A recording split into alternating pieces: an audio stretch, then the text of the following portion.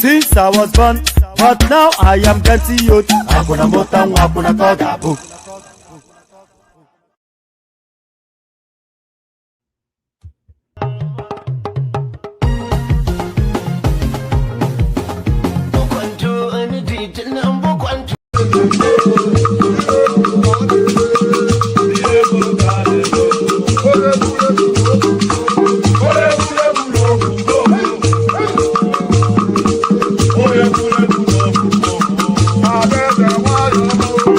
I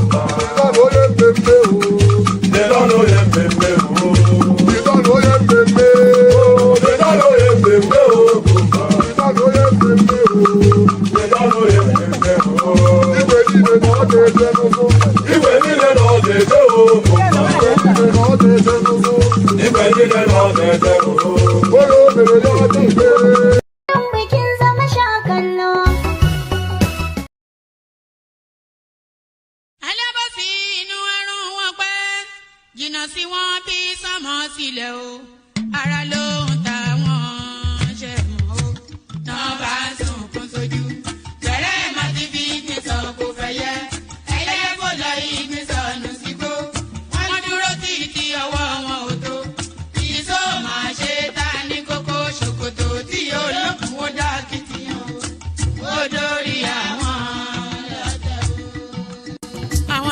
o.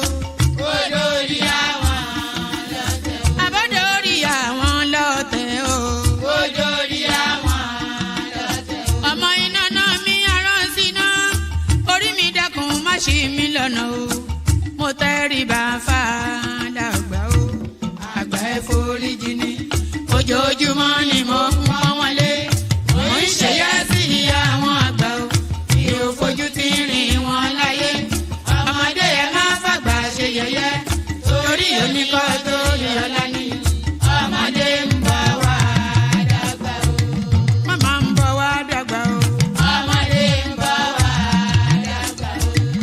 Máa ń bọ̀ wá dàgbà o. Ọmọdé ń bọ̀ wá dàgbà. Ọmọdé ń bọ̀ wá dàgbà o. Ọmọdé ń bọ̀ wá dàgbà. Bọ́lájú kòkòrò bá pẹran nígbó tó bá fúnra ẹ̀ pín ló dára jù o. Kọ̀wé mi á jẹ́ dàgbà o.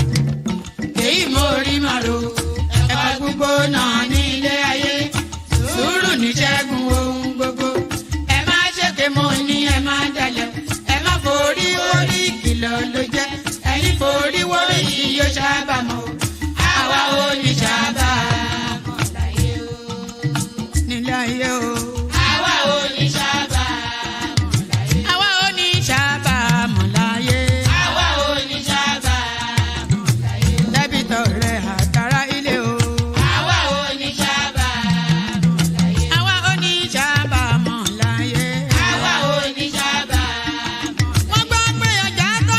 Ṣòkòtò wọn múra wọn sáré kẹrù sọkọ o àyànmọ́ ògbóògùn o wọn ò béèrè lọ́wọ́ orí orí lọmọ mẹ́wàá lọ ìyàwó ohun tí ẹ wá lọ sí Ṣòkòtò ohun rẹ lápò Ṣòkòtò mo sọ àkúnlẹ̀yàn ọmọ ẹ̀dá láyé kò lè yí padà mo ń tẹnu mọ́ o olórí làlá bàrò orí làlá bàrò olórí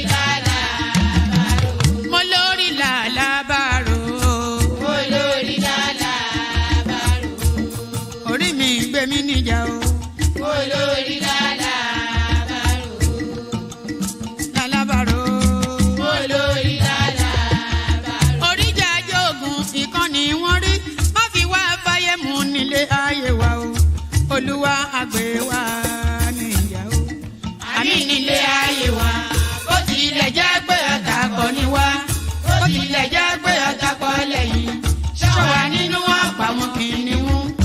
ejò olóró akéèké ṣọ́wa nínú ìdàgìrì ayé dáàbò ẹ̀bùn wá fi ṣọ́rẹ́ ṣọ́wa o mo sádìyọ bàbá lókè mo sádìyọ bàbá lókè o mo sádìyọ bàbá lókè mo máa sádìyọ bàbá lókè o mo sádìyọ bàbá lókè o olúwa gbé wa níjà o mo sádìyọ bàbá lókè o kó má fi wá sílẹ̀ o. Olúwa má fi wá sílẹ̀ o. Mo sádìyọ bàbá lókè o. Àwọn ọ̀tá tí wọ́n rè rajọ ìbànújẹ́ ti bá àwọn ọ̀tá nílé. Àwọn ọ̀tá tí wọ́n rè rajọ ìbànújẹ́. All right, let me play you one more so I can land on the screen. I forgot to remove that. You know this image you see on your screen? Can you guess who sent it in all those while ago? That was actually Zita. It was Zita that sent that image in. Zita, just a very strange woman, but there it is. That's why we love her so much. Let me play you one last one, and then you see this one here? I'm going to play you this one, but it's going to come into play post February the 20th, 2026. So this clip that I'm about to play you now, I want to recite it in the outer recesses, the back of your mind. Let me just call it that way. I want to recite this clip I'm about to play you now at the back of your mind so that I can bring it forward post February the 20th, 2026.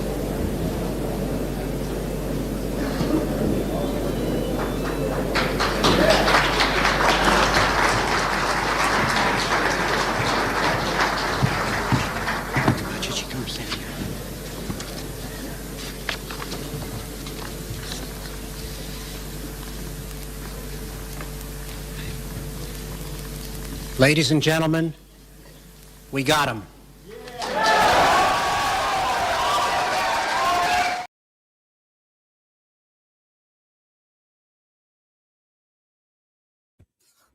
All right, can you tell me in the comment section where that clip came from?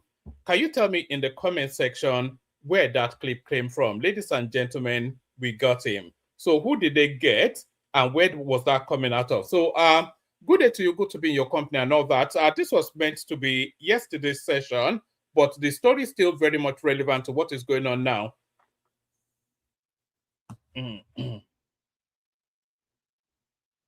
Which image looks like man of prestige. And by the way, let me commend the after hours for the last session we had. You know, it was elegant to listen to. I think that was the first time in a long time that I listened to the after hours and people were just not tussling the microphone. You know, they were quite civilized. People got to speak. They passed it round. It was quite a smooth listen to. Often when you listen to the after hours, they're just struggling the microphone from themselves. So that was a real delight. Mike was there. I saw his name. That's what I even sent him a note to say, look, this is one of the better after hours. But good day to you. Good to be in your company and all that. Good day to you. Good to be in your company. And how are you? Hope you've had a wonderful day so far. Hope the day carries on in the same wonder. The wonderment that is that your Oyo Alaafin friend. This is me. I'm your Oyo Alaafin friend. So Shokoto to look. Oh, there was one thing I wanted to show you. You know, I often tell you, maybe I'll show you.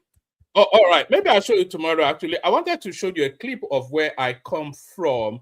You know, I've often told you that that I come from a place called Akimori, you know, which is just a tiny little restive settlement. Oh no, I don't want this guy on my screen. No, that's enough. All right. So, you know, I've often told you that I come from a place called Akimori, which is a tiny little restive settlement within the wider Oyo space. And where I come from, we don't have an Oba. That's the one thing.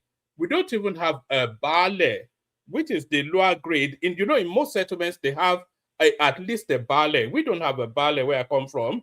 Do you know what we have where I come from? We have an Oluawo. That's what we have. I wanted to show you the Oluawo's palace and who the Oluawo of Akimori is, but maybe I'll show you. Maybe in the course of this, I can know how to work. I don't know. Akimori. No. You're looking at the literal translation. No, it doesn't translate literally. You know, it's a nuanced something. So, like I was saying, we don't have an Oba, we don't even have a Bale, we have an Oluawo. And I wanted to show you the Oluawo of where I come from, but that's just an aside. Good day to you, good to be in your company. As I said, always a delight, never taken for granted, always a pleasure, never a chore. Always a pleasure. Anytime I'm in your company is always with delight and not with effort. So thank you for being here. The protocol remains the same. Click on the like button just as I'm inviting you to do so. Please do so. Click on the like button. Do that. And then subscribe if you're not already subscribed. We're pushing numbers up. You see we're on 44. But before, I don't want to say anything, but we're testing 100,000 subscribers. We've made no secret of that. But we are setting mini targets on our journey to that space. So if you have no reasons, as you are listening to the sound of my voice now, if you are not subscribed and you have no reason not to be subscribed, then make that effort and subscribe now. So every single person that is listening to the sound of my voice now, watching this interacting with the platform at this particular moment in time, you should be subscribed. And if you're not subscribed, then please do that. So every single person now listening exactly right now should and must be subscribed. So like and subscribe. Push numbers up. We've been aggressive with it this time around. Pardon me. So like and subscribe. And then if you want to come and join me on the screen, come in via the hyperlink that says StreamYard. So that's the hyperlink right there. I'll copy it and paste it in the comment section again. So if you want to, there's just so much going on within the Nigerian news cycle. You see the headline. The headline speaks to the attempted arrest of El-Rufai at the... Actually, let's watch that moment before we even go any further. Let's watch that moment where they attempted to arrest the Akuru Kete of Kaduna State. So this was the attempted arrest. So we started from here. Nobody, listen, nobody, not even the president, will tell you I have to do anything. It's a free country. If you want a letter, if you want to invite me, invite him and then he will. But one day is say Ajay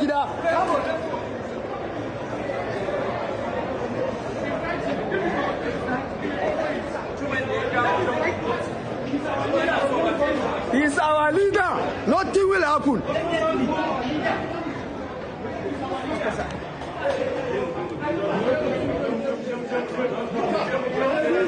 Ajay! nobody will arrest him.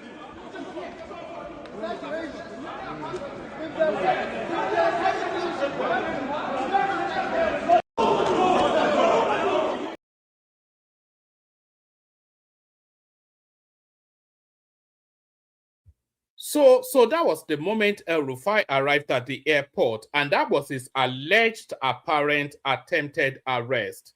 So I'm putting it in that tone because, of course, if the DSS or the EFCC wanted to arrest him at the airport, they would have arrested him, and nothing would have stopped that. So they said they attempted to arrest him, but the people power forced it back. The people power cannot force back an arrest now. What are they going to do? Are they going to start doing jab-jawid in the airport? No. If they wanted to arrest him, they would just take him into a cubicle, put handcuffs on him, and ferry him away to wherever it is they want to take him to. But that was the moment that El-Rufai landed at the Nigerian airport, and all of the kerfuffle ensued. All of the kerfuffle ensued. So, like as I said, subscribe. Every single person listening to me right now, you should subscribe. If you have no reason not to, then please do. I'll be pushing it all the way through this session. We want those numbers going up. So subscribe if you're not already subscribed. Click on the like button as well. So we're talking about the attempted arrest of El-Rufai and all of the drama that ensued. So we'll be discussing that. But that El-Rufai, arrest or no arrest, it has beclouded even more important news that came out today. Did you know that INEC has now set the timetable for the elections? They've set a date for the elections, and it's the 20th of February. All of that lost in the hoopla that surrounds the El-Rufai narrative, but the date for the elections is now set and known. So and also they've requested a budget now, INEC, and Nigerian elections are getting increasingly expensive. 873 billion naira is what they are asking for to spend. If you do the conversion, we're getting in the region. That's where the nexus of that what's that, $600-700 million thereabout. Although the Buhari elections was a lot more expensive. And then there's this one as well. This now next headline is for the aficionados. It's for people that are really steeped and satiated within politics. Germany says Buhari's $2.3 billion Siemens power deal dormant until Tinubu revived it. So quite what that means. Do you remember when we used to have all this spectacle of was it Abba Kyari, who was Buhari's go-to man then? He was going back and forth the Germany to Berlin, telling us that electricity is now just around the corner. the Germans have now come out to tell us that all of it was a ruse, all of it was a scam. So all of it was a ruse and all of it was a scam. So we'll also be touching base to see how the international space actually looks at what is going on in Nigeria. We're talking in terms of how the development and evolution of that country, how the international space is digesting it, as opposed to how the Nigerian space is consuming it. So we'll be looking at that as well. We're looking at a whole raft of everything, any and everything. We're looking at Deji Adenyoju coming into play to speak to the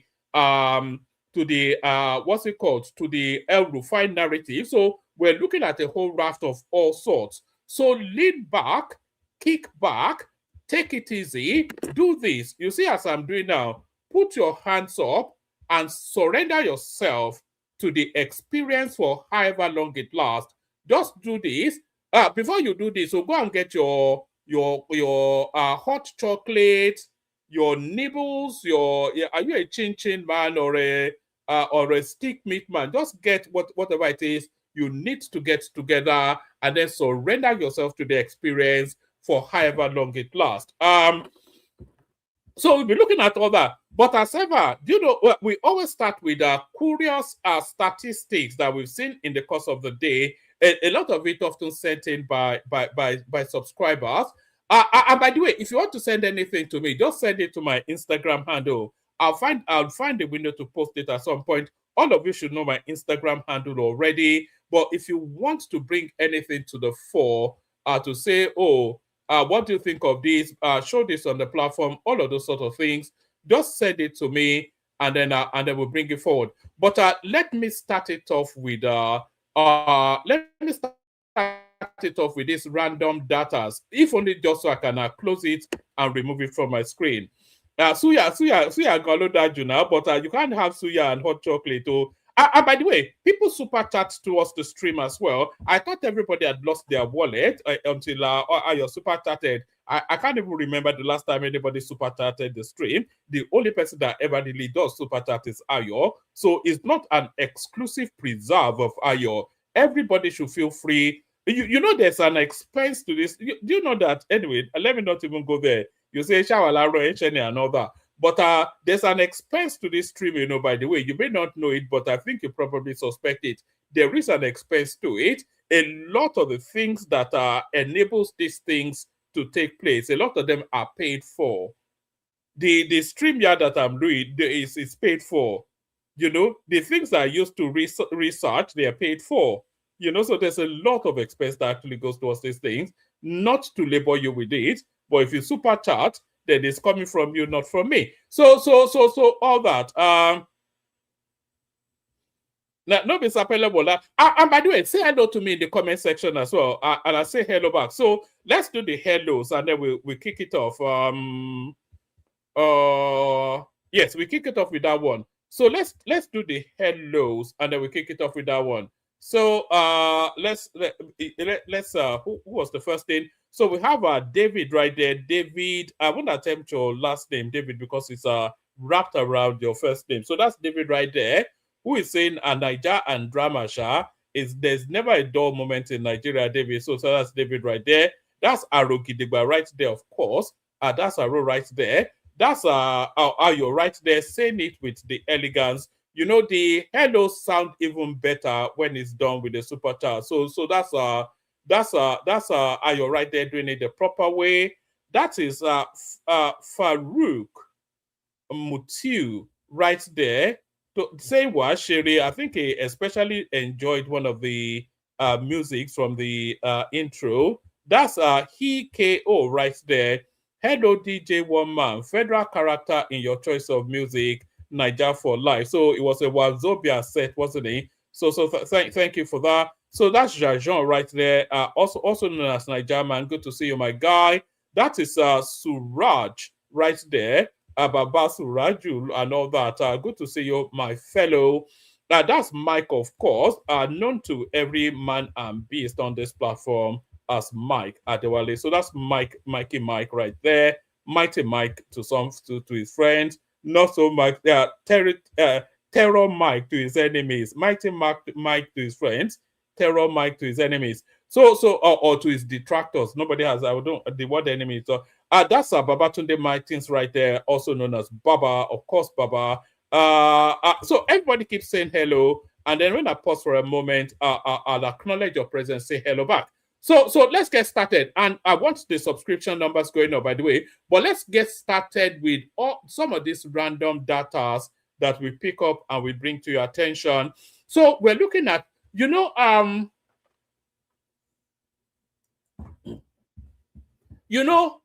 everybody seems to have surrendered to the population number that they tell us about Nigeria.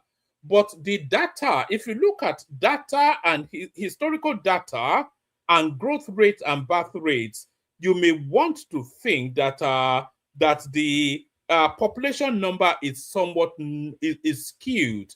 It's not realistic. So if you look at this now, this is coming from the World Statistics sort of a space. So they're comparing Nigeria's population growth with that of Japan. So as early as the year 2000, which is what 25 years ago thereabout, the Nigerian population was estimated at 122 million. In Japan, they had 126 million. That was as early as the year 2000. Is that the year 2000? So that was as early as the year 2000. So now, from the year 2000, just look at these figures, by the way. From the year in 2000, Nigeria's population stood at 122 million, and Japan 126 million. So Japan then had 4 more million people than us. That was in 2000. So leapfrog to 2022 and look at this. So this is to tell you then that the Nigerian population, you should just take that data and throw it in the bin. Within 22 years, Nigeria has nearly doubled in population size. From 122 million people, we now have 218.5 million people just within 22 years.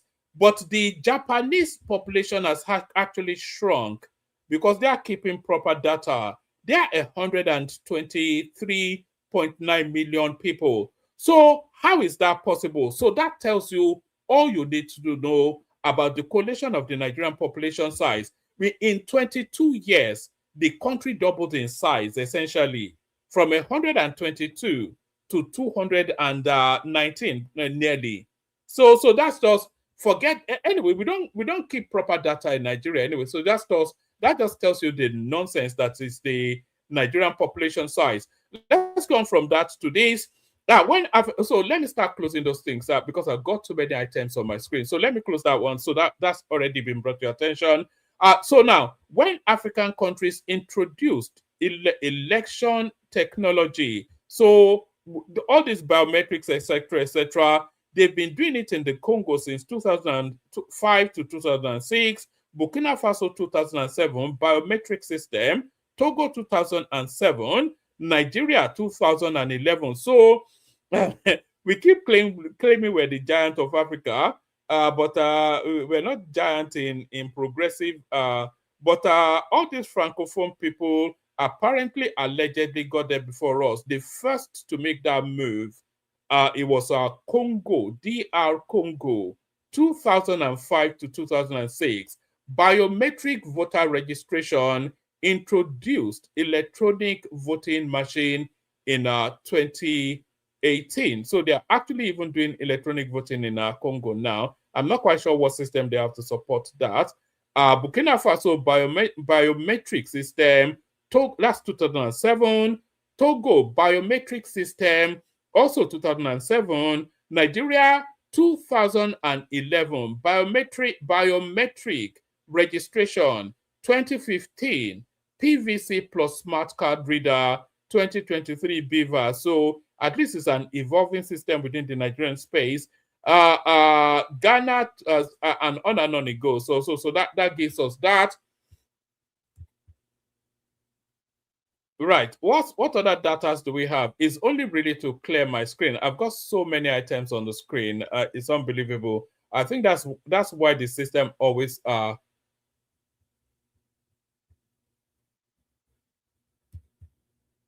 Did I drop something? That's why the system always quakes. All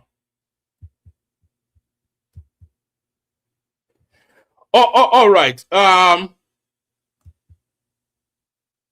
Did we already look at this particular set of data? Did we already? I think we may well have seen this one before, but most corrupt nations in the world 2025. I think we looked at this in a previous session, so we dropped that.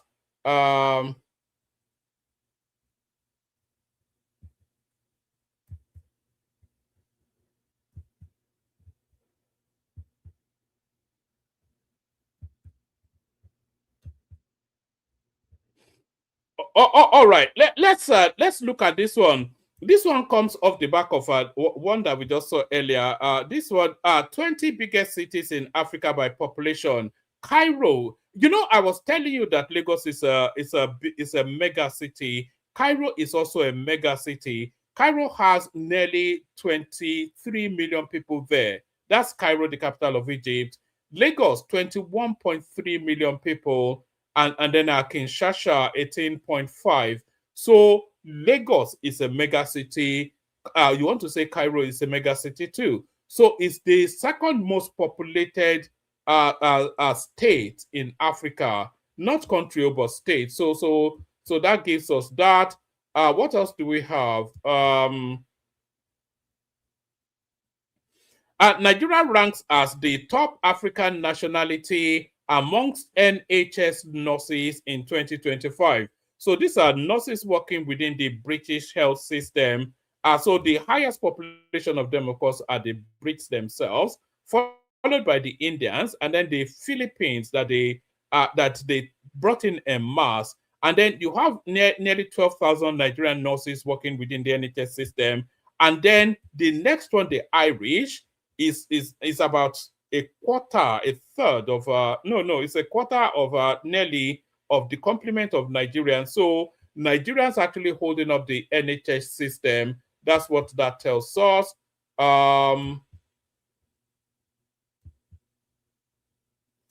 Hold on. Let me. Yes, Lagos budget exceeds the other 5 southwestern states combined. So yes, and you have that expectation anyway.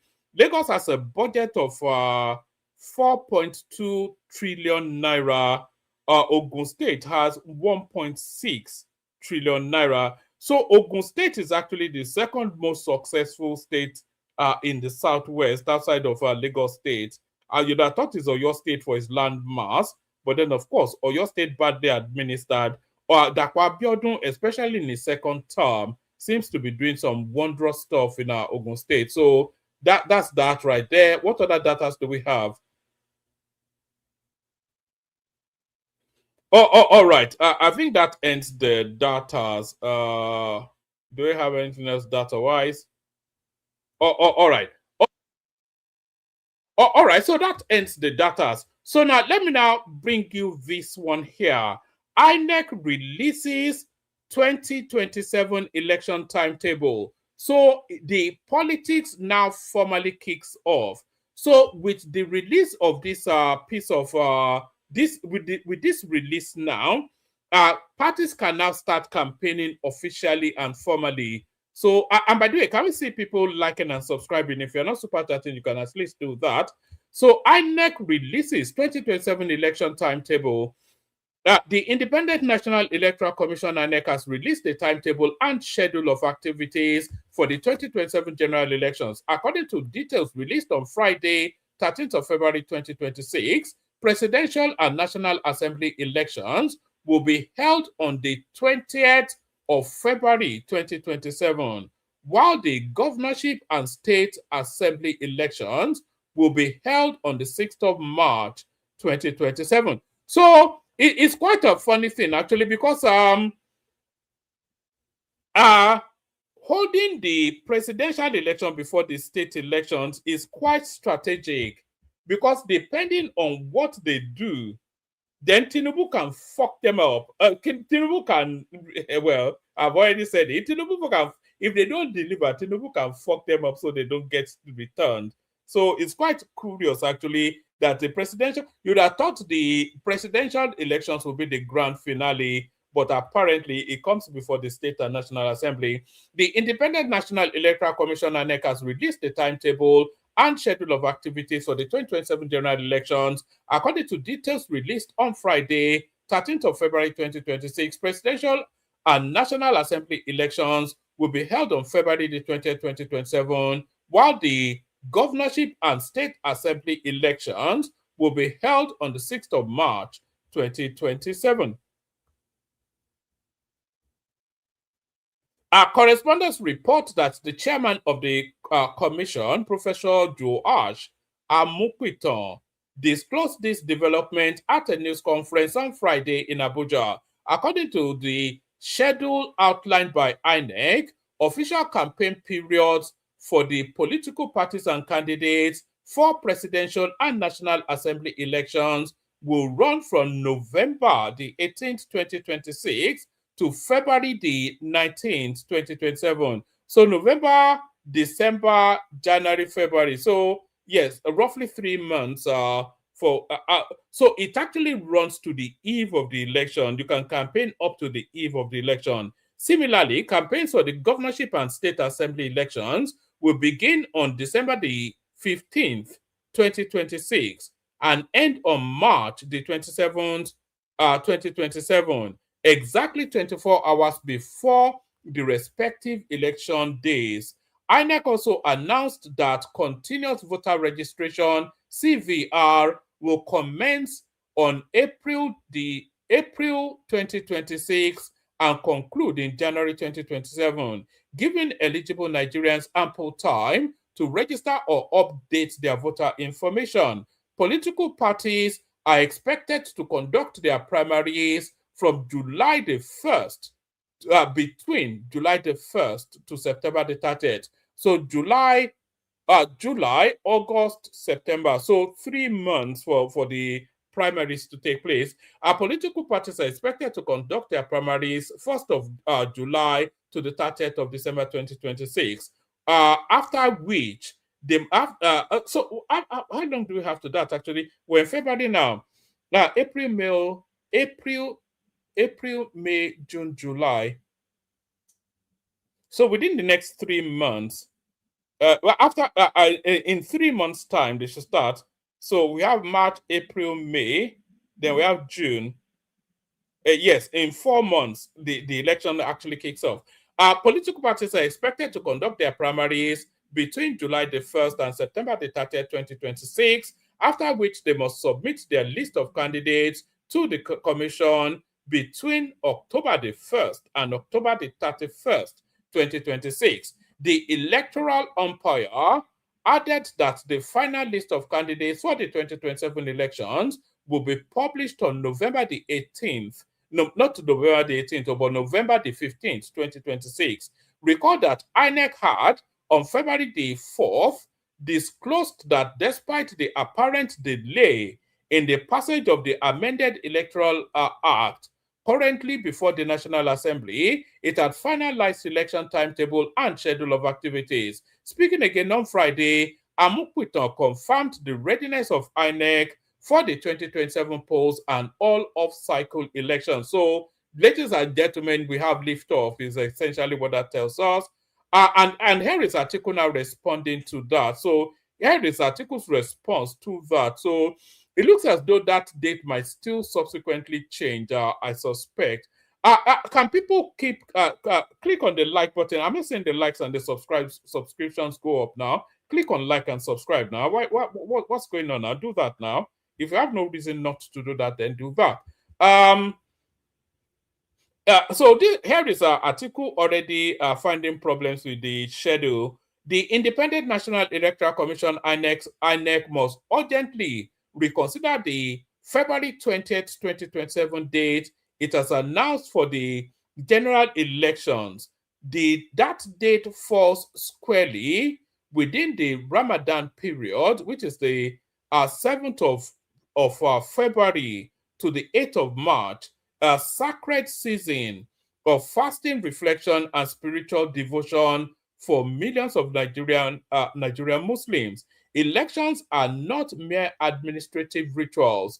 They are a national exercise that demands maximum participation, physical endurance, and collective focus. Fixing such a critical civic exercise in the middle of a major religious observance reflects poor judgment and a troubling lack of sensitivity to the nation's social-religious realities. In a diverse country like Nigeria, inclusive planning is not optional, it is functional. So it goes on to lambast them, but the main point he's making is that the schedule falls squarely in the middle of Ramadan. So the schedule falls squarely in the middle of Ram Adama Ding Dong. So so the schedule falls squarely in the middle of Ramadama Ding Dong. 2027, there will be crisis in the ADC if Atiku, Amechi, and Peter Obi get presidential ticket. So this is Yusuf Dati Baba Ahmed, who has been speaking somewhat. He's been taking a more nuanced perspective on Nigerian politics. He used to be somewhat bullish back in those, just shouting abuse all over the place. But I think the reality of what's in play actually. Oh, did somebody actually send me this clip? I think Baba sent me the clip of this. Let me see if I can find it from where Baba sent it. No, not yeah. Let me see. I think Baba may have sent me the clip of that. Somebody did anyway, and I suspect it was Baba. Let me see. Because if I can play you the clip, it's probably better than me. No, I think he sent the article, not the clip. All right. All right. Nobody is sharing the link, so I can't see viewership going up. Are you not sharing the links? Copy the links and share it on your WhatsApp spaces, etc. There will be crisis in the ADC if Atiku, Amechi, Peter Obi get presidential ticket. This is Baba Ahmed. The 2023 vice presidential candidate of the Labour Party, Dati Baba Ahmed, has raised concerns over the cohesion and electoral prospects of the African Democratic Congress ADC coalition, saying the party lacks unifying political heavyweights capable of rallying nationwide support. Baba Ahmed stated that the absence of figures with the political influence of if only I can because it sounds better when you hear him say it, because I heard him say it, and it comes up because you can hear the nuance of his voice and the tone and texture. If I can get that clip again, somebody can send it in a proper plate. The 2023 vice presidential candidate of the Labour Party, Dati Baba Ahmed, has raised concerns over the cohesion and electoral prospects of the African Democratic Congress ADC coalition, saying the party lacks unifying political heavyweights capable of rallying nationwide support. Baba Ahmed stated that the absence of figures with political influence of former President Muhammadu Buhari or President Bola Tinubu could undermine the coalition's chances in future elections. So yes, you know exactly what it means anyway. The coalition does not have a juggernaut politician. They don't. They don't have a real champion. They don't. And when you are talking about political champions in Nigeria, you are talking about, in fact, if you go Buhari and Tinubu, then every other politician is lesser than, because Buhari or Tinubu, they can move spaces, but nobody else can move spaces in quite that manner. Tinubu, in fact, is the last of the Mohicans. If you want to look at it from that paradigm, Tinubu is the last of the Mohicans in terms of the political juggernaut of the Nigerian political space. So you know exactly what is saying. So yes, Baba Ahmed stated that the absence of figures with political influence, with the political influence of former President Muhammadu Buhari and President Bola Tinubu could undermine the coalition's chances in future elections. Our correspondents report that Baba Ahmed argued that the ADC had not produced personalities with comparable political stature and national appeal. they don't have a Buhari or a Tinubu in the ADC. Tinubu has a lot of sense. They don't have it in the ADC. He said, is this guy canvassing to come today? Because some of his, there's somewhat of a softening of tone towards the Tinubu administration by Baba Ahmed over recent months. Maybe he wants to cross over, who knows? They don't have a Buhari or a Tinubu in the ADC. Tinubu has a lot of sense. They don't have it in the ADC, said during the interview. He noted that strong leadership and political experience were critical in building party unity and driving electoral success. Baba Ahmed also warned that the coalition could face internal disagreements depending on who emerges as his presidential candidate. According to him, the emergence of major political figures within the party could trigger division rather than unity. Because today, if Atiku wins the ticket, others have a problem with that. If Obi or Amechi wins the ticket, other candidates will have a problem with it. They don't have a Buhari in the ADC, he added. I think we all understand what it means. We've discussed this severally on this platform as well. Despite being in the opposition, Baba Ahmed commended President Tinubu's political acumen, describing him as focused, resourceful, and experienced. Tinubu was focused, resourced, determined, and of course, he has a lot of sense and experience that he applied into this. He said, the Labour Party chieftain drew parallels with former President Goodluck Jonathan's 2011 re-election, which he said was shaped by a political understanding with northern stakeholders. They don't have a Jonathan in the game. Why do I mean by Jonathan? Jonathan was re-elected in 2011 with the promise to northern elements that he won't contest in 2015. So there was a promise issue, and the North felt it was time to go back to the North, he explained. Baba Ahmed added that the issues he highlighted reflected broader structural challenges within the ADC coalition, noting that a more detailed discussion would be required to fully address them. So that's Baba Ahmed right there, stating the obvious. What do we have here? This is this is how much INEC wants to spend on the elections. INEC proposes 873 billion naira for 2027 general elections. That an arm and a leg. The elections in Nigeria just get more and more convoluted and expensive. So let me bring you this one. Germany says Buhari's $2.3 billion Siemens power deal dormant until Tinubu revived it. So what does this mean? German's deputy head of mission in Nigeria, Johann something or the other, said the $2.3 billion Siemens power deal between Nigeria and Germany remained largely dormant until President Bola Tinubu's administration revived it when he assumed office. Speaking on the second day of the Sub-Sahara Africa International Petroleum Exhibition, etc., in Lagos, what did he say? The Siemens deal, originally conceived under former President Muhammadu Buhari, was designed as a government-to-government framework between Nigeria and Germany to overhaul Nigeria's transmission and distribution infrastructure, improve grid stability, and generally increase available power capacity. Siemens then set phased capacity targets, etc.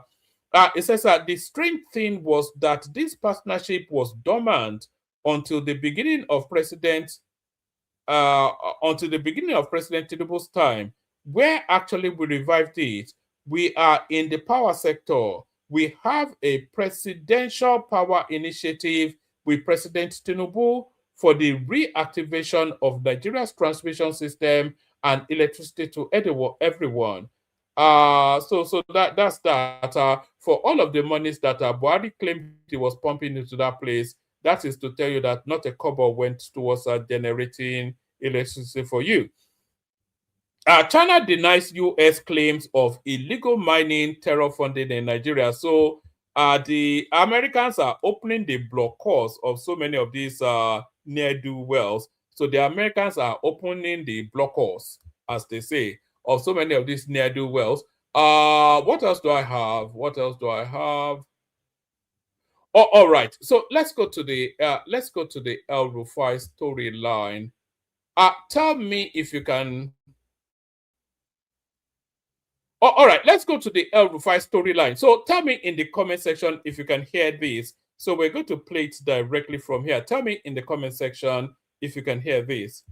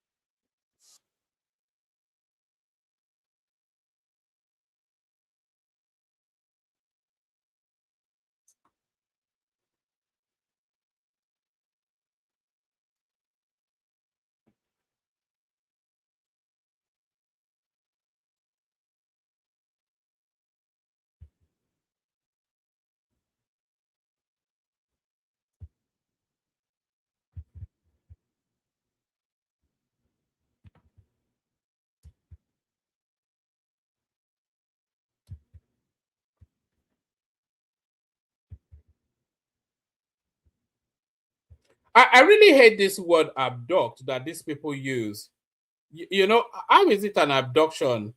A lawful authority is wanting to take charge of you for reasons that they want you for questioning. So how does that transmute and translate into an abduction? You know, so when is an arrest no longer an arrest and it becomes an abduction? I really hate that that tone that they use. You know, what's no? You can't hear me, or you can't hear the clip, or what's no? No sound. Okay. All right. Let me play a piece of music. Often when I refresh it, the sound comes on. So let me play a piece of music, and then I'll refresh it. See this guy with the dance, with the leather jacket. No be yori, but I dey bust your bracket. What's up, buy the beat? This time when you got the shake. You dey feel like man, you know say me, I know the rig. See the guy got the dance. You dey feel the way me say I come here to the yarn. Show them say you sabi, show them say you say you man. Hey, no be lie, see the boy with the man. Hey, I see my guy normally I come to drop bars, something with the top notch. I don't dey shake the guy, he said on a shop vlog. Everybody they feel I'm the way and they drop some. The guy don't dey smile, feel like say your head is on bug. He said he dey feel the way I just dey go. The flow is dope. He said he don't dey feel I'm on the low. I savage on the beat, you know say me say on a bad. Who be this your fine baby like this waiting for your band? Fine girl, what's up? I'ma come now, make we talk now. I know say you self you dey with man, but make it no come be like say me self go for your hand. Make we interact one on one, you dey get them out. But this your girl she fine, be like say you pack it down. But everybody done they feel am, they know say you bad. Everybody done they see, they know say yes you know. Collect the fight, my guy. You said God, you know you choke. Collect the fight, make it no come they make me hanging. It's not like they know me, know that yeah the thing is banging. I like the guy because he be loving how I'm sounding. Everybody they see him, they know say the thing they boss. This away everybody they carry babe come. What's up? Find me one babe now so that I go drop it. No, this one are your babe. All those catches, you know say me self I don't want them again. Make it no come be like say me self I come here come the toast. When I go come stop me for the road, come they ask me how far waiting come they walk me. All those catches are waiting me self I don't want on the low. But I know say yes, the girl she fine, she get the thing way man they fine, but he gon' design, God the day design, I know the lie. She get the thing like this way the man they fine. But fine girl come now, make I toast first. Make it no come be like say me self I jobless, but today with man, this catching I know they want there. All right. Tell me if you can hear it now. So before I carry on, because yes, tell me if you can hear it now. What happened? Yeah, but I want to add something. Yes, because my lawyers issued a statement after that, mentioning EFCC. I want to say very clearly, it wasn't the EFCC. Okay, it was the DSS. Right. But the DSS were procured. Can you hear it now? Tell me in the comment section so I know. Tell me. If you don't tell me, then I don't know. Just tell me if you can hear it, yes or no. Oh, all right, brilliant. Thank you, Baba. So yes. Yeah. Often when I refresh it, then so here is El Rufai straddling all the media spaces now, peacocking about this alleged abduction, which is, in everyday language is an attempted arrest. What happened? Yeah, but I want to add something. Yes, because my lawyers issued a statement after that, mentioning EFCC. I want to say very clearly, it wasn't the EFCC, okay? It was the DSS. Right. But the DSS were procured to abduct me by the ICPC. That has never communicated with me ever, okay? The EFCC had written to me while I was away to say that I would like to have a chat with you over certain issues. And I replied, my lawyers replied that, well, I'm not in the country, I'm on my annual vacation. And once I know the date of return, I will let you know. And we have written to EFCC to say that, I will celebrate my birthday with you. My birthday is 16th February on Monday. I will celebrate my birthday. I will come and see you at 10 a.m. It wasn't the EFCC, but my lawyer thought it was the EFCC, but it was not. Subsequently, we found out that it was the ICPC that procured the DSS to abduct me and then hand over to them. And this is a modus operandi of the ICPC that increasingly has become a personal tool of Nuhu Ribadu. Nuhu made the call and made the order that I must be in custody yesterday. How do you know he okay, I want you to listen very carefully to what he says here, because he indicts himself here. For all of the things being leveled against him already, he now indicts himself by what he says next. So I want you to listen very carefully to what he says next. Operandi of the ICPC that increasingly has become a personal tool of Nuhu Ribadu. Nuhu made the call and made the order that I must be in custody yesterday. How do you know he made the call? He made the call because we listened to their calls. The government thinks that they're the only ones that listen to calls. So there is this guy right here telling us on national television that is tapping the telephone of the National Security Advisor. So that is quite a statement to make. One, it's a very heavy security breach. And if they are able to tap the phone of the National Security Advisor, then it shows you just how vulnerable the structures are in Nigeria. And it also explains why we're not able to tackle insurgency. When the sponsors of insurgency, when the sponsors of terror, like El Rufai, they are telling us that they're listening in on the conversations of the National Security Advisor. So that is quite that's quite a statement to make, and an admission on national television for that matter. No, he made the call. He made the call because we listened to their calls. The government thinks that they're the only ones that listen to calls, but we also have our ways. He made the call, he gave the order. And so you tapped his phone calls, did you? Someone tapped his phone and told me. Because that technically is illegal. I know, but the government does it all the time. They listen to our calls all the time without a court order. But someone tapped his phone and told us that he gave the order. So, but the EFCC, I think, has shown... You know, they say Nigeria is a lawless country. What this guy says now, for him to have the effrontery, the audacity, and the bravadoness to make this sort of a statement, because he makes that statement. And by the way, this guy always has red lips. Is he part of his gays? Because you know they're a bit funny in the north. Is he a gay man? Why is his lips always painted red? But it speaks to just the lawlessness of Nigeria, that this guy has the effrontery, the braggadociousness to make this statement, confident in the knowledge that it won't be consequenced. Itself to be more professional in this particular instance. And on Monday, by the grace of God, I'll go and see them. Yesterday, around 5 p.m., the ICPC finally did the right thing, not the DSS that tried to abduct me, by bringing a letter to my house to say, we want to see you on Friday the 13th. My lawyer wrote back to say, guys, my client is not an idle person that has no program. He's just waiting for a letter from anyone. We've received your letter. We will, now that you've written an invitation, you've had the courage to write an invitation. So the authorities invite you to come and attend. You are saying you will attend when you have the time. Is that how it works in America?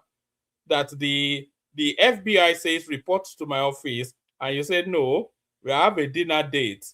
Let's make it next week. Is that how it works? Lawless country. We'll honor the invitation, but on Monday we are going to EFCC that has written before, so we'll go there. After the EFCC, we'll go to ICPC on Tuesday or Wednesday. I don't know what the lawyer has written, but you know this. So this is the current state of things, as far as we know. Okay. Well, let me just make clear that. So that's El-Rufai right there admitting to law breaking on national television. But all of the dramas and kerfuffle that happened at the airport, it might just be the standardized drama that we have come to expect from El-Rufai. It might well be much ado about nothing. And Deji Adeyanju goes on now to explain to us why we should disregard all of the drama that played out. So here is Deji Adeyanju's take on what transpired. And by the way, can every single person listening make sure you are subscribed? If you are not already subscribed, please subscribe. Deji Adeyanju. You know, I am not convinced that there was any plan to arrest him. I am not convinced from the clip. I think Malam Nasir El-Rufai, just like everyone will agree with me, is always extremely very sensational, and he's a drama artist as well. He's very good at this opposition thing. He knew what he was doing, and when he came in, he came very prepared for cameras. So I think that they wanted to target his passport, and the DSS actually got his passport. I think that was what they wanted to get. Nobody planned to arrest. I think this makes more sense than what El-Rufai is canvassing all over the place. If the DSS wanted to arrest him, they would have arrested him. Nothing would have. What will stop the DSS from arresting El-Rufai? Nothing. So if they wanted to effect his arrest, they would have effected his arrest. But if they wanted to seize his passport, which the Adeyanju is hypothesizing, then that hypothesis it aligns more with reason and logic. It makes more sense that they wanted to seize his passport to retain him within the country than anything else. And if that was the intention, then their intention was carried out. Arrest him. If there was a plan to arrest him, for sure they will have arrested him. And you know, even Malam Nasir El-Rufai, I believe he has read some of our extant laws. You can be arrested with probable cause. You can also be arrested with warrant. Yeah, but the point he's making is that it is the police who make those arrests. Don't worry, not someone else. Listen, probable cause is a province of the police. Let me give free tutorial to Malam. You know, if he's not aware, but I know that he knows that probable cause is a fundamental ground for arrest. And Malam Nasiru is even very lucky, you know, that his passport was taken from him. I watched as you interviewed him. Several of his critics didn't even get this kind of treatment, fantastic treatment that he got at the airport. I have a list of more than 20-something people that Malam Nasiru arrested without warrant in Kaduna. A long list of people. The critics, all of them were his critics. Well, one of the people you cited was Daddy Yatta. Yeah, Daddy Yatta was his critic. I was shocked that Malam is suddenly saying had nothing to do with him. He was his critic, and his son even justified his abduction. You can go to social media. The post is still there. Well, we did look through. Yes, when citizens were demanding for why Daddy Yatta was arrested, his son doubled down. Maybe if he had deleted the tweet. So the whole world knows Malam cannot rewrite history. We want him to get accorded due process of law. His rights must be respected. His rights must not be violated, but he must be investigated. His stewardship, it is so ironic today that the oppressors of yesterday are now crying. They are now claiming to be emergency comrades. Comrade Malami, Comrade Nasir El-Rufai. You understand? Very soon, we have also seen some comrades at the barricade some few days ago. So the people who oppressed, who mobilized thugs to attack us at the barricade. That was an aside to Peter Obi, by the way, that they saw at the barricades. Imagine now, a comrade, Rotimi Amechi, champion of the people, El-Rufai, defender of the common man. Is it not just as early as yesterday that these people were in power? brutal. Do you remember when El Rufai took bulldozers onto the streets in Kaduna State and he was demolishing every single mansion of his political opponents? It was just yesterday now, and this guy now transmutes into a champion of the oppressed. Kids who violated our rights, who mocked us and said protest is for enemies of the state and enemies of the government, are now resorting to protest. So it's an irony of some sort, no matter how you look at it. And assuming, without even conceding, that the DSS targeted his passport, the reason in my mind, I think Section 2 of the DSS instrument regulation, which is in compliance with the NSA Act, gives the DSS the power to see someone's passport if your name is on the watch list.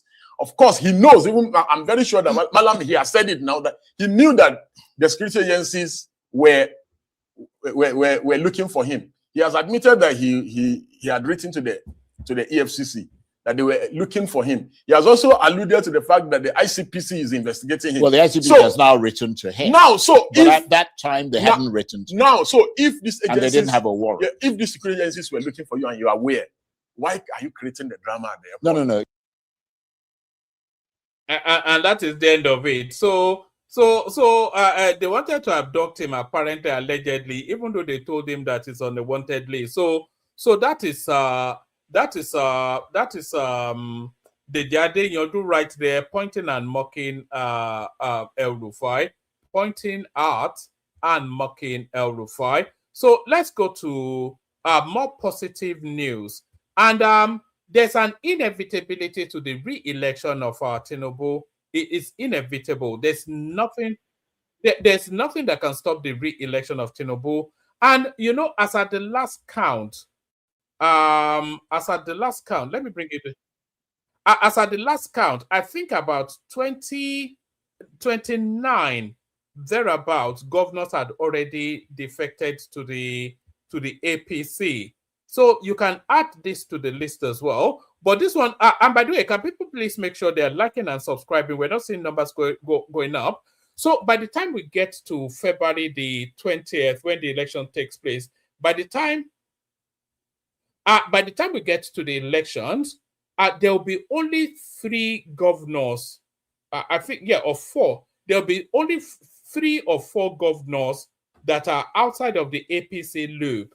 That would be the governor of Bauchi State, the governor of Oyo State, the governor of Abia State, and the governor of Anambra State. Outside of those 4 governors, the rest of them will be APC members. But this one now, the latest one, this one really strikes me. Do you know who you are looking at with his tongue sticking out of his mouth right there? That is the governor of Adamawa State. So why is it important? It's important, 1, because it's the governor of Adamawa State, and it's important 2, because it's the governor of Atiku Abubakar's home state. But it's important for a 3rd reason as well. It's on your screen for a 3rd reason as well. So I'll let him explain that reason to you. There are a lot of rules about whether filtering will defect or you will not defect. If that is the wish of my people, for me to defect, I will not try, because the politics is all about it. But then there are people who are making noise. There are people who have made their lives to be political matters. They are so jittery. They are afraid. I think I'm coming with a value. I'm coming with a lot of prospect. I'm coming with a lot of foods to add to wherever and whatever. All right, so that's the governor of Anambra State right there. That's not Anambra, Adamawa State. That's the governor of Adamawa State right there, telling you that it's on that long and winding journey. It's on a leisurely journey to the APC. So that's the governor of Adamawa State on his way to the APC. So I said that hold on. Why is this thing? What's going on? Hold on. Oh, all right. I said that only 4 governors will be outside of the APC influence by the time we get to 2027. But even those 4 governors that will be outside of the APC influence, 2 of them will be de facto APC, if not in actual fact. Charles Soludo is a de facto APC member, if it's not in actual fact a card-carrying member of the APC. All of Charles Soludo's politics leans towards Tinubu, but the governor of Abia State, Alex Otti, is also a de facto APC member, if not an actual card-carrying member. So this thing is not pausing. I wanted, can you pause, please? Let me see if I can scroll it back. Oh, okay, listen to him. This is him somewhat endorsing Tinubu right here. And then they put a moderator for the explanations and further adumbration. When the tax reform bill was being put together, I was very happy for the simple reason that almost 10 years ago, precisely on the 31st day of October 2016, I had written an article at my back page column in this day titled "The Fiscal Side of Things." And I had made a lot of arguments at that time, and that's 10 years ago. And when I looked at the bill that is now a law, I saw that a lot of the things I had raised then were included. So I want to thank Professor Oyedele. A lot of times people are attacking him. It's just like the taxman. They don't understand. As this joke about the taxman and the Rottweiler.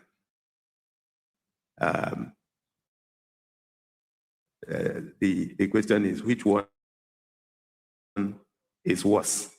And then the response is that the Rottweiler all right. will at some point leave you alone, but not the taxman. All right. So when you see the attacks, it goes in with the territory. That's enough from you.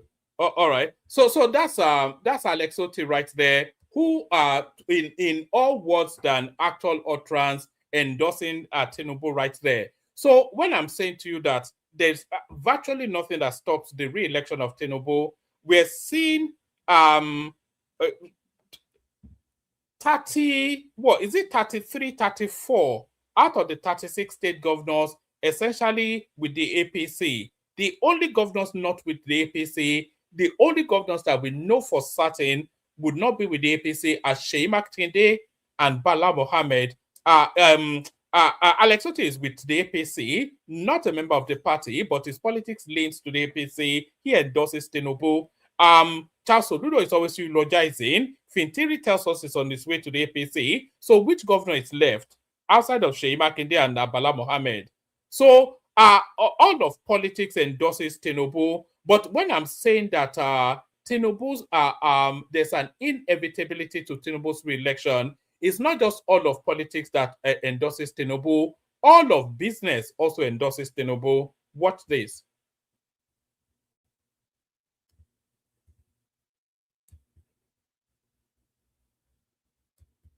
It's always a pleasure and a privilege to be granted audience by Mr. President. I love to sit with the President and discuss economic issues, give feedback from what we think is happening in the economy, and then constructively agree. You know, I'm a member of the President's Economic Council, Presidential Economic Council, to just rub my butt. Today, we talked about small and medium-scale enterprises, about how to further support Nigerian medium and small-scale enterprise. Mr. President is very passionate from our discussion about capacitizing the small and medium-scale entrepreneurs in Nigeria, and I'm very happy to hear that, to feed that, to spread that, because they are the engine of economic growth. We spoke a lot about it. He talked about tax reform and how he wants to use that to support small and medium-scale enterprises. He spoke about Bank of Industry, and I was super impressed. He even called the name of the CEO that, he likes what is going on and he wants them to do more to support small and middle-scale entrepreneurs in the country. To me, it was gratifying. As you know, the Tony Elumelu Foundation always supports young entrepreneurs in Nigeria and across the world. And so for me to be in audience with Mr. President and to be discussing this is super elating, super exciting. It shows there's congruence and alignment. And I believe that this is what Nigerian youth need. So I thank Mr. President for that commitment and looking forward to greater things happening. What do you forecast for Nigeria's economy in 2026? I also discuss what's happening in the country, the monetary policy. If you see, what the central bank governor and his team are doing, is quite encouraging. We've had some predictability and stability. To me, not just as chairman of a bank, but as also an entrepreneur and a businessman that wears other hats, what's important is to be able to predict in an economy the direction of things, so you can plan very well. If you look at, I told someone, I said, there was a time before, if I got 10 calls on banking issues, 7 of those calls about how to access foreign exchange. Today, if you get 10 calls on banking issues, not even one is on FX. FX, that market is totally sorted. So I think the central bank are doing well. Mr. President is also should be commended for creating that space for the governor to do what he and his team are doing. Yeah, I've been commenting Mr. President on his economic reforms. And at different fora, you always complain about slow pace of implementation. I've never complained about slow pace implementation. Rather, what I talk about is that, and we still spoke about it today, improvement in access to electricity is critical for economic development. Mr. President realizes this, embraces it, and is committed to doing more, especially helping to fast-track the payment of the power sector debt so that the power generators can do more for the country. That is very, very critical. All of us who are in the power sector are owed significantly, but in spite of that, we continue to generate electricity. So we want to see the payment made so that there will be more provision of electricity to the country.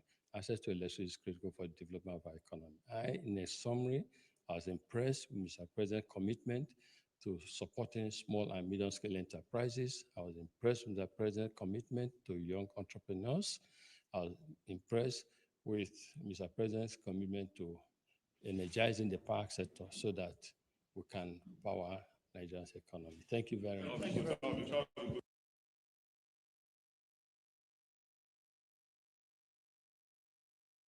All right. So as I'm saying, I was saying that there's an inevitability to Tinubu being re-elected. All of politics is backing him in terms of all of the. If you think all these state governors are with Tinubu, then that tells you that all of their structures and infrastructures locally, wherever it is that they are, is dedicated to the re-election of Tinubu. So every single state governor, about 2, are endorsing Tinubu. So that was Tony Elumelu right there, also endorsing Tinubu. And I'm telling you also that all of business, because they understand that this is the first time that the country is calibrating in the right direction, all of business endorses him too. That was Tony Elumelu. Here is even somebody at a lower scale than Tony Elumelu. The scale is lower, but the language is the same. Watch this. Where we are now is we've had the stability cycle. People on the ground don't feel like all of this makes sense to them. Mm-hmm. Actually, if you still ask the average Nigerian, they will tell you this government is doing a terrible job. But those of us who understand the dynamics know what they're trying to achieve. It's about market efficiency and stability, then you move to growth. I actually think, being here the last few days, and we were here 6 months ago, this is probably one of the most under-levered economies I've seen in recent memory. Wow. Yeah. So again, it goes to the point that if you cut rates a bit, you really need to cut capital significantly, cost of capital, but more importantly, you need to stimulate access to capital. As a foreign investor or someone who's dealt with a lot of foreign investors interested in Nigerian emerging markets, what's your view on this capital gains tax? I'm a huge fan. Oh, Huge. wow. Okay. I actually think very interesting. Anyone who participates in... So all of business endorses Tinubu, all of politics endorses Tinubu. So that is option 1. So option 2, let me show you option 2. So that's option 1 as in the choices available to you. So let me show you option 2. You can either have all that you're seeing from all that business is saying, or you could have this. You can have this particular economic model. Agbado ewa. Agbado ewa.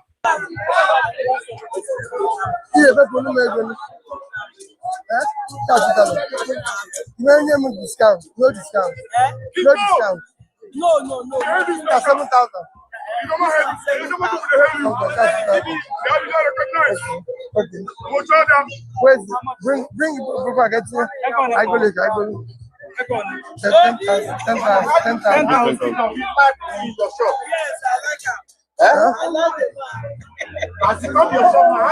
you say you're giving bribe. Give him.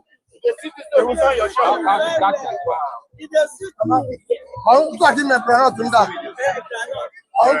And this money you do this one. And this money you do this one. Even this one, this one.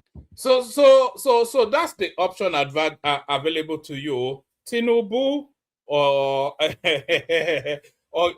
your man Flint from Oka. Tinubu or the man Flint from Oka. And by the way, every single person listening to us right now, engaging with the platform, please make sure you are subscribed. Every single one of you should be subscribed. So if you're not subscribed, please do. As you can see, we're trying to achieve targets. So if you're not subscribed and you have if you have no reason not to subscribe, if it doesn't jar your senses to subscribe, then subscribe.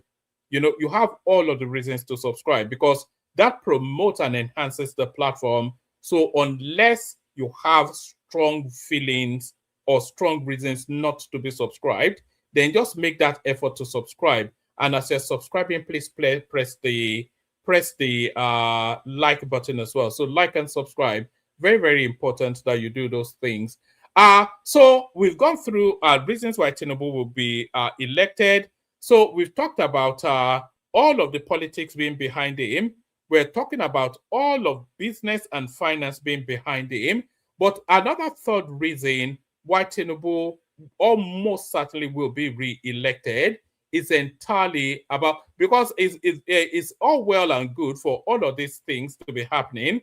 But the third most important reason why Tinubu will be re-elected is just about achievement. So a lot of things going on. The Lagos-Calabar Superhighway being built at a decently fast rate.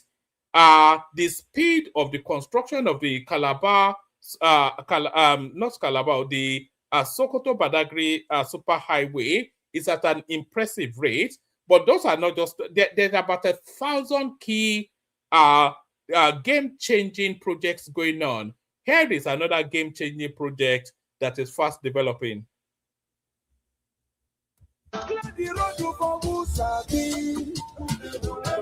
Sorry, I have to stop that because we don't want the music. Otherwise, I'm getting fed up with being copyright struck. It's not like you guys super chat. So if we don't even get the advance, then we get no revenues at all. So this is the new airport being put together in Lagos State. So, and that is going at an impressive rate as well. So we're talking about achievements.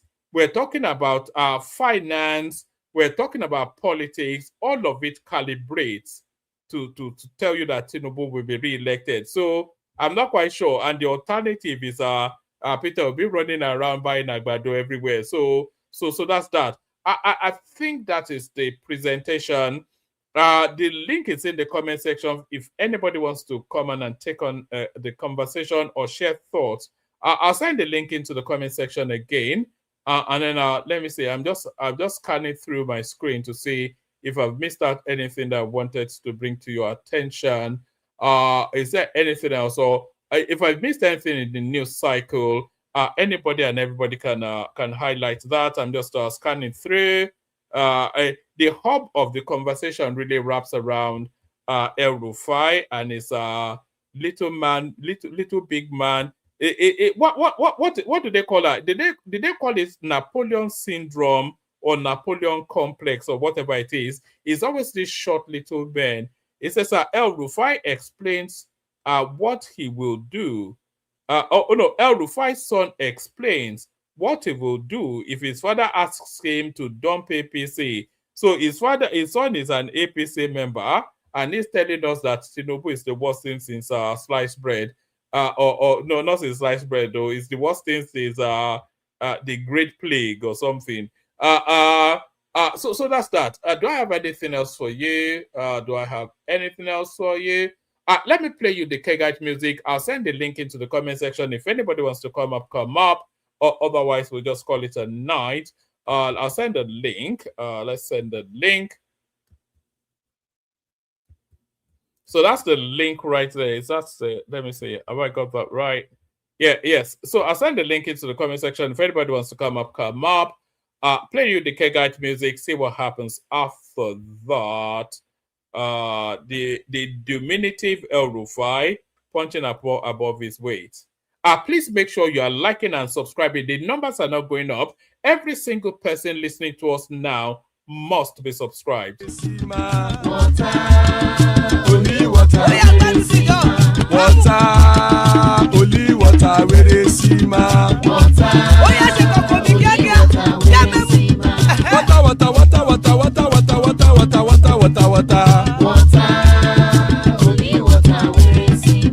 Hapa o naido.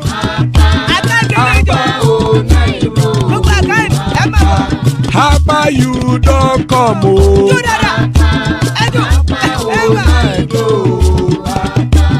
Hapa o naido.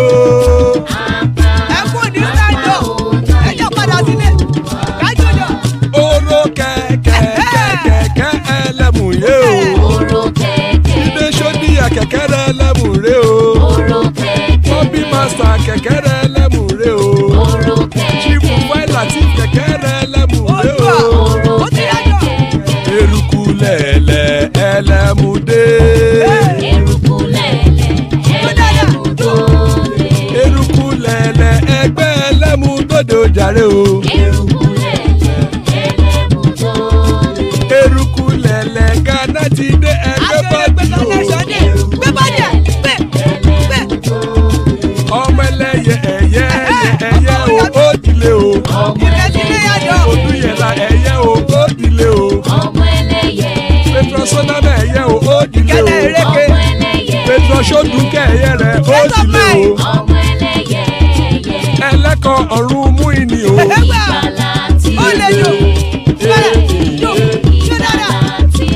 Àkùkọ ọ̀run mẹ́kọ̀.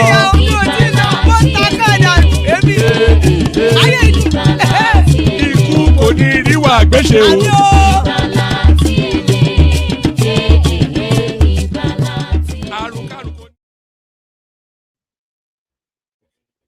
And there it is right there. Ikukuniru Agbeshebe, death have nothing to do with us. Joining us, War Peace from Japan.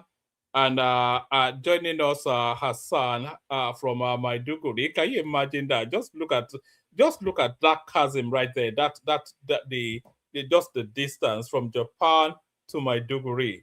So let's defer to Maiduguri for reasons of the time of the day that he's in. It must be 3-something a.m. A real night owl. Hassan, Kedu.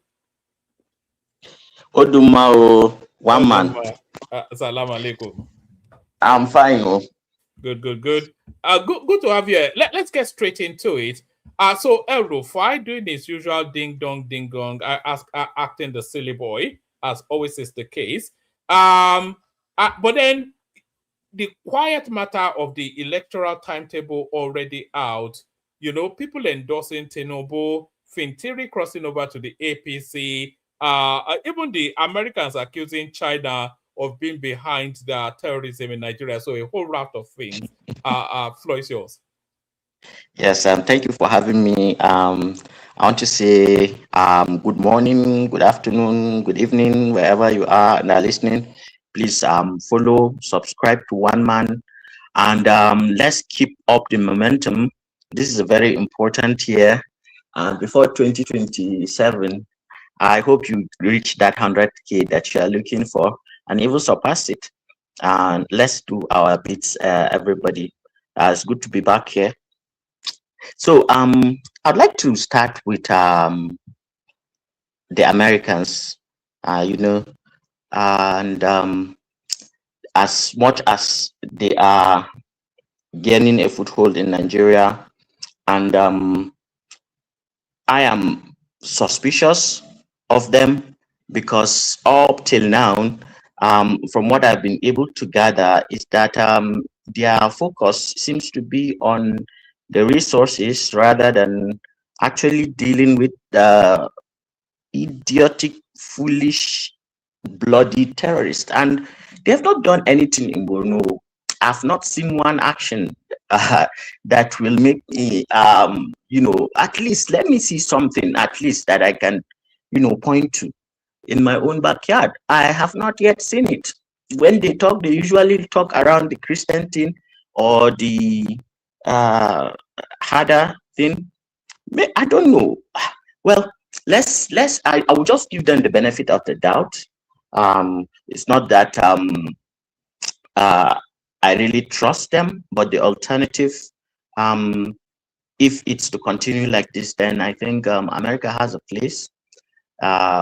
For now, we've not seen you since they declared Kwakwanso wanted. What did you make of that? I don't yes, know. the Kwankwaso thing, Guantanamo Bay. The Kwankwaso thing is surprising for the fact that like One Man, even for a bystander, I mean, there are a lot of people, even if it is within the Fulani space, to point to than Kwankwaso, and I think it's just too politically exposed for the Americans to start to say, okay, it's Kwankwaso. It will be interpreted as politics. For now, I've not seen anything that will suggest that Kwankwaso is funding terrorism or anything of that nature. I have not seen it. So I'm waiting to see the evidence. If we see, because it's only the summary of the act that you can have access to. I don't think. Well, I've not read it. If it is the raw thing is out there, but when it comes out, and we'll see whether that will hold. I don't trust the intellectual thoroughness and capacity of this United States administration, and even their honesty and all that. I think they are playing a double game here, accusing China of doing what they are essentially coming into Nigeria to do themselves. But then we will see. I think for now, it's just looking as if it is his politics that is the problem, or if you want to be cynical, say that they want to show, instead of actually addressing the situation, they want it to conflagrate. By now, taking somebody like Kwankwaso, then what are you trying to do? You are just pushing the NNPP people, and he's going to get his wings will be clipped in this election cycle, but we never know. Let's see if Nigerian institutions parrot that, if the DSS or the CSA, they agree with that or something like that, and then from there we'll begin to see whether it's something serious. But I don't think Kwankwaso, I've not seen anything to that will say, yeah, I would just say yes, because I know what Kwankwaso represents, and I don't think he is that person really. Well, I don't think so. Especially because he's from Kano, and if you look at Kano, you see that there's significant economic activity, and they rely more on commerce than do all this purely extraction thing that is happening within the Zamfara and Sokoto axis in the northwest and some part of the middle belt, where there's a lot of minerals and resources, and a lot of them are being cashed away. And you say there is always that what do we say, the elites are, you know, somehow implicated in finding ways to go around and do some of these bad things to people in order to get their hands on the resources and then the funds that comes with it. I don't know why Congo, but we'll see. Let's just give them the benefit of the doubt. So that I find it difficult to trust the Americans most of the time because of you know, just their history and just experimental probability. If somebody fails 4 times out of 5 when he attempts something, I don't think it's wise to assume that your case, well, even if it's a roll of the dice, that you get a 6 instead of 1. So it is what it is, right? It is what it is, but we'll wait and see. And let's go to El Rufai. And you know, El Rufai is actually not fighting with Tinubu. If you understand his politics, El Rufai is actually fighting with the NSA. Who is the NSA? Ribado. El Rufai's whole fight is with Ribado. In El Rufai's mind, Ribado was the one who, you know, humiliated him in the National Assembly with all those, you know, well, he's been through quite a lot since you know, Ribado became NSA, because I think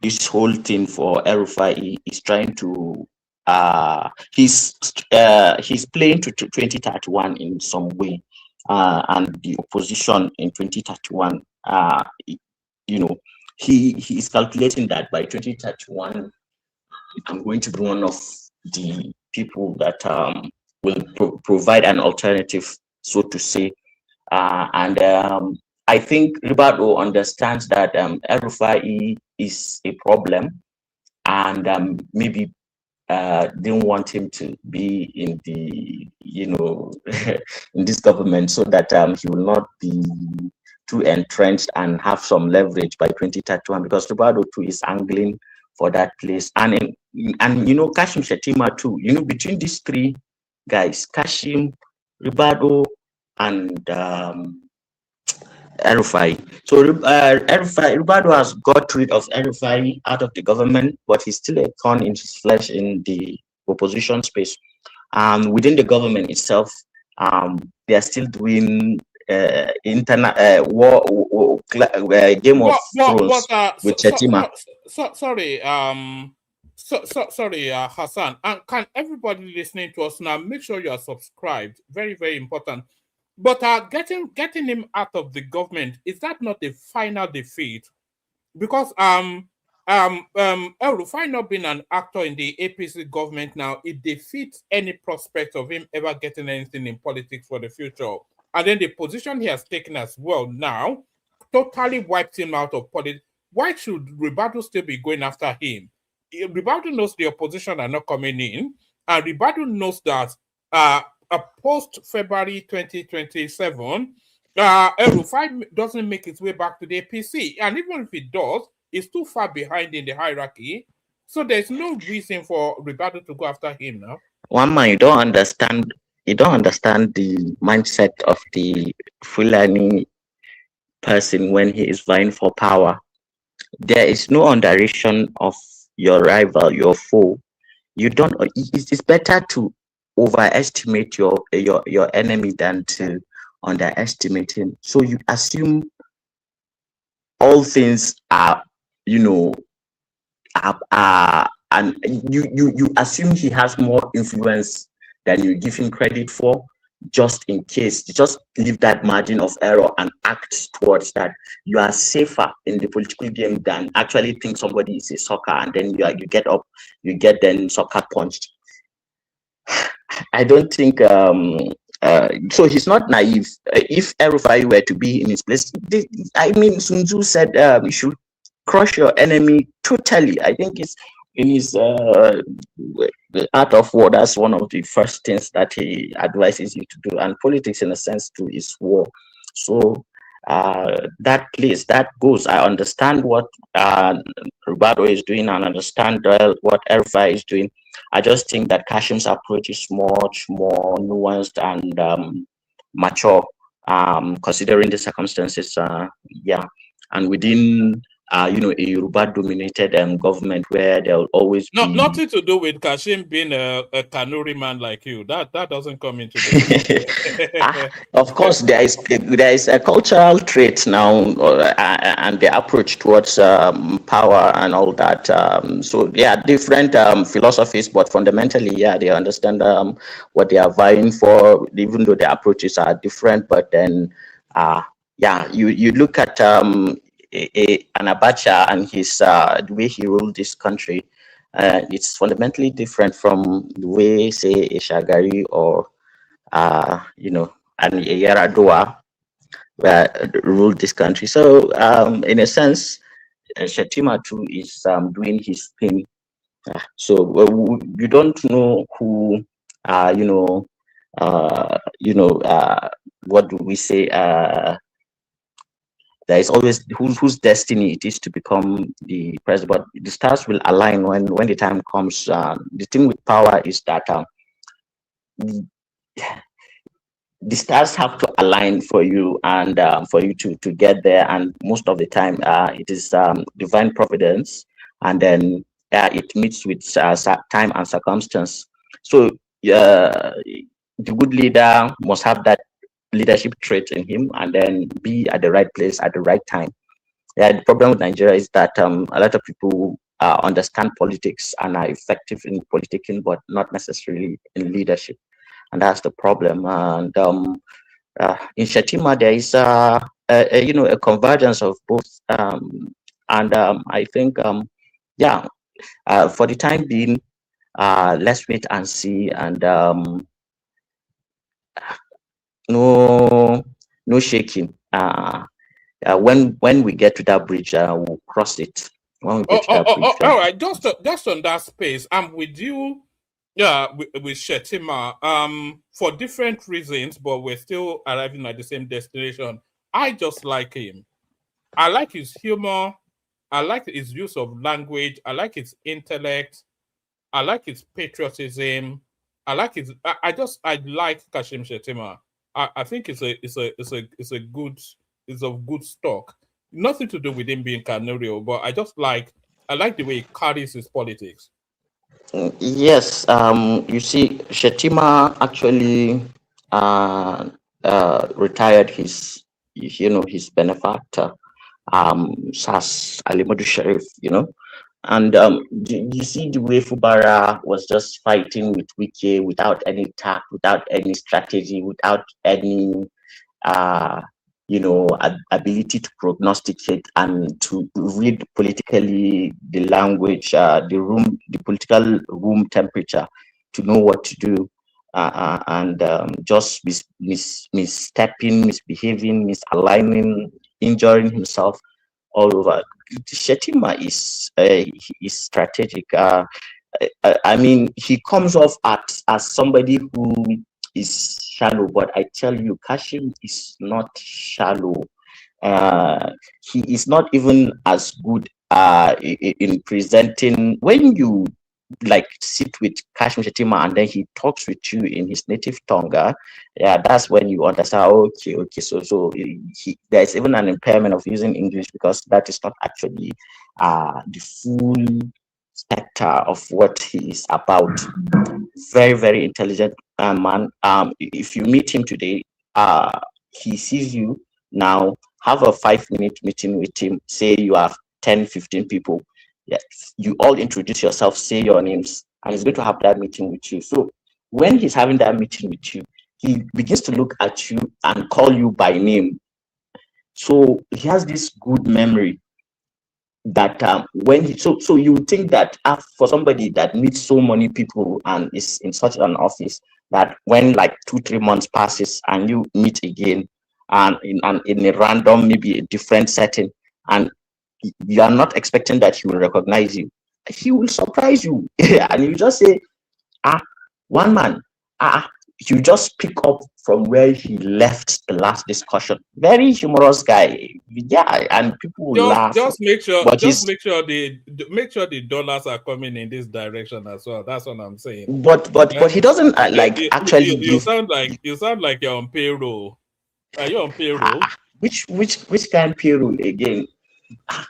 I'm just saying what I know.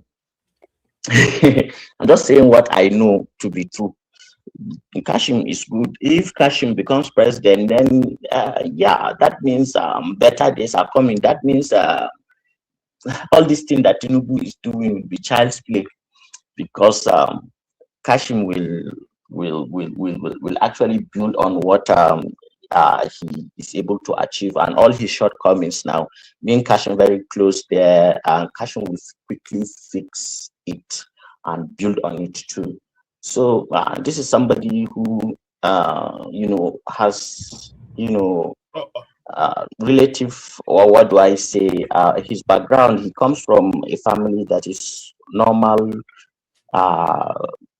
middle class. No, I won't say it's middle class. He's just a normal city boy. Like, that's just how he grew up, and then he made his way from academia to insurance, from insurance to banking, from banking. Now he's vice president. So yes, it's a GOPA boy. But Hassan, let's move the mic round. There's only 4 of us so far. So, but let's move the mic round. We move it back in your direction again, just to document everybody. What is with us as well from Japan? So what is going on in the Nigerian politics? El Rufai being the central piece, the election timetable out, and everybody the one thing that article said as well, that the timetable actually falls in the middle of Ramadan, but should that be a consideration? So all of those things are what piece? No, right. I knew it wouldn't be there. I think what piece just comes in just to hold the space in case nobody comes in. But Baba, floor is yours. Yes, thank you, one man.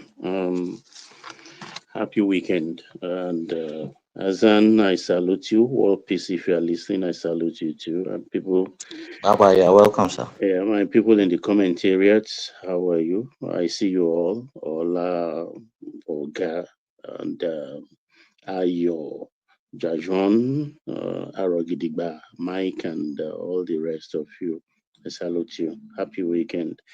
And usual listeners, viewers, I formally welcome you. Have you clicked the like button? And if you've done so, have you subscribed also? If you haven't done both, please do right now. For God's sake, I plead that you do that. You are enjoying the platform, aren't you? Yes, of course. That's why you always come again. So please do that. It's what is fair is fair. Oh man, let me quickly start with the population issue. I've always said over the years I've been on this platform that our population is fraudulent. Very, very fraudulent. There is just no way. The comparison that data chose was best described it with Japan and the years. So in 22 years, we doubled our population, not 5 to 10 million. But we are talking about 120 thereabout to 218 million. It's not possible. Arithmetically, geometrically, socially, it is not possible. Let's face it. Even given the sort of population, the birth rate, it's not possible. It's just not possible. It's from 122 million to 220 million in 22 years. Abba. This whole thing is about resources. It's about resources. This fraud started with the British in their first census of 1931, which they followed again in 1952 to 53, giving the North the advantage of this thing. And they have tenaciously held on to it, aided by having the grip of the power of that country. And they've exponentially expanded the figures. to the embarrassment of people like me. I've always known that. And in a nation where you don't have correct data, but like that of population, how do you plan? You cannot plan anything. So it aided in the fraud we're expecting, where the corruption we are experiencing in that country today, because everything is based on population, local government, state-wise, education, this grant, that grant, this budget allocation, ministerial position. It's at the heart of our problem till today. So until we count ourselves, this fraud will continue, and it will be difficult actually to enjoy the benefits of our economic boom, which is at our doorstep now, and of course will come to reality about 2028, 2029. So we have to address this issue. And Lagos, my own state, is suffering mostly because it's just guesstimate when they tell you in Lagos that, because that's what they plan on. There's about 6 million people enter Lagos every day. It could be more, it could be less. So we have to count ourselves. That's a must. Somebody has to give us a very good sensor with whatever those who know mathematics, whatever the mathematics is, they can use, whatever instrument they can use. We need to count ourselves. Let us at least get to the nearest figure. This 250, 230, 218 is all balderdash. So let me leave it there. I love what Elumelu said. You understand? I mean, I'm all for big business. A lot is happening. A lot is happening in the business space of our country right now. Small SMEs, SMEs, they are all enjoying boom.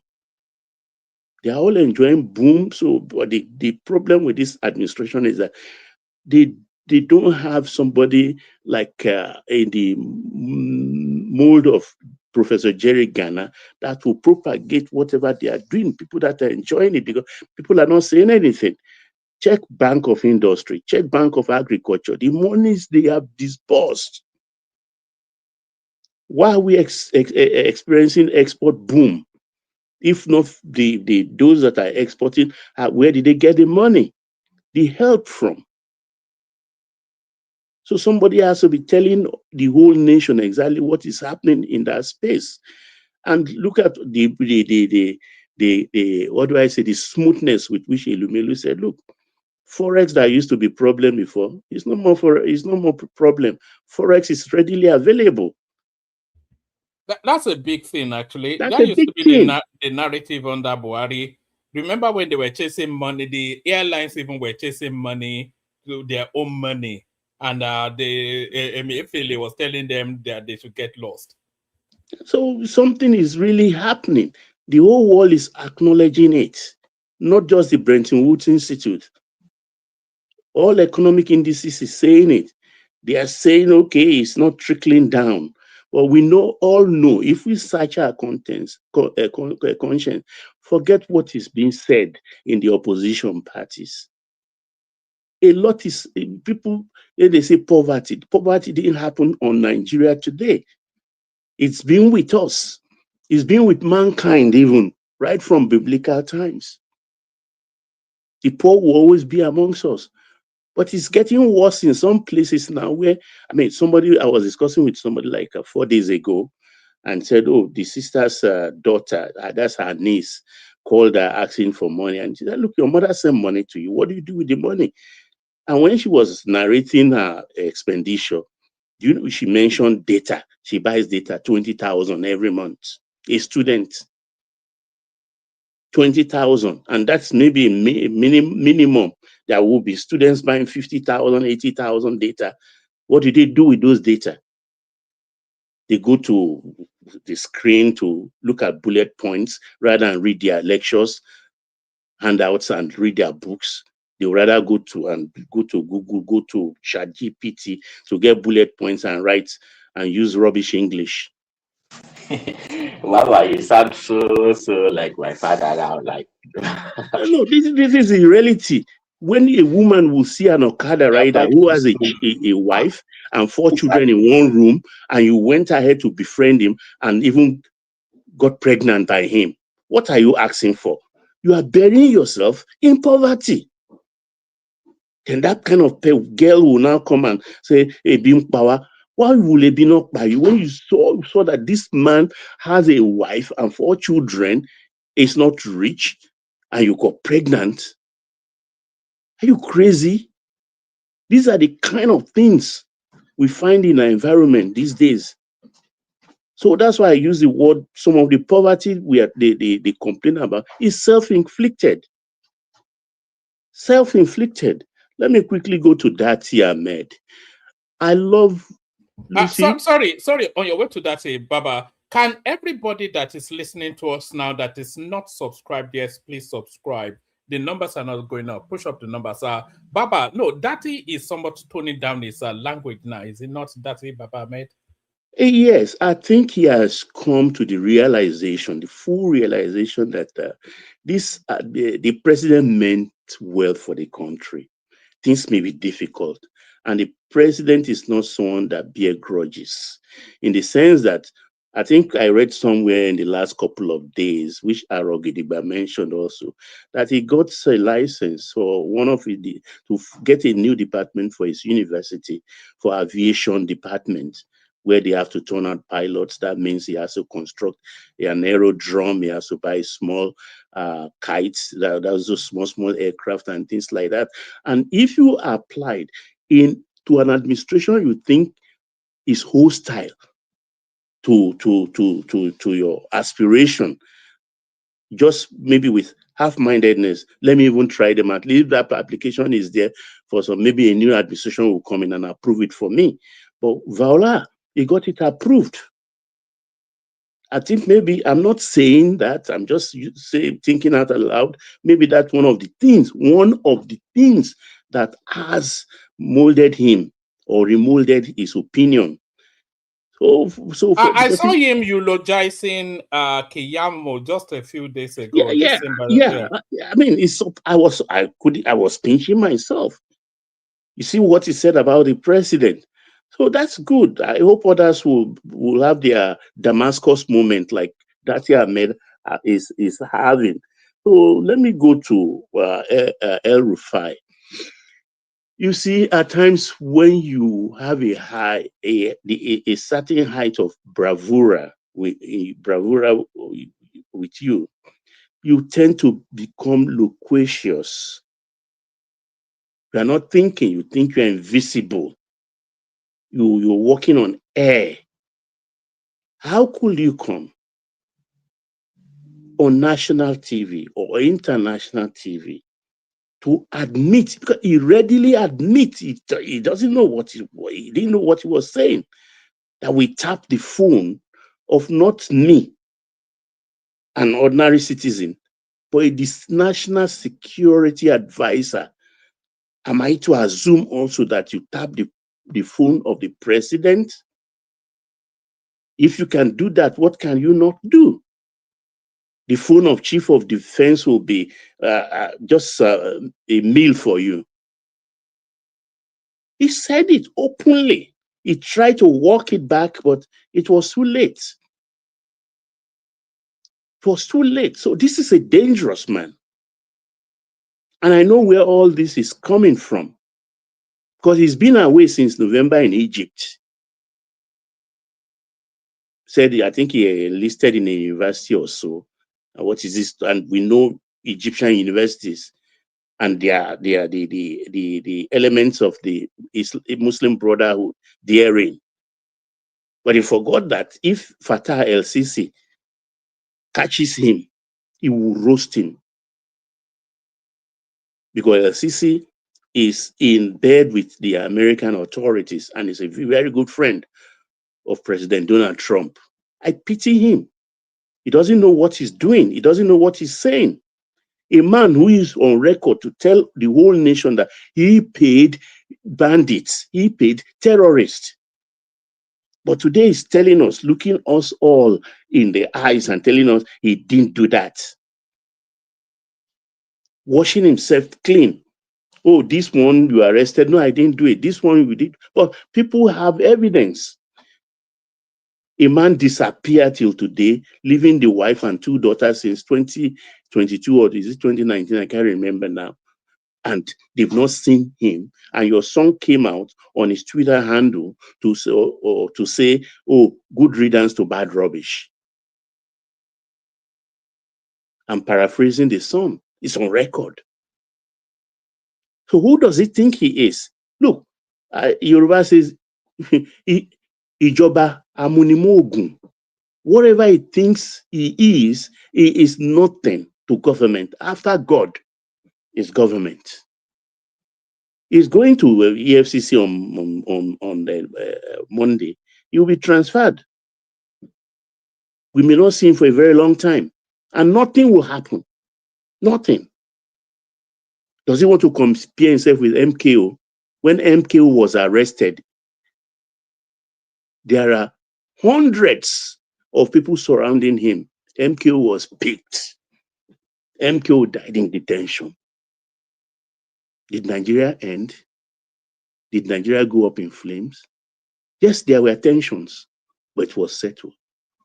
So many, many examples like that in our political history.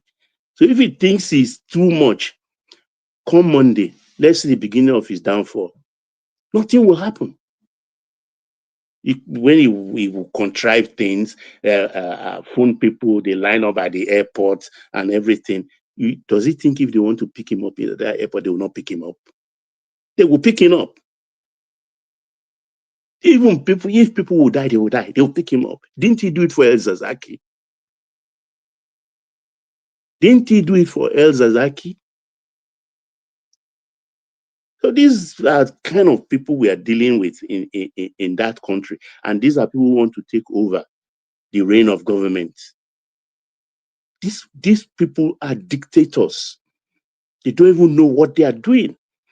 The only thing I've had in the last 2 years. If Nigeria falls into the hands of somebody like El Rufai, it will be a hellish experience for that country. Yeah. It will be back to the Buhari days, but harsher. Buhari days. More it will be worse than Abacha's days. Where you even be afraid to whisper in the corner of your room. You would think the walls have ears. Can you imagine Abubakar Malami and El Rufai being in charge of Nigeria? It will be a living hell. There are so many of them, not just them. I mean, in the so-called structure of criminality, not my word, criminality, look at their faces. Use torchlight to search them. Where do you start with? Is it Bonaventure? What's his name now? Bonaventure, what? The former senator, man, who is the chairman now. Is he Aregbesola? Is he, just name them.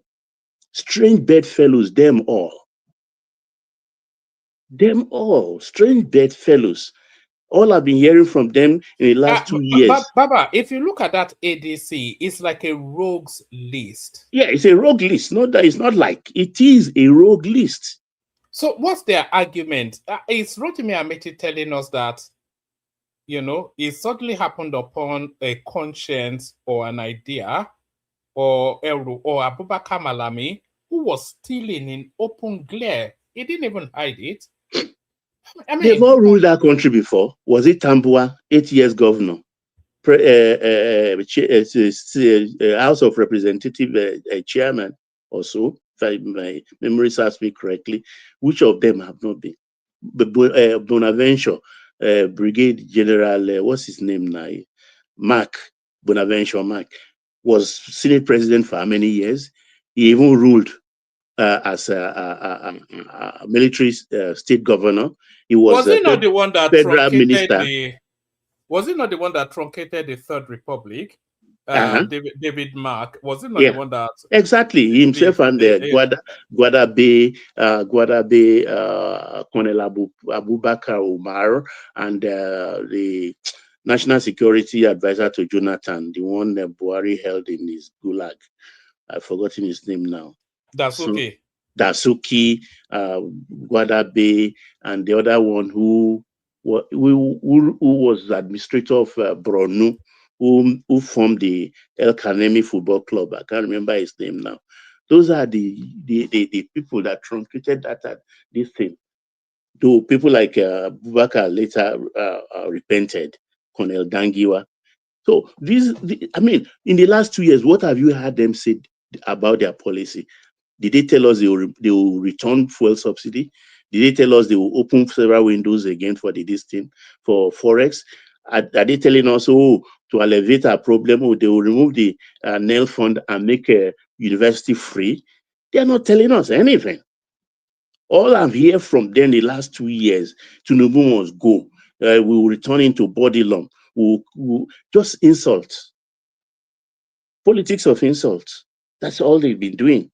Nothing. They've not told us their policy direction. Nothing. Maybe I've not had. Maybe I'm not hearing well. I'm hard of hearing. If anybody knows the policy direction of ADC, please come forward and tell us where they are taking us to. But Baba, you've nicely segued into Mukwiton announcing now the election timetable, and it's telling us that campaigning can start around about November 3rd. I want to see the narrative that they will use to prosecute that election. Is it just hate Tinubu? Is that just or are they going to present us policies and ideas? Or is it just going to be gaslighting all the way through? Look, that he has educated us, or he has told us what the unkept history of the country, political space in our country, that they are not going anywhere. Come July, they will go in disarray. Come July. For any of them, Amechi, Atiku, Obi, any of them who wins that ticket is a cause for the other two to leave. It's as simple as that. But the irony is that if they Obi now, as we speak, according to who was that? Oh yeah, it was Same Dati, who said yes, Obi didn't write letter to LP that is leaving, and we've not seen Obi registered with ADC. So if you have not registered with ADC, so where are you exactly? Are you think you can dribble the nation because your few people who are following you because they make all the noise? You think that's Nigeria? That's not Nigeria. Obi is not clever enough for the politics that is going to take place in the ADC. But Rotimi Amechi Baba, he said that power must retain in the South. That's his own angle to pressure that something. So if Atiku gets that, and it's very sure it could be to be true. So, but it will be to be now in a primary. Will Atiku yield? Atiku is not going to yield to anybody. If push comes to shove, Atiku will leave that ADC for them and go and get his own. You understand? Because this Obi thing, even this bad market, they call Peter Obi, they are trying to sell to us. He mangles what? I don't think I have one watch. So what? I live in room and parlor. So bloody what? So what is he trying to tell me? Because he's a poor man. So that makes him the best candidate. Nigeria has no snake venom. That's the latest from him. Nigeria has no snake venom. No good health hospital. So we don't have snake venom. What do we need snake venom for? You know, Baba, when he was joining that protest, they asked him what he was protesting for. He couldn't even... He was talking about Tinubu's certificate. He had no idea. No, he was talking about Tinubu's certificate. We don't want people without certificate. We don't want to know the school they attended. Oh, is that but Baba, going back to the ADC, like you rightly said, that party is going to hemorrhage quite heavily between July and September this year. So when they start the primaries, Atiku gets that ticket. Rotimi Amechi leaves immediately, and Peter Obi, and then he will start to jostle for the vice presidential ticket. Rotimi Amechi has already said he doesn't want to be vice to anybody. Peter Obi said he's not going to subordinate his ambition. So what happens then? You know, 3 doesn't go into 1 now, and 2 Yeah, well, doesn't even go into 1. So you know the funny there's going to be a lot of implosion in that space. the funny thing is, Atiku needs money. This election is going to cost a lot of money. Do you see what the people are doing with APC? People are donating vehicles, space, offices. They are acting as if their life depends on this next election. Look, for instance, we have approximately about 177 polling units. If you have to pay your agents 10,000 each for all to cover that, that will cost you about 3.5 billion minus water and food for them. So that agency alone could cost you about 4 billion. Just that alone. But Baba, do you think people fully understand what is at stake in these elections? Because if Tinubu loses power, then it's a factory reset for that country. So a lot of that Lagos-Calabar super highway is abandoned because it's hemorrhaging a lot of money. So they will abandon that. They will abandon the Sokoto Badagry. They will try and the Nel Fund will die a natural death because they won't abandon it, but they'll start to say, oh, the money is not there, the money is not there, until that just dies a natural death. You know, they tax something, they'll just use it to steal money. A lot of the things now that is happening will either be abandoned, paused, or reversed. And all of the things that this guy has gathered, they will look at it. We saw it when Buhari came in now. The first 6 months was people trying to recover their electoral expenses. They just opened the vaults of the CBN and they're just cutting away money hand over fist. So if power gets away from Tinubu, that country will be effed up. It's just as simple as...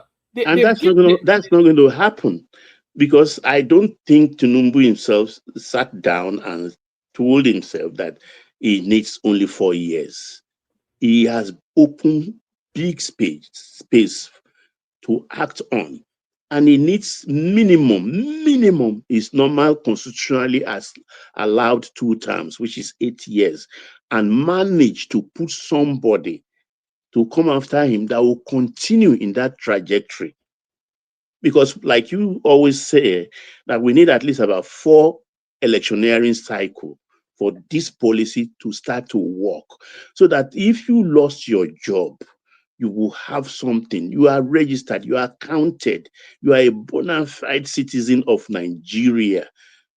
Nobody's chopping on your head by stealing your identity, so that you have a place to go, present yourself, and you collect money until you get another job. If you have problem with rent, you don't have a job, the government can help you to pay some of your rent. That is the way to go. And that is the trajectory we are facing. But we have to counter ourselves, because I dislike this policy of standing in a market corner and then counting money and giving to people. That is not, it's not civilized. It's crazy. It doesn't make sense. Money has to help us to get to people who actually truly needs it. So we don't need anybody to come. And by the way, to everyone else, War Peace, Hassan, AY, we're conversational. It's just a few of us here, so we're just gisting. Also, okay, let me yield for AY in the meantime. I still want you on the electoral timetable that I just want to ask Baba one question. Yeah, go on. Yeah, Hassan. Yeah, Baba. So I was listening to your scathing narrative about the population not being true and all that. What are you relying on to dispute the last census? The numbers, I will not say otherwise. If you compare Kano number and that of Lagos, then you will know there is something actually wrong with the numbers coming from the north. And today, officially, Lagos has, I think, about just, is it 29 or 20 local government? That is the LGM. We are not talking of the LCDA now. where Kano has 44. Okay, so you're actually looking at the gerrymandering, Of course, the tendencies. gerrymandering is of course about population. Yeah. Okay. From that angle, yeah, I can understand where you're coming from. But from the test of the eye, right? For me, somebody who lives in the north, I don't think that the population is that overstated much, or it's probably even understated. That is what from that's just from my observation. Not to say that. Wait, I'm happy you asked this question, and I believe in my mind, in my head, that you are at least 80% honest when it comes to the politics of your people. You are 80% honest. That's my belief. Now, and I know you are well traveled in the north. Are there no space in that north where you go on a motorbike or on a car ride, kilometers on end, you will not find anybody, any settlement, any village? There are. Yeah. Okay. And I'll tell you confidently, I'm not too good, but in the south-south, in the south-south, southeast, part of the southwest, at least I know, and I can tell you for free that you don't have that kind of distance without finding a settlement, a village. Okay, yeah. Or a Let's not compare apples and oranges, right? If we look at all these things, you have to also look at the factors: geography, topography, and the kind of people settling, especially topography. I think it plays a lot in the demographic spacing of peoples. So if you come to an arid region, say like Borno, for example, right? What you're going to find is that, especially in northern Borno, you will find that because of the arid nature, you see that in between towns or villages, there is quite some distance. And that is not to say that when you get to the towns, you're not going to see a massive explosion of just spiraling, houses after houses. So pre-Boko Haram, like if you come to Borno State, from after Maiduguri, the highest densely populated area you think is Bama or, Biu or something like that. It's actually Baga. So, but Baga is quite far from Maiduguri, to the point that you go close to the Lake Chad region. So, the population of people in Baga is massive. You come to Mungunu, massive. You come to places like Dikwa, you come to places like that's we're not even talking. So when you compare southern Borno, because southern Borno's vegetation and topography is quite similar to what you get in the south. You see similarities that resembles how people live in the south, because the south compared to the north does not have this pace that you want to make it to be. So there is no equivalence. If you use that as your parameter, it gives you false equivalency, and to expect that. Now, this experience. Hold on. Hassan, look at the data on your screen and tell me how it reads. This is just raw data. In the year 2000, the Nigerian population was estimated at 122 million people. 122 million. That was in the year 2000. Japan was 126 million. That was in the year 2000. In the year Why do you choose that, not the 2006 information of the census? Why use Japan? No, that's the data that is being presented. This is coming from what? So hold on. Let's go with figures first. Then you can. Okay. This is from world statistics. This is even an internationalized space, not a Nigerian space. So the population of Nigeria in 2000 was 122 million. Japan was 126 million. In 2022, which is 22 years later, Nigeria records now 219 million, and Japan 123. So Japan's population shrunk approximately 2 No, million. one man. Yeah. First of all, this your sorry. Birth This your comparison is out of place, man. No, Please, I just want to I just wanted to point it out. Just look at fertility rates, birth and death rates, fecundity, and all that. Then you get why Japan's population is crashing. Yes, but we double our population in 22 years. Double the population in 22 years. Can I say something? Geometric progression is not. Yeah, go ahead. Yeah, for our population is highly fraud. We all know this. We can deceive ourselves. It's nonsense now. The figures are nonsense. Yeah, you can believe what you want to believe, but it's not based on facts. Hold on, please.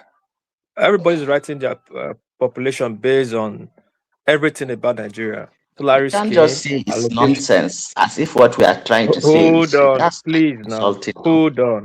Hold on. It's not insulting. We are actually insulting ourselves by holding on to our census. No, you are actually insulting yourself.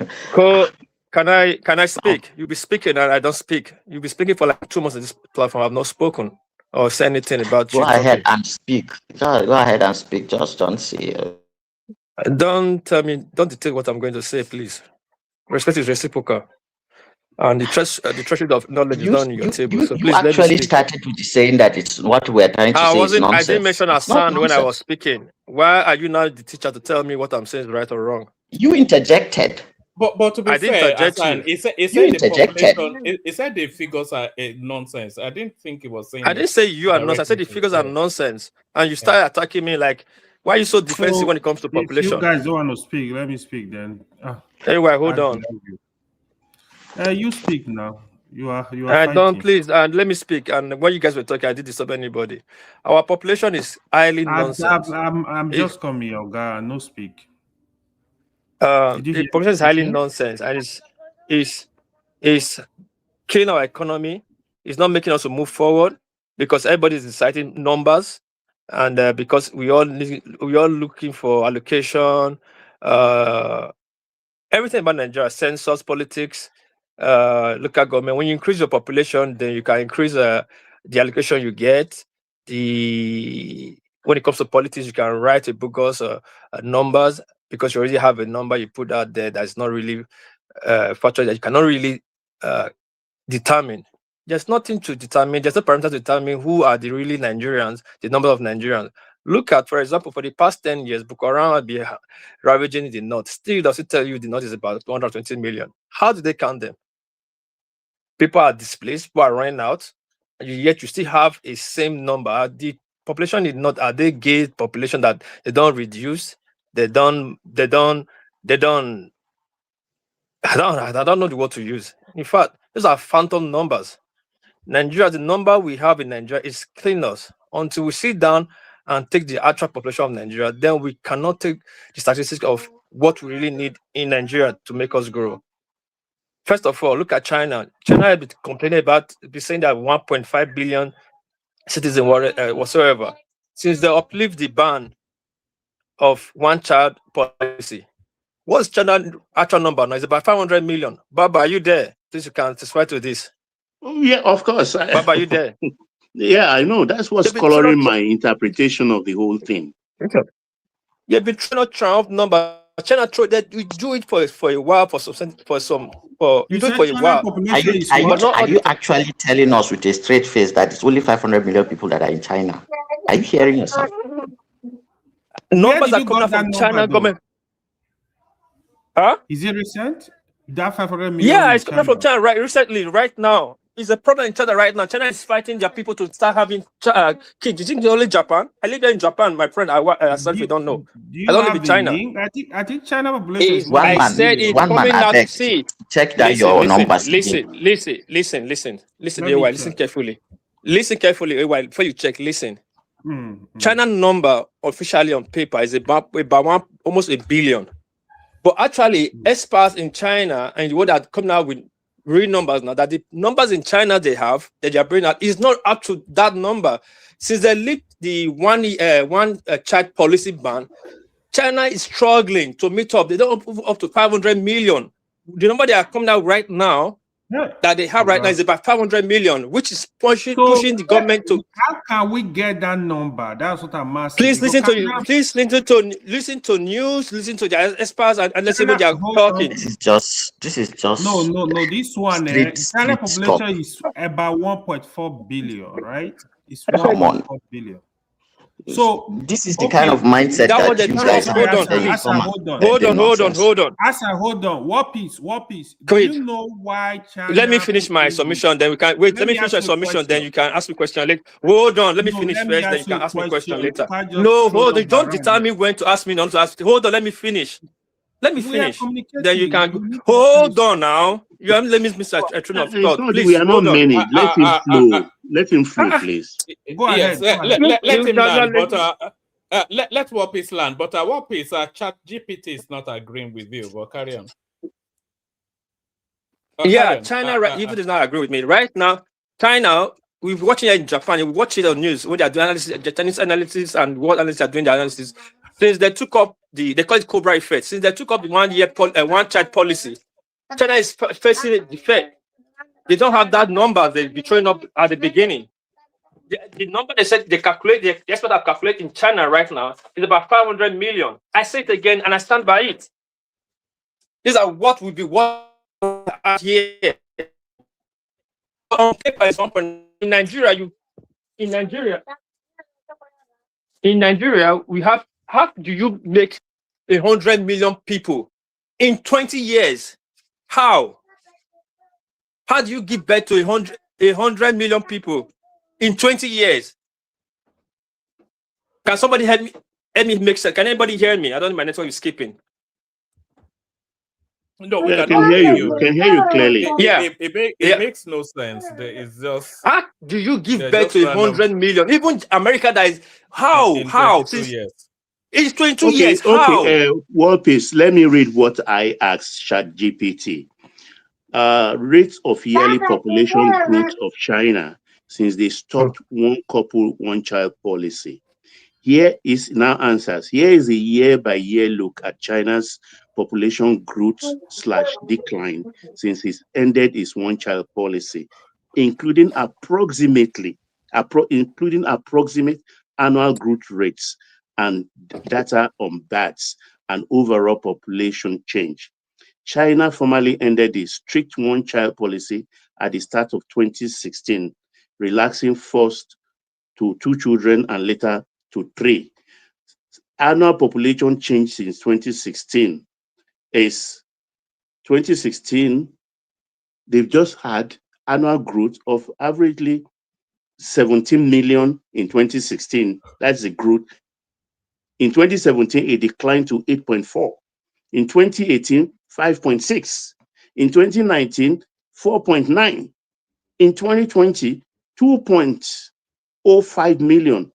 So that's what Warpiece is saying, even though it's not articulating it well, it's been declining rather than going up since they stopped that thing. And that's the country of over 1 billion people. Baba, here is a question for you and Warpiece.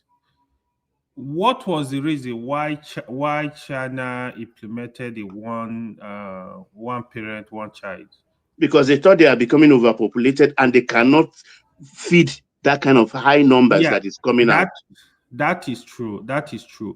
Yeah, in general, right? China population has been declining, but it has never gone down less than 1 billion. China population as what you are not understanding, AY, calm down.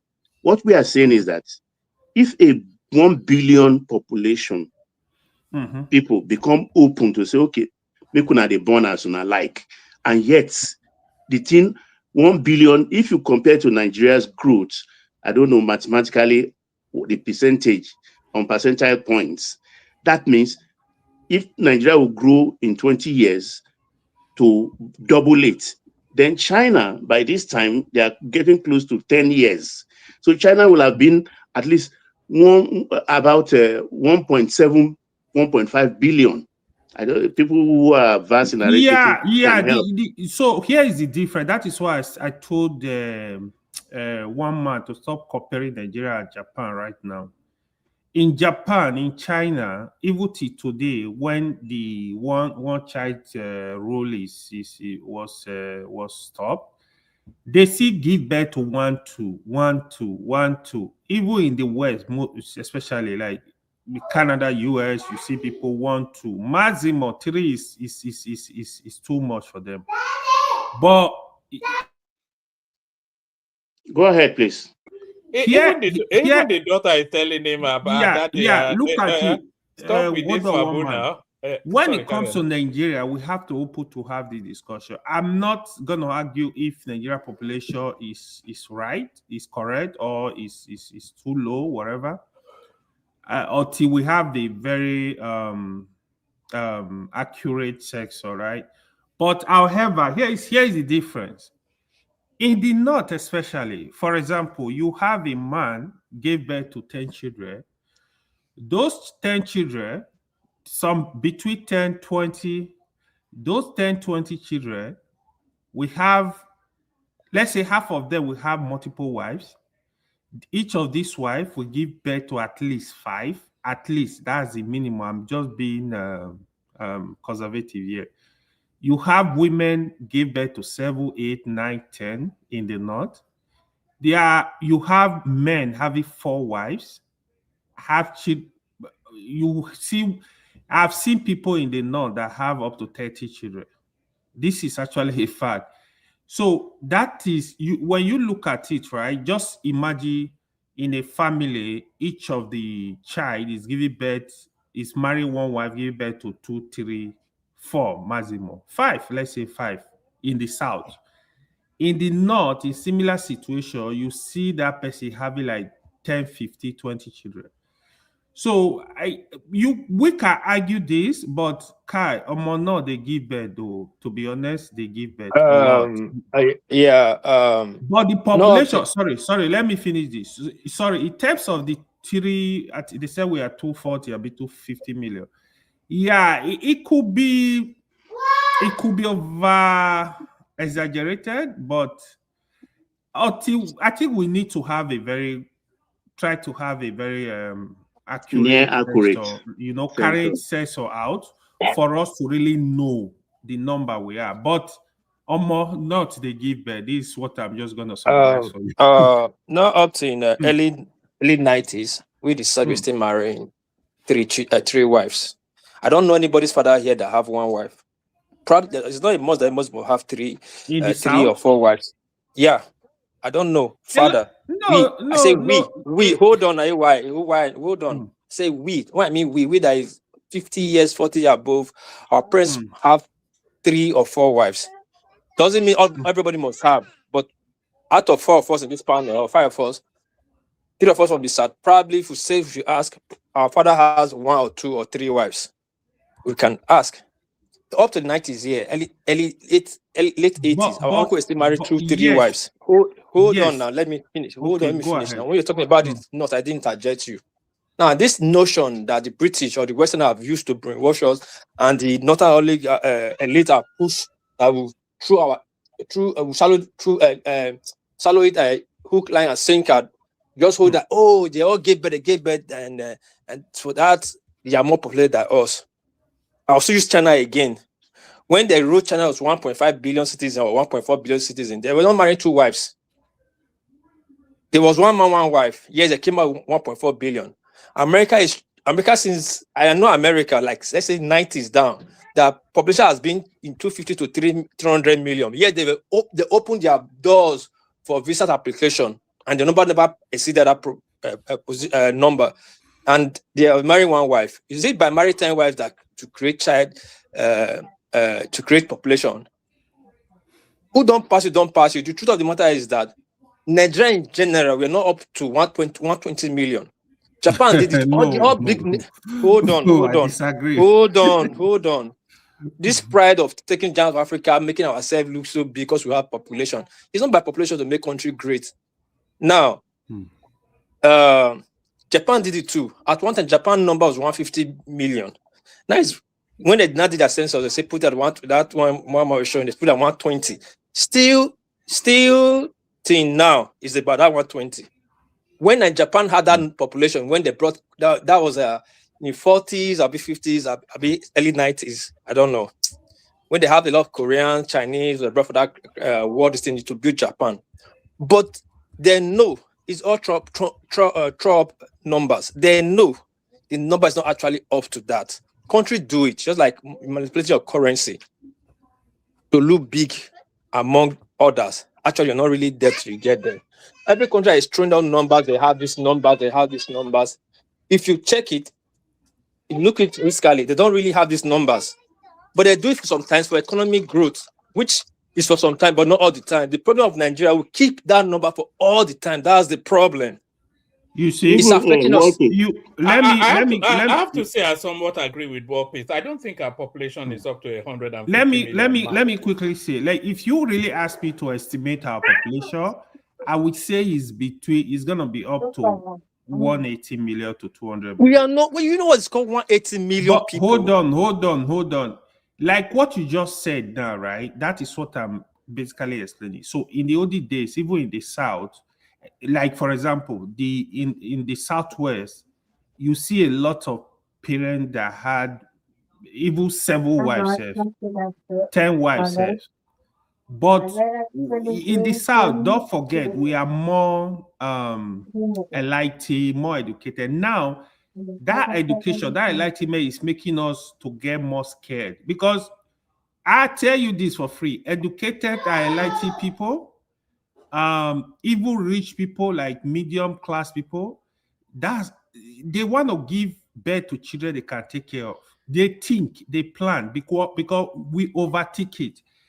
The poor people, they are the people giving birth. They don't care. They don't think about it. They have the child, they will throw it on the street. They don't care. This is one thing we need to know. Don't forget, our great-grandfather, our grandfathers too, they were married these women, giving birth to these children because they want to use them for farming. So things have really changed. They want to use them for farming. This was the kind of lifestyle. But in the 90s, you are calling now, when you go check, say, in the last 30 years in the South, you will see even within your family, people are getting more scared of having too many children. It will be very difficult for you to see a man in the South now, say, from last 25 years, having like 10 children, 15, 20 children. But these things, they are still very, very common in the North. Let me quickly tell you this, all right? The time you are talking about is that time we're supposed to have more population. The reason why we don't have more population now, we're having one wife, one kid, is not because we are educated. That's an insult to the North. Not. The reason why is because of the economic hardship that we were able to recognize immediately. Yeah, he said, what makes you understand the economy hardship? Is it not? No, it's not. No, not by the education. Not by the education. No, it's not by the education. Sorry, Wapi. Sorry, AY. Only to agree with you. You know that Wapi, you know that everybody is getting a lot more enlightened, including the North. Everybody understands, especially the South, but even the North as well.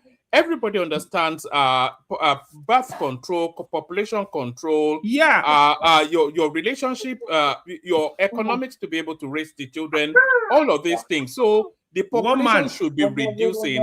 The birth rate should not be getting higher. It should be getting lesser as people become more enlightened. Yeah, I think to solve this problem is just to put a very sensor that will try and be accurate, because I think what we are really doing is estimate. Yeah, I have my doubt if Nigeria is up to 230 million. I have serious doubt, but definitely more than 100 million. Okay. I don't know, one man. I don't know if you can pull up the Nigerian census. I think is it 1960 or 50 or 70. I think we're about 50 million. Can you quickly check it? You have checked it before. I don't know if you can quickly check 60, it. Yeah, around 60 million, I think. And at that time, there was no birth control. They were full. People were marrying as they like. They were producing as they like. Even the South produced more than the North at that time. Our parents I have uncles that have 12 wives, about 30-something children. At that time, that 30 children at that age, not the one they gave birth to. We were lots. women was marrying like crazy. Yet we were like 16 million. Then from that time to 1980, we never up to 100 million. How can you not tell me in 2006 we just flew to 22 million from nowhere? That was politics now. So I have the number here. In 1950, we were 37 million. 1960, 45 million. 1970, 56 million. 1756. Hold on there. 1756 million. The reason I'm saying it, there were still food in abundance. People were still strolling to the bush. In short, let me use the south. In south, no family planning then. No, yes. Now, hold on. 70s, yes. In the south, close your eyes is your farm, because there were green, arable land everywhere. People were farming. People were feeding their kids, and we were not up to that million. But to be honest, let me say this: if you look at the trend of the population growth in Nigeria, I don't think 200 million is out of place. So to be honest, hold on. This is the problem. You're not saying. When the population came to importance is when we actually translate to democracy. The more population you have, the more allocation. And the more areas that have more allocation, the more population get more allocation. Do you understand it? So people started throwing numbers. Sorry, South will tell you, South Eastern will tell you we are 50 million. South will tell you they are 60 million. How did they take the statistics to know they are 60 million? You know, tell you they are 120 million. All right, let me run you through some figures quickly. Okay. So this is Nigeria's population, the counted population. So this is from 1960 to present. So 1962, it was estimated at 45.3 million. They say it was cancelled. It says result rejected due to widespread irregularities. In 1963, the population was at 55.6 million. They said that was disputed, officially accepted, heavily contested politically. In 1973, the population was 79.8 million, cancelled, annulled by military government, inflated figures.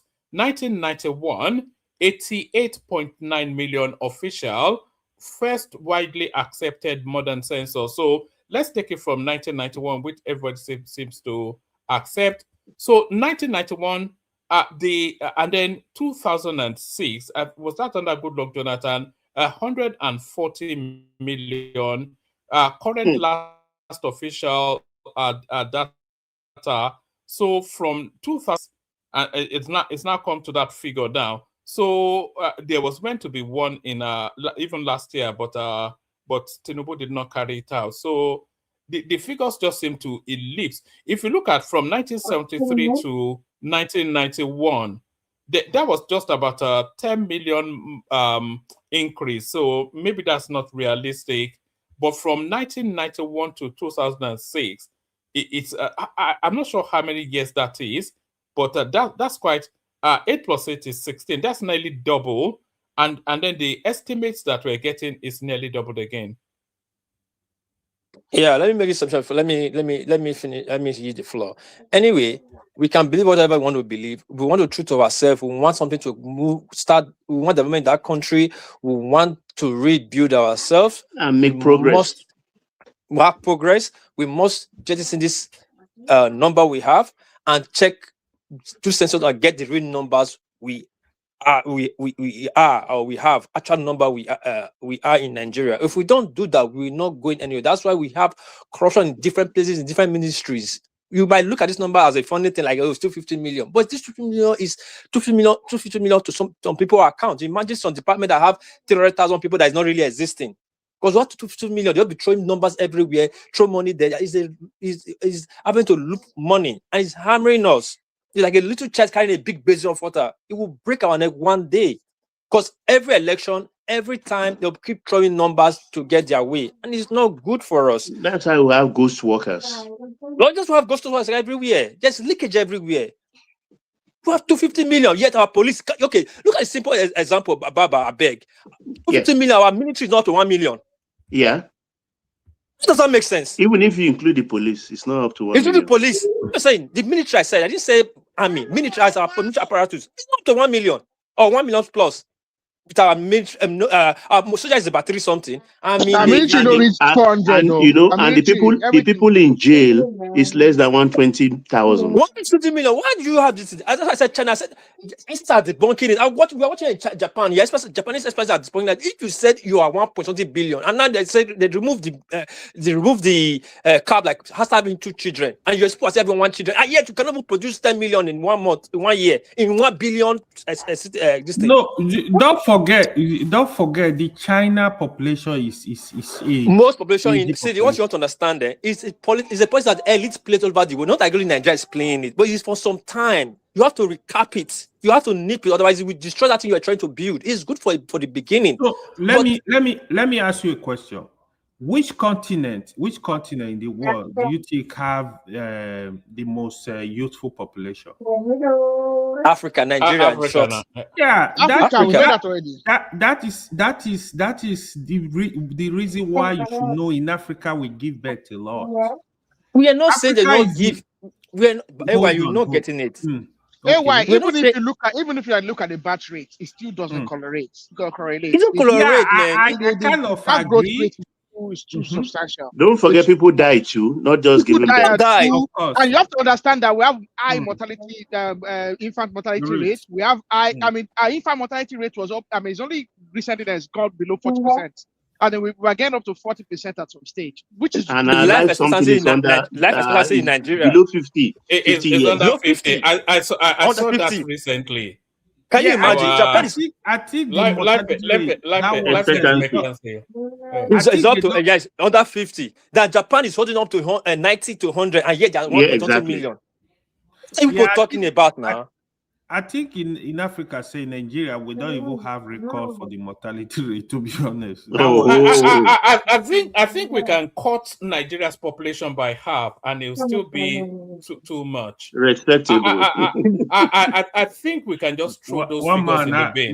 240 million. Say you call it this. True of the matter. The British gave us these numbers. In Yoruba land, on average, and Baba correct me on this, on average, it's usually 3 children on average. But let me ask you, so like America population is around 350 million. Are you gonna say that the census is over bloated? America population is the highest rigged population. They tell you 350 million. What do you say? AY? America population is around 350 million, I think. Are you no. About 250. 250. No. 250. Let me America now. Baba lives in America now. 250 300. They say roughly. No. I know this. Okay. Let me tell you this. Hold on. Let me tell you this. Even though it's 350. Okay, Baba. How many immigrants on internet? I want Baba to comment on it. He will comment on it. He's checking. Even though it's 350, do you know how many immigrants come to America every year? They admit every year. Yet it's still 350 for the past 10 years. If so. Okay, it's 335. Well, that's a different number. 2026 estimate is 340. Okay, wait now. No, let's just hold on. Even though it's 350, and every year they admit up to 5 to 10 million immigrants for the past 10 years. That's not correct, please. 3 to let's say 3. Yes, 3 now. No, legally we go to 10 million in America. Officially, it's like 3 million. No, it's capped on that 1%.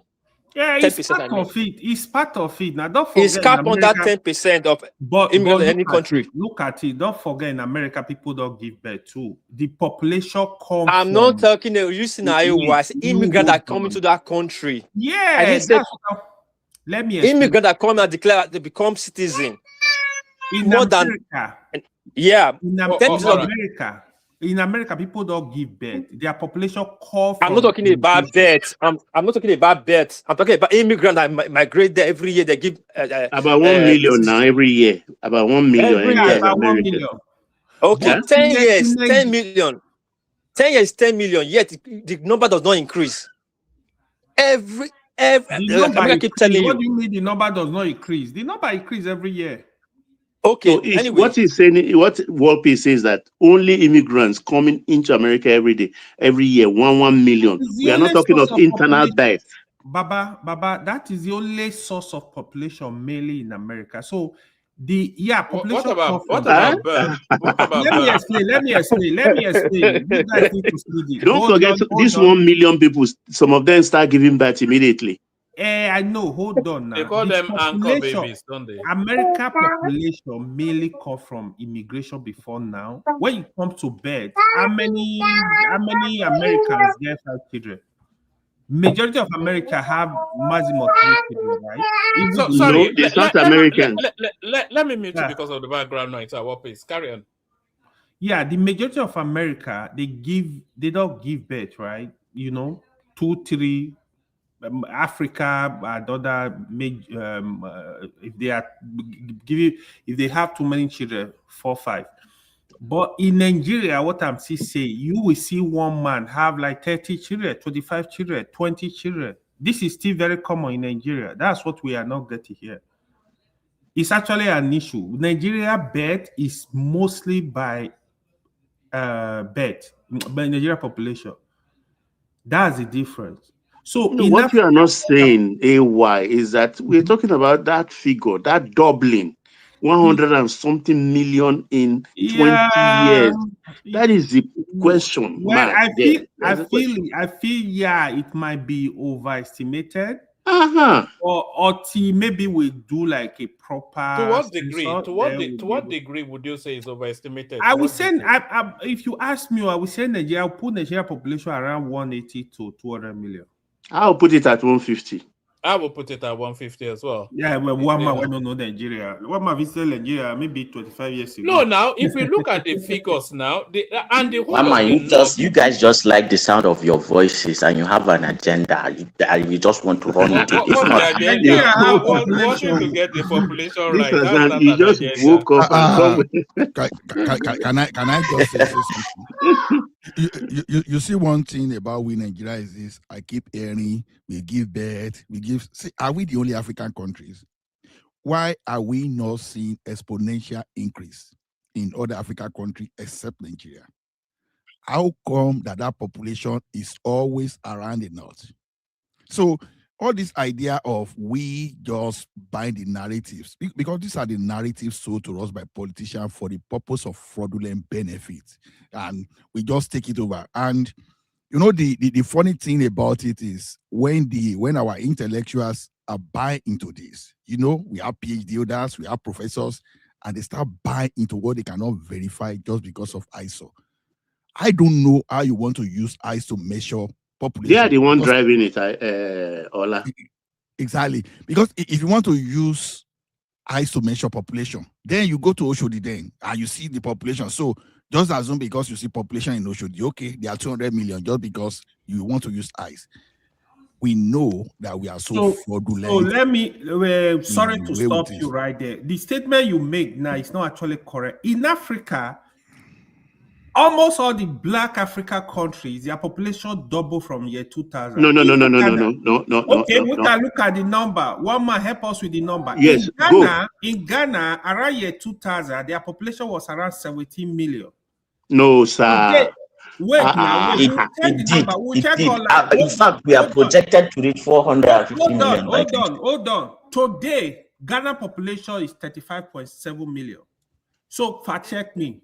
Wait, in year 2000, Ghana was 30 million. No! I'm telling you. Okay, let's check it. I don't need to check. I will not even believe ChatGPT if it tells me otherwise. I know the space. It was 30 million when Rawlings was ruling. We can look for the number on Google. I'm telling you correctly, when Rawlings was there.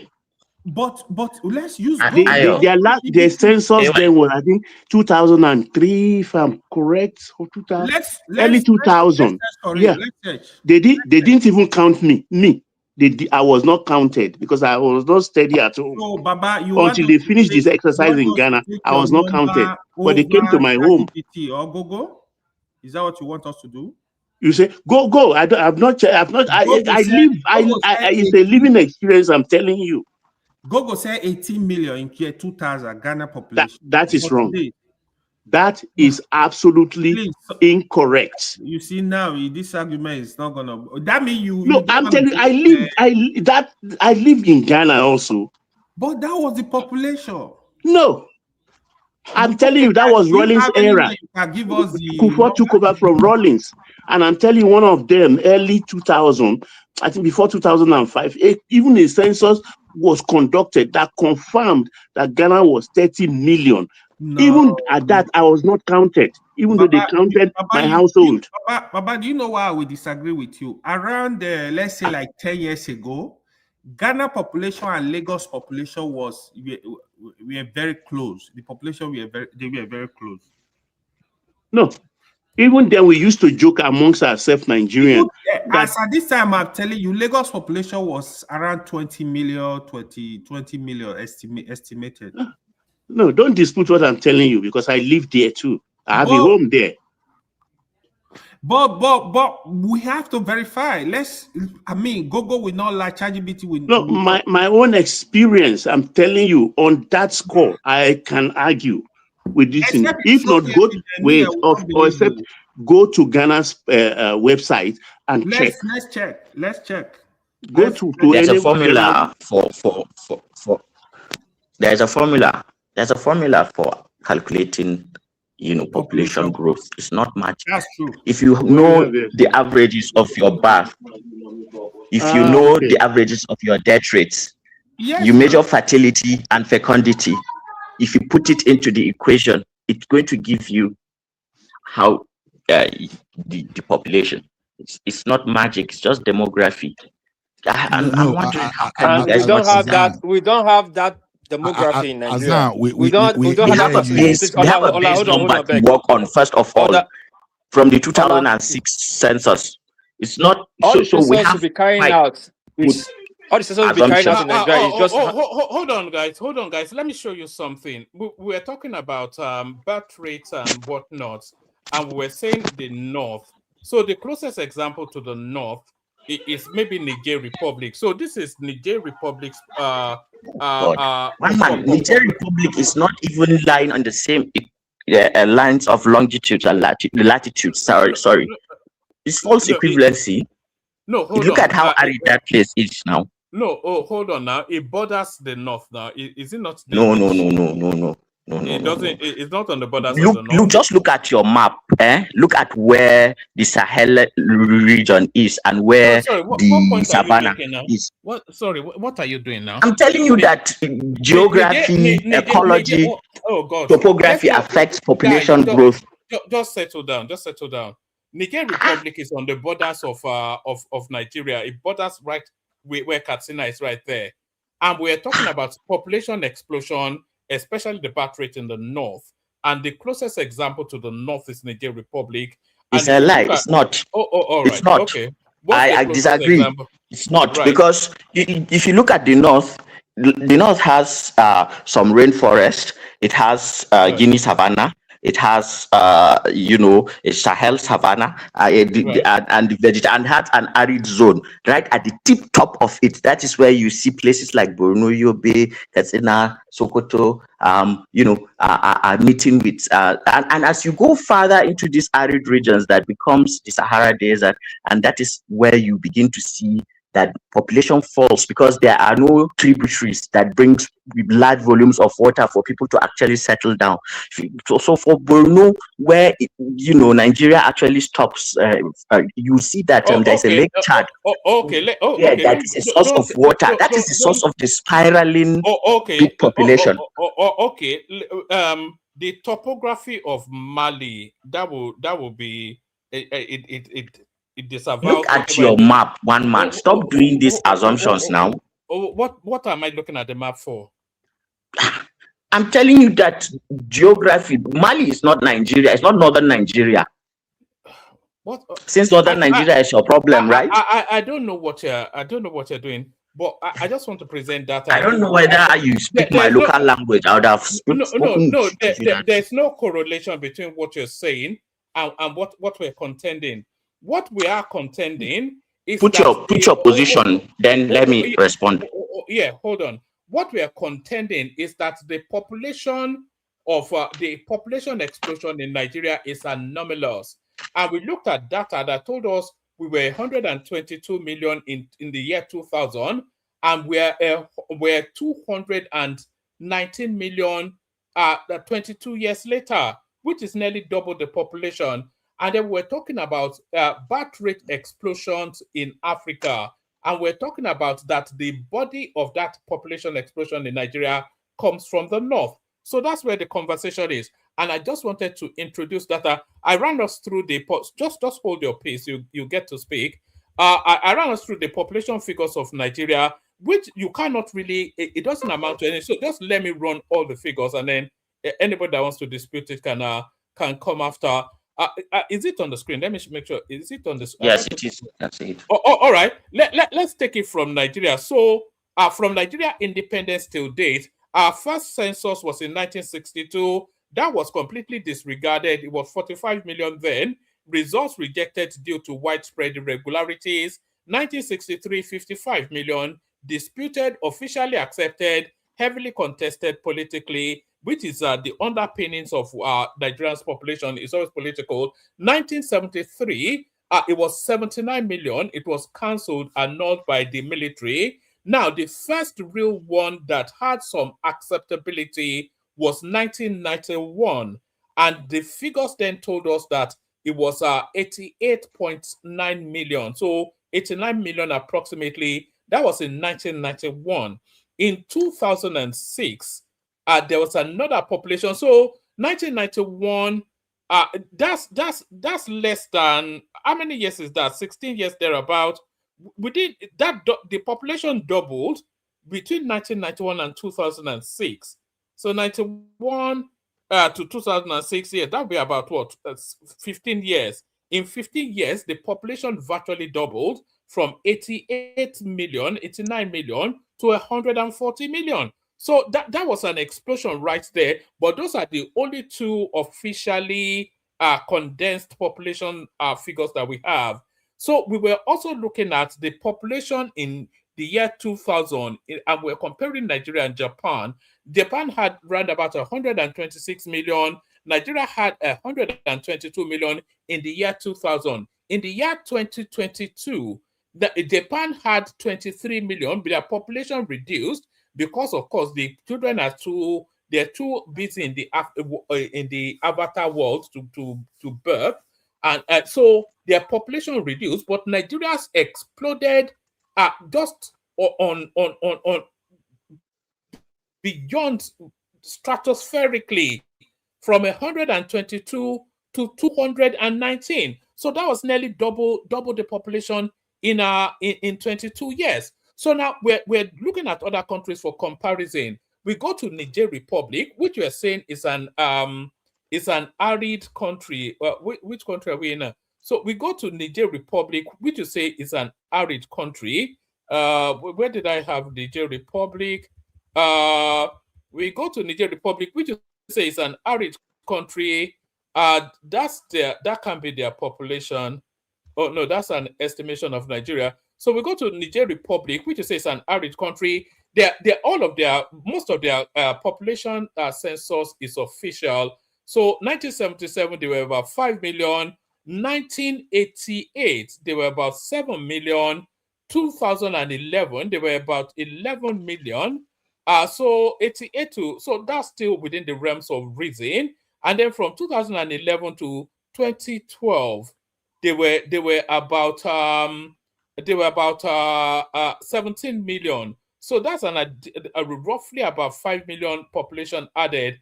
Then we go to Mali. So we go to Mali. In Mali, they had 6 million 1976, 7 million 1982. These figures don't read right actually, because from 6 million to 7 million, that's just a 1 million population increase over a vast period of time. But what is actually coming out is that the Nigerian population explosion is anomalous. Even saying that Africa has it is anomalous. Even considering the African population explosion, it is anomalous to any known data out there. So it's just conjectured coupled up figures based you on don't finish. The people from Kano are just trying to you don't finish. get more local government. Yes. Okay. All right. Let's start with Japan, for example. So when you say Japan, okay, when you call Nigeria, you are doing this thing that you don't want to go to the base population census, the last one, which Obasanjo, a Yoruba man from Ogun State, actually conducted. So you mean to tell me, in fact, when I go shop, me Tinubu doing own, it will be 320 million. Now that time when I go open, yeah, which kind of thing is that? So you have to start with the base population, and that base population of Nigeria when Obasanjo did that was 140 million. But Azan, right? even that was disputed. That was meant to be fraudulent. Yeah, of course, people will dispute, of course. So let Tinubu do it again. There were major issues. There were issues in some parts of the country where individuals claim that the census officials can access and count their wives. People did not willingly submit. They were counting the wives by legs. They were counting. It is possible. It is possible that there are, that was widespread. That was widespread. We know that. I don't think it is bad enough to renew my passport. I still remember I came to renew my passport. To render it useless. If anything, I believe the things that happen probably in the South is just projection. So because people were projecting, they thought everybody was doing it, which is not the case. Because I think that it is consistent with what you would expect of a healthy, fertile population. Because the way in which a population grows, especially that of a thriving human population like ours, is different. So if you compare Nigeria that has a base of 140 to starting with, and then with Mali or Niger, it's false equivalence. It cannot be the same. You cannot also compare Nigeria and Japan or China. All these Western countries that are having 1.5 child per woman to a region where the average is around 4 to 7. You cannot compare that now. All right, Asa, you've made the point. Ola wants to come in, but before Ola comes in, can every single person listening to us now, and when I'm saying every single person, I'm not talking about other people. I'm talking to you, Chiamaka, and Uchenna, and Bayo, and Mukhtar, whoever, you individually, and everybody that's not already subscribed, subscribe now so that the numbers jump up. So if you're not subscribed, you're not listening to me thinking I'm talking to other people. I'm talking to you if you're not subscribed. So subscribe now so that the numbers jump up. That's the one way you can help the platform. Ola, you wanted to say? Yeah, you see one thing, Azan, how you know that population of Nigeria is fraudulent? Because already, I won't take you to that angle where you are arguing with Niger Republic chat. Because why I mention Niger Republic and those people, because they are similar to you in culture. So the excuse of giving birth is like complete, just indiscriminately, you understand? If it applies to you in the northern part, it should apply to Niger Republic, it should apply to Chad. So if you cannot see the consistency around it will not apply. Hold on, sir. Let me tell you why. Hold on, sir. Go ahead. You understand? So that one already one. Then when you look at the number of registered SIM in that country today, and one thing you may want to know is this: many of those SIM registration, many people are carrying 3 data, 3 SIM card, many are carrying 2. So at least about 70% of Nigeria are have dual SIM registration.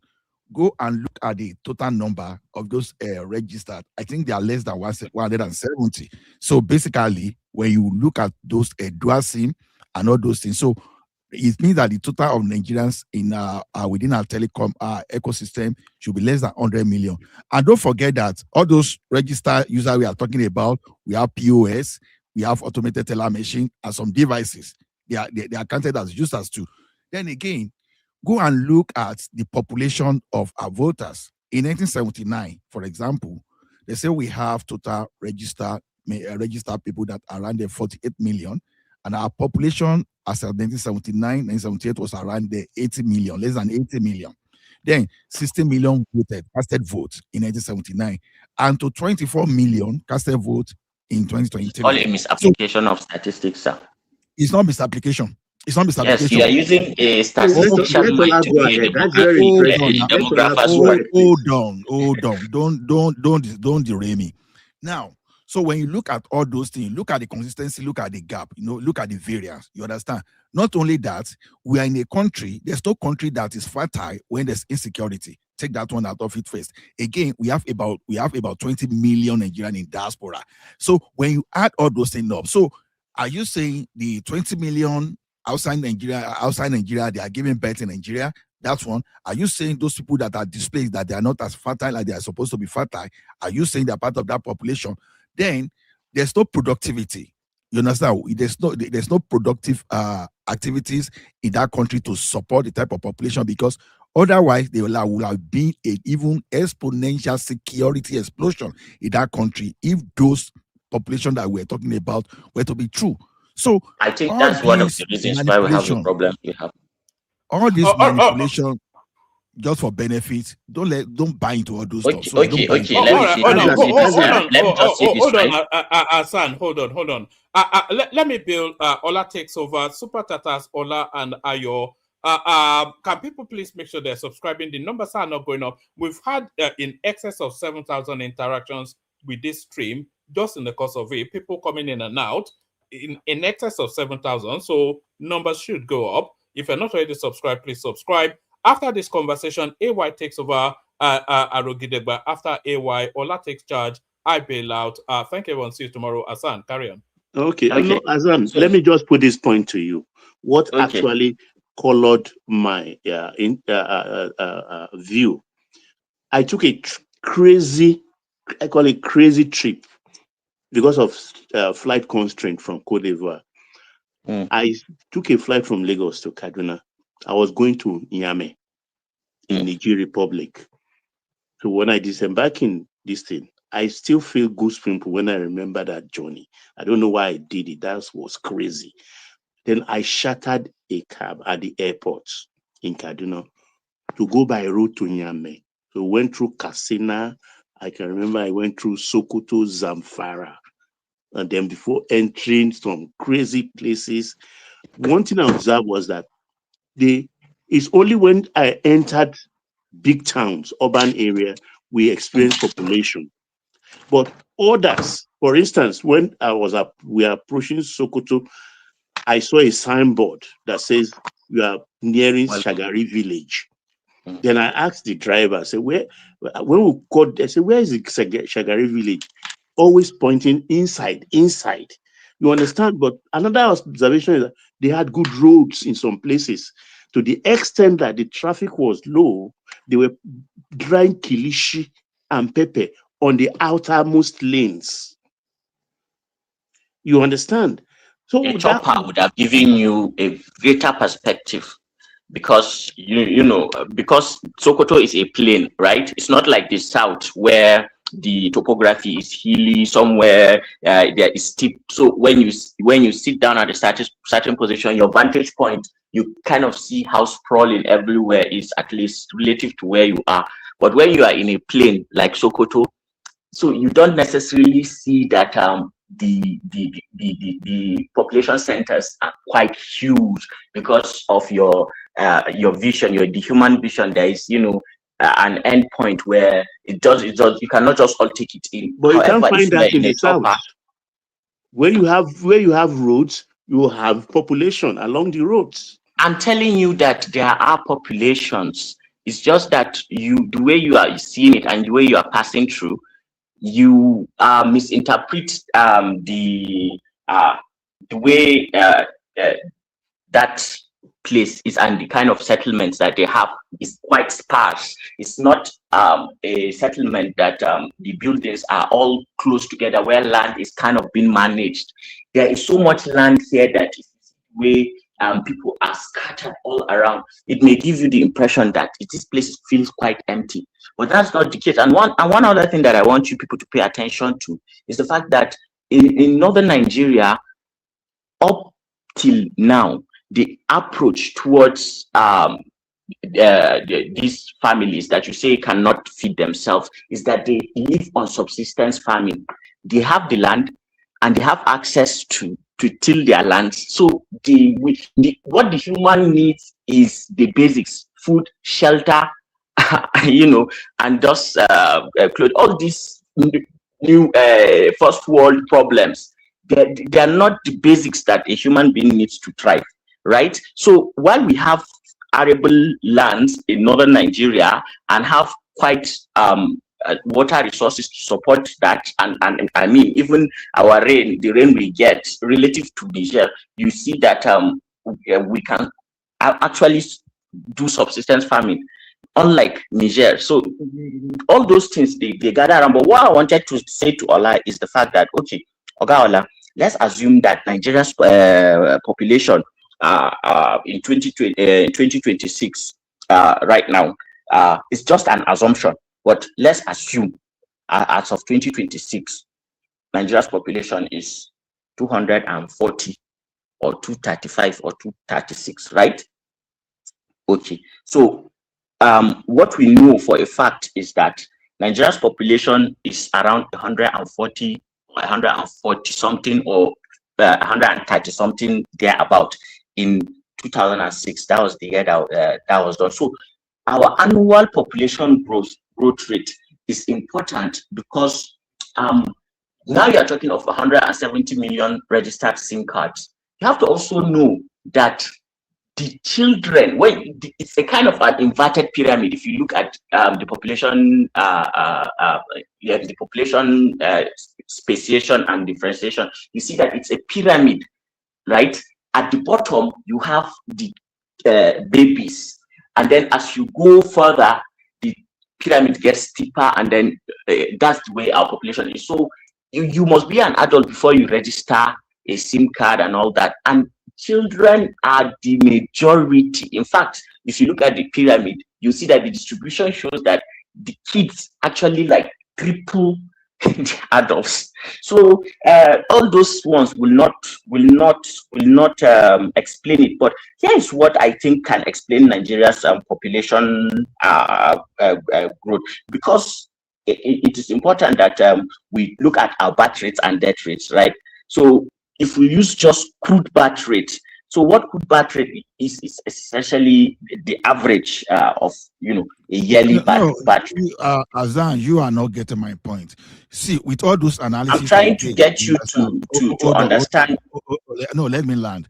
Those analyses I gave, so will tell you that I will put the estimate of adults in Nigeria to around 67 million. So even if you assume that children are 2/3 of Nigerian population, yet when you add everything up, it's still not up to 200 million. Now, again, when you look at, I don't want to talk about what the research at Africa Police. If you go and look at the Africa Police imagery when they were trying to survey African population and Nigerian population, and they discovered that it's mostly fraudulent because most Nigerian population, they are concentrated in the urban areas. So when you look at all those things, when you look at, I intentionally brought that voting data, that electoral data, I intentionally brought that of telecommunication. Now look at our NIN. You understand? Are we going to say those people that register, that 127 million that register so far, they are from the South? So where are the remaining 130 million people that are not registering? Why so difficult? So see, one thing can explain this. I don't understand. Where are the remaining 150 that registered for what? NIN? NIN, yeah. How come? Are you saying that till now we have not registered half of Nigeria population. Then are you saying those people in diaspora, they were giving birth to children back at home? So because see, what I'm saying is simple. What this I'm thing is saying not is simple. aligning. We are No. fraudulent. We are fraudulent with our population, and it's not helping us. We need to do proper biometric. You understand? Biometric validated population sensor. If you have Eleha and those children, Even if they do that one, the biometric, this one that your minds are made up, you still say it is wrong. It is not. It's not a matter Even if of Tinubu goes himself and counts everyone after the other, you still say it's not true because it's not aligning. This what you have in your mind is not aligning with reality. So you don't want to accept that fact. You want to accept you don't want to go with the fact. How did you arrive at the population? How? Okay, how did you arrive at the population? Now you are talking. Okay. Let's just say in 2006 we have 140 million. Okay, and right now within those between 2006 and 2026 that we had, that's 20 years, right? That's 20 years, right? I hear you. Okay, good. I just wanted you to say yes or no. It's not. God, people take things personal. Okay, so what we do is just simple. We take the crude batch rate, and then we take the population as of 2006. Sorry. So we do population base year 2006, the crude batch rate divided by 1,000, and then we do crude death rate by population of 2006. Okay, and then we multiply that crude death rate, we divide them by 1,000. So when we do for Nigeria, what we find is that the crude batch rate is 36 per 1,000 in every population, and crude death rate is 10 per 1,000 in every population. That is within each year. You can go to the Bureau of Statistics and see our annual death rates right from 2006 to 2026. You can go there and see it. It's not as if this information is not there. It's there. Okay, so when you do that, you come to realize that 2007 the birth rate was just around 3 million or something like that. 2008 the birth rate was just around 4 million. Then it started to grow by to 7 million. By 2010 we have like 6 million again. So in 2011, 163 million, our population was 163 million. So by the time you get to 2017, it's 190 million. You get to 2020, 205 million. You get to 2022, 216 million. So you get to 2026, and you can see why it is perfectly possible to say that Nigeria's population, if you treat each demographic component and how it contributes year by year, you can adjust. And if the projection is accurate to say that 240 million is not far off the cuff for a country like Nigeria, just using normal demographic models in calculating population growth within a fertile population. So there is also this thing of fertility and fecundity, to the point that right now there are some people who are studying Nigeria's fertility. That why is it that Nigeria is so fertile? Even in your infamous Epstein himself was seen discussing with somebody about Nigeria's fertility rates and why Nigerian women are so fertile, and they were doing some research of some sort. Hopefully, we are going to get to the root of what they are trying to do. I know they want to, call our women or something like that. God will deal with every bad person. But anyway, so there are also other issues that you are not paying attention to, which is very important when we talk of population. So there are issues of immigration, the net migration, and then that also is very important, because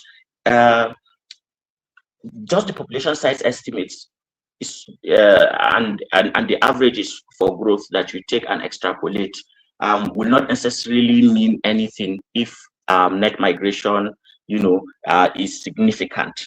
So if it's in the negative, for example, then it will not make sense. But as Nigeria is and was in 2006 and where it is now, it makes perfect sense that we are where we are, even if it is just on estimates, because we are not Japan, we are not Niger, we are right here in Borno, where, like Yusufari, where it looks like exactly like Niger, but not far from that Yusufari, you still have the Lake Chad. If you look at that lake where it is situated, it's very strategic. That's the water source. Now that Lake Chad has been the artery of the Borno Empire for centuries. So there are reasons why people settle and expand within a system. So Nigeria's space is enough to handle the population, and that is why the population keeps growing and keeps festering.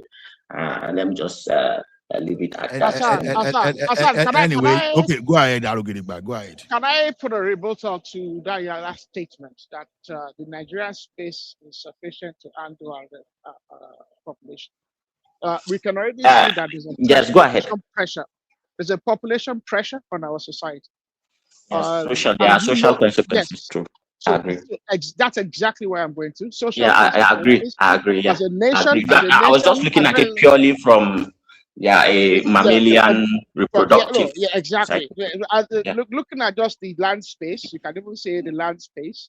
If we are to use the land space the way we should, it's not environmentally sustainable. Yeah. It's not sustainable. We would put the pressure on water. Water, clean water is a serious contentious issue around the world. Even agrarian land as well. We would put pressure on us. So I don't even think we have the capacity to sustain 150 million people effectively. If we want to sustain them and give them good quality of life, a standardized quality of life, we do not have the capacity to sustain 150 million people. That's just the reality of it. For us even to say that we can sustain 200, it's not sustainable. We don't. Nigeria is actually a very I agree with your point. I agree with your point. Where the government is right now, where the government is right now, they can't handle the population, and that's why one of the reasons why we have all this social pressure, because there is always a correlation between poverty and crime. Wherever there is poverty, crime will explode. That has always been the statistic that you find. Even social politically, it's gonna give us pressure, because normally we are humans. We will contest. The resources are finite. And everybody wants a piece of it. So the reality of it is this: we need to start planning, and we need to be serious about how we manage our country. We are not managing it correctly. We are not managing. It's not efficient. I am also against this uncontrolled, just giving birth. But I also want to stay, clued, and my eyes is on reality. I don't want to go with fantasy. So I agree with your point, Aro. The government cannot sustain where we are and all that. But the reality is that we are where we are. I have a question, Aro. Do we have a high death rate in Nigeria? Yeah, we do. Exactly. We have both. We do. We have both. Okay, because infant mortality rate in Nigeria, I don't know. I can check what it is right now. But infant mortality has gone quite down. It's gone down a bit, but it was. Up until 2015, it was ridiculous. Yeah, we've made serious progress. I believe that we have children. We do have a lot of children in Nigeria, but maybe the death rate may be high. And to the point about the economy or the country cannot sustain that much population is true, but it doesn't mean that we're not having children. We're having a lot of children. I think we just can't sustain those numbers. I think it's the growth rate you are looking for, which is 2.5% per year. Prince Daddy can contribute. So you see one thing, Prince Daddy, that population fraud started even before our independence. So we should know that. So, but when you see all the logic that is contributing to all this fraudulent, fraudulent manipulation, you understand? You can't really see anything scientific that is supporting it. Number one, Nigerians will lie a lot about statistics. Nigeria, the lifespan is very low. Nigeria, the absence of evidence is not the evidence of absence. Hold on. So you see now, why should I believe? Why should I also believe what you are concocting? Azan, hold on. Someone deep hand into water. I say, oh, this thing is hot. It must be 70 degrees. Are you thermometer? So you can't really know the temperature just by using your hand to feel the temperature or the temperature of water. You have to use proper measuring instruments. So whatever we are saying today, because we know that we have dishonest leaders, we have some dishonest citizens too, that they always wave sentiment for things. Apart from political reasons why anybody wants to inflate the numbers, what do you think is the true population of Nigeria? Forget about the politicians and whatever the regions are doing. Do we have a sense of a more accurate population for the country? No, whatever I'm giving is going to be opinion and nothing more than opinion. In my opinion, is this: we should not be more than 140 million to 150 million at max. You understand? Because I've looked at some peripheral data, the way things work. You understand? Even you understand? They may want to dispute that. You understand? So based on all those, you understand, I just make my estimate that we cannot really be more than 140 to 150 million at max. You understand? So we have about 20 million in diaspora, the insecurity in Nigeria, low lifespan, what we call it, life expectancy. So when you see all those things, you understand it contradicts the population we are pushing. And the people that are so far try to do that population statistically is Afropolis. So if anybody, you can just Google them online and go and see their own methodology. These people, they were using imagery, satellites, you understand? So when the population are drifting to the urban area, and we know that the most urbanized area in the country, we find them in the south, you understand? So to me, the population overestimation is just for political benefits. So you will see as we keep adopting technology, it's just a matter of time. All this fraud will be exposed, because we are already exposing that fraud in the area of electoral processes. So it can be extended to our population. That is where you are wrong. That is where you are wrong. Assuming and extrapolating from that data will always lead you in the wrong direction. That's why I said you are using a statistician mind. A demography. You know what they were doing, Azan, you know what they were doing in the north before, during the time of elections, underage, importing people from the neighboring country to come and vote. So by the time you now see this in the population with balloon, no. I feel wonder that we have. How come that you keep having a humongous number of registered voters, but you will hardly see a quarter to 1/3 of them coming out to vote? What drove them to register to start with? Then something that drove them to register, suddenly that kind of thing no longer motivate them to vote. So see, Aristotle argued that just because photo showed, is there 90 million registered voters? Was that the number from last election? 93 million, Prince Daddy. 93 million registered 93 million. Over 93 really? million. So where did those numbers come from? There is voter apathy in Nigeria also, Sairo. But Asana, even though with the voter apathy, I don't think it's that extreme. I think the difference is too extreme for us to say I think it's too extreme. To attribute it to that alone. Yeah, I think Yeah. the number. I think there's a lot of. I think the register is fraudulent, and I think the register needs to be sanitized. The Yeah, register is I agree. I agree too.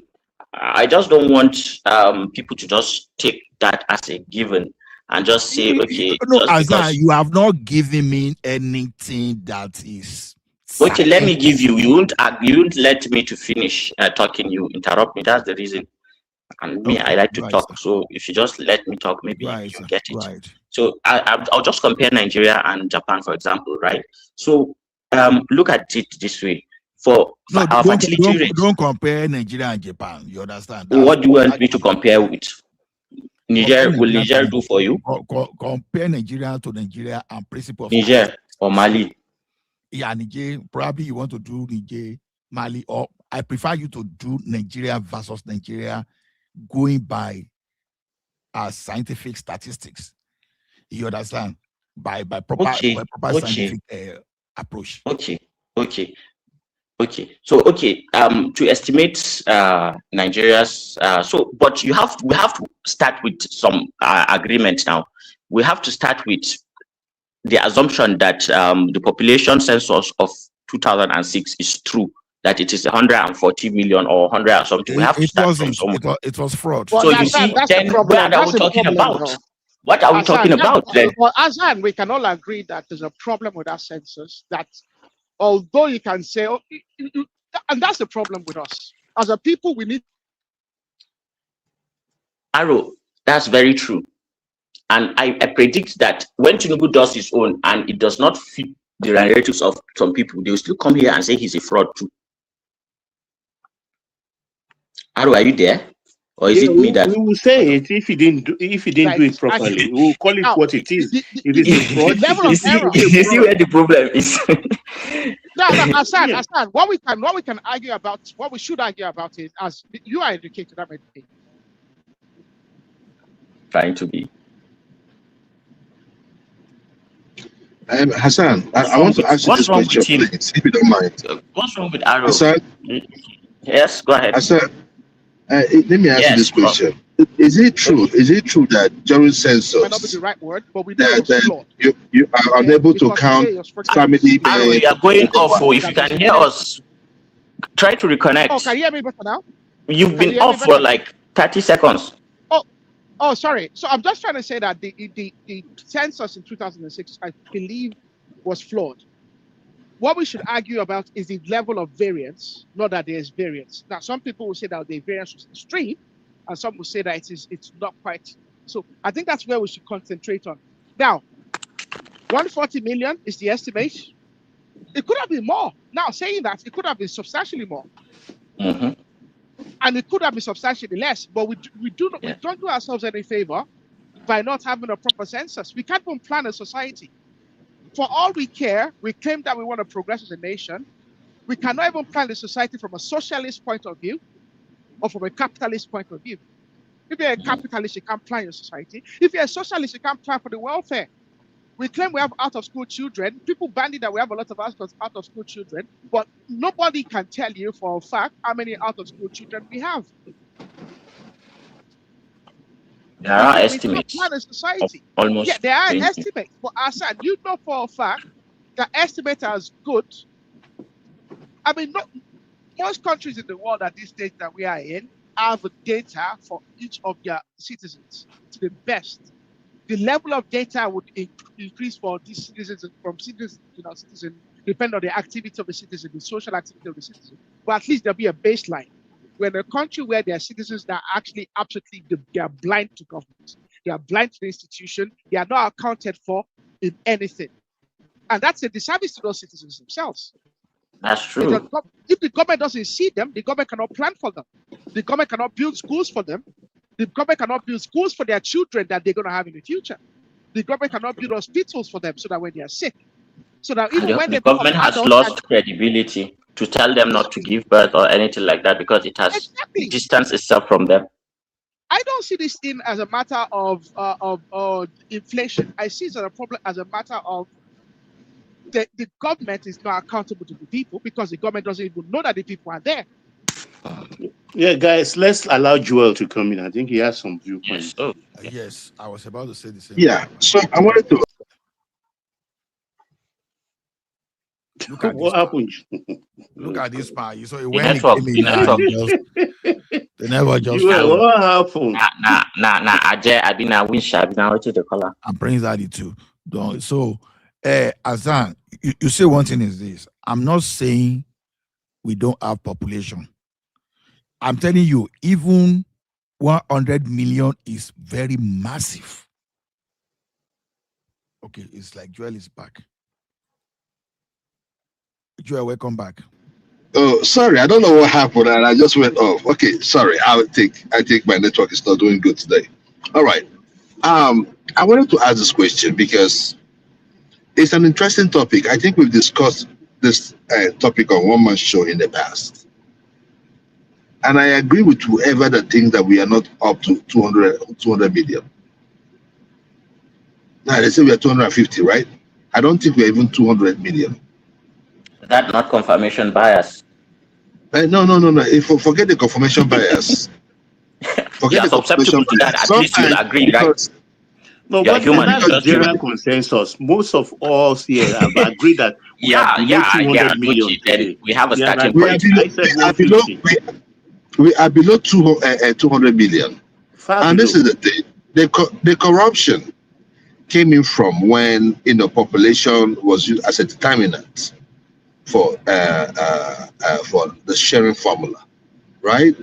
It's still equated into that. So I think people just went out there boosting and up in their reality too, just go the whole way now. Why would you stop at that? And in reality too, and from what our eyes tell us every day, we that are here, not from what we think we know, we have seen pass back decades ago. Because this is the thing, right? Because I see so many discrepancies. Now, I think on this show, I don't know who made that point on this show that in the north, right? And Hassan, you're here. In the north, that you can during census, you cannot tell a Malam to bring out his wife or to count his family. It is what he tells you. It's the number he tells you you're going to take. Something like that. So if you don't that I have this kind of propaganda is just so is it propaganda? Kind of simplistic thinking of just assuming the northerner is just some fool who cannot think for himself. Do you know how much money the government spends for explaining the process and telling people that there will be a census on jingles on the radio in local languages, explaining the process months before that day, and there is a holiday that is given? No, I'm just trying to get you into the context. Maybe you just hear about it, you've never seen what it's like. So I'm telling you now what it's like. So even if and the government goes through religious leaders, local elders, traditional rulers. Everybody is told and accounted for. In fact, look at the delineation that is there within the when they are doing elections. I tell you that it is far bigger when a census is done, because you are asking an individual to count, say 2-3 blocks, of houses over a 1-week period. So he has time to revise and go back, because that was a manual process where you take fingerprints of, even if it's a baby.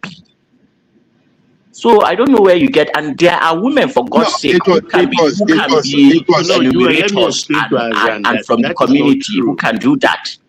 Hold on. What questions do they ask when the enumerators come? Male or female? Yes. Your local government area. You understand? If you say you're a woman, how many children have you given birth to? Are you carrying pregnancy? Now you are talking to a woman in Porter. She's not going to open her face and talk to you. If she say, I'm female, you take it. That is assuming it's not an extremist compound they went, where we just tell you I have 4 wives and that's it. Because not everybody goes. Not everybody will maybe want to bring all the women out in Porter. But what we are trying to do, what this administration says now, is that they are going to capture everybody, true about you captured 315 million. Of course, it's possible. Oh, because let me explain something now, right now, right? So when it is done in places where, say, they are doing murder or something like that, it is always they always go with a woman, a female. Open her face. And you must see them. You must see them. All of them. Yeah. So when it's female, a female, this new one want to count, so population staff will go inside the house and count the females. The male will stay and then count the males. Simple. There's no. Okay. So because reality is different. Because the reason why I made this point is this: census is important. It is a way the government plan. It is so much fraud that we've done to ourselves in Nigeria that sometimes we say we don't know what is wrong with us. This is part of what is wrong with us in Nigeria. If you say you have 5 million and I'm giving you money based on 5 million and you have 2 million, you have, if you're not a government that plan or love your people, which we have many of them in Nigeria, then they start renting private jets and massaging females' feet. Like we saw in renting or buying. Straight bullet to those states. If you get there, no rub fine girl leg. You talk say that no. When is your turn? You see. If it was in Senate Klein, Adams will be resigning because he's married. What are you teaching? You want to disclose that? Don't say it can't have multiple wives. African man in B.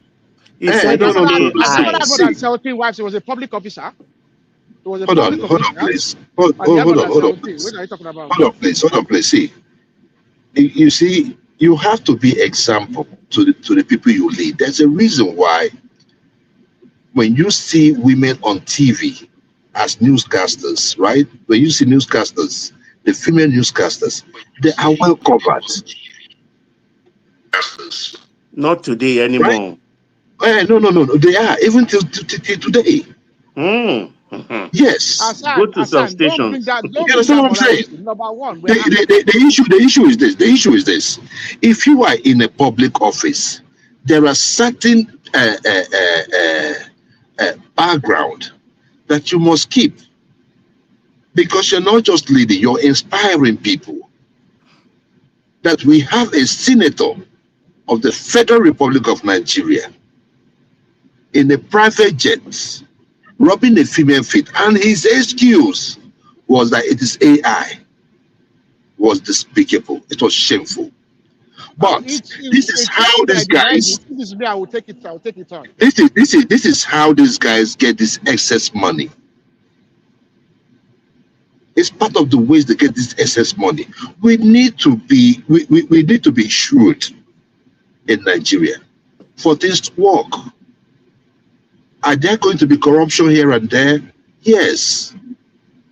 But what are the consequences? Even for census fraud. Because it is important. So what my point is just this, that I hope in this part, because you see, Hassan, in this last election, a lot of things happened in this last election. And on this show, I told one man, 90-something million registered voters. I said, one man, I do not believe it. I knew that number was cooked up. All of a sudden, all the states that were having 2 million, 3 million, 5 million, they could not account for 1 million. River State that used to account for 2 million, because I have stayed in River State. Sometimes I'll ask myself, where are all these people? That ask me.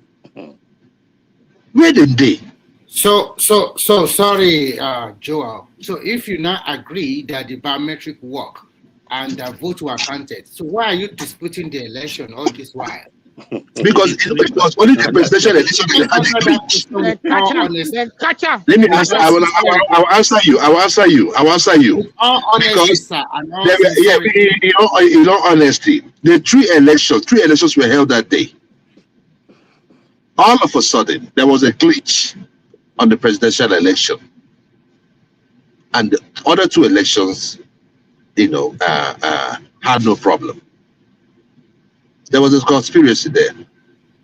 Okay, so the way the results were even announced show that you're one slippery. If there was a glitch, why did Obi vote in the south? Which of the economy? Well, I'm not slippery. I'm just being. Is that not what happened? We are speaking facts here. It's not about being slippery. Quickly, if there were glitches, there were no glitches in southeast. And what about all the northeast and northwest votes? Were there glitches against Obi also votes there? See, let me tell you something. They manipulated. Let's continue on that parameter. Just answer the question. Don't let us be dancing too much around it. Hey, I'm not dancing. Okay, Obi votes were also cancelled, or they were manipulated in the northeast. Obi. Yeah, I want to answer you. Okay. Obi's vote was manipulated, even in Lagos, in Port Harcourt, in Imo State. In the southeast. Do you understand me? What about Obi vote in the southeast? Obi's vote in the southeast, I wouldn't say there was no glitch in the southeast. Okay, so but what about Tinubu vote in the southeast? Is it manipulated, or they were also... No, it was not manipulated. Everything was there. You are very biased. No, everything. No. See. There was no way. See, let me tell you something. There was no way. It's not a question of how. There was no way Tinubu could have gotten that. The one he got was even cooked. I am telling you honestly, he's not popular in the southeast. It's not popular in the southeast. You understand me? And even after the election, I came on this show and I said, one man has access to Tinubu because he went to Nigeria sometime for some meeting with hold on now, let me just plan, please, so we don't talk over each other. He went to Nigeria and he had a meeting with all of them. So he has at least some access. I told one man, I said, oh God, hold on. So you can see that this guy is very economical with the truth. He was able to tell us that there were glitches in everywhere, but there was no glitches in the southeast. So you are telling us that APC does not have party loyalists. They don't have party, the people that would prefer Tinubu and wanted to vote for him from your own people. But when you look at, I think election took place all over Nigeria, and I don't think election took place in Southeast because it was all Obi 99%.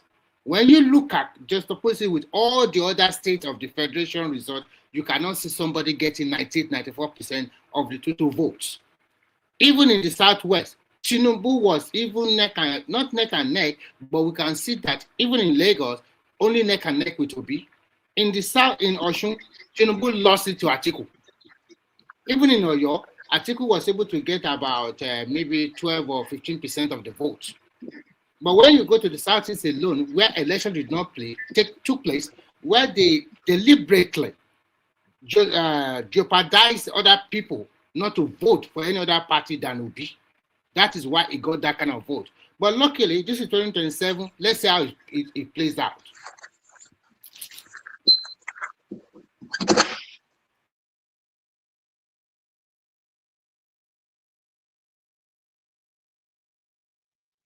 Why the silence? Because sorry, I want you to talk. I don't know what you guys are talking about. I was talking to someone there. Sorry. So did you Okay. catch Azan has left. Okay, I just came back. Did Joel slip away? Did Joel escape? No, please. I think Joel is answering a phone call, so anybody can go ahead. So what's even the But you know what, Ola, you put Okay. everything in a proper perspective, because absent of any data, the NIN, the telecom data and the likes are sufficient enough for those who know how to do it to be able to project our population. So you put it better. Baba, I think another data that is important is all this fintech. Okay, all this fintech banking apps and whatnot. Exactly. They have high adoption rates across the country.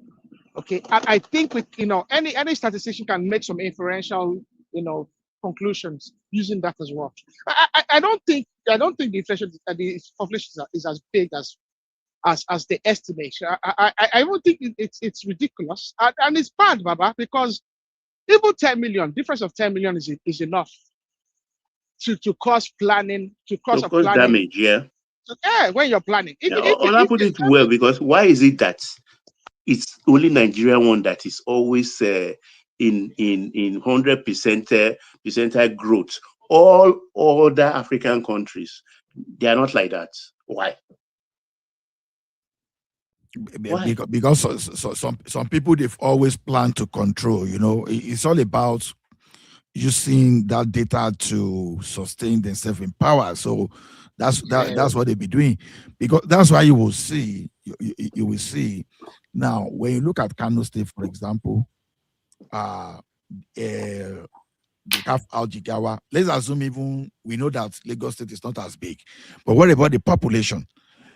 Where you will see some of these data. I think it was 2006, if I remember properly, where when Lagos decided to conduct their own census, and they discovered that Lagos is actually more populous than what they were giving.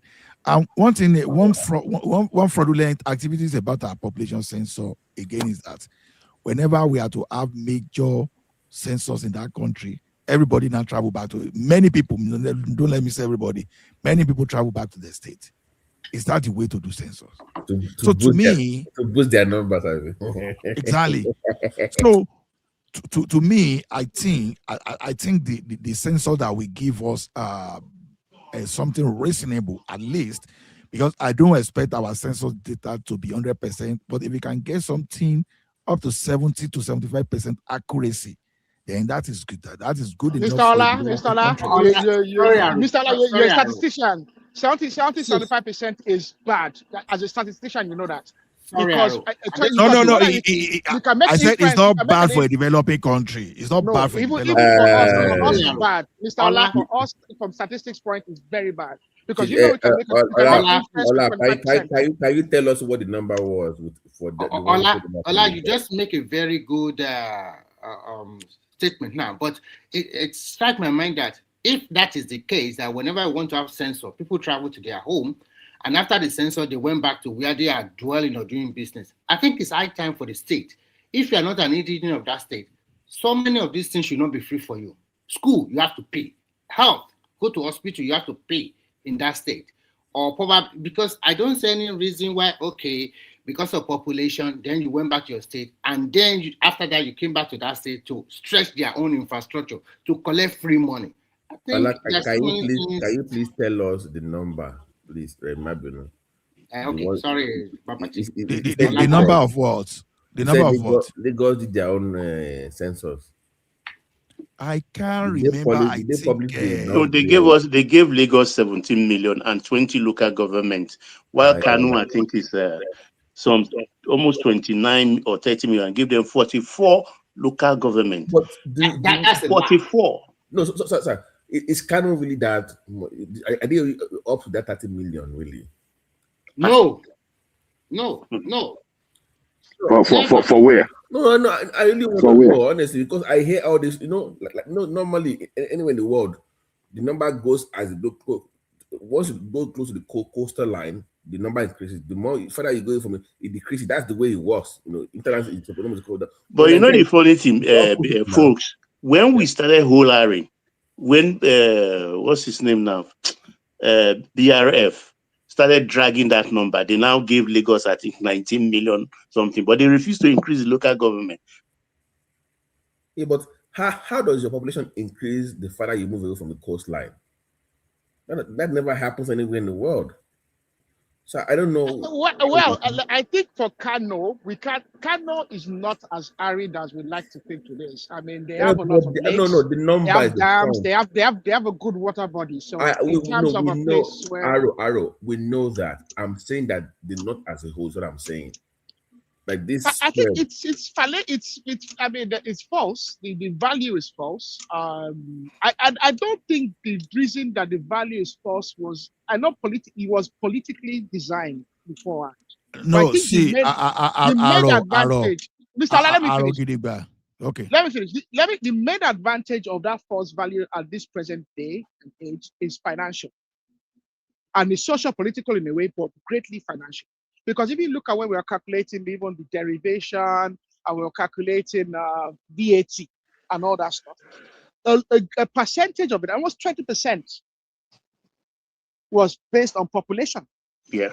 So people are being cheated out because populations have been inflated. The problem is this: if we don't get it back in line, everybody's just going to cheat. Because and we always hear the phrase, we have the numbers for voting. The numbers.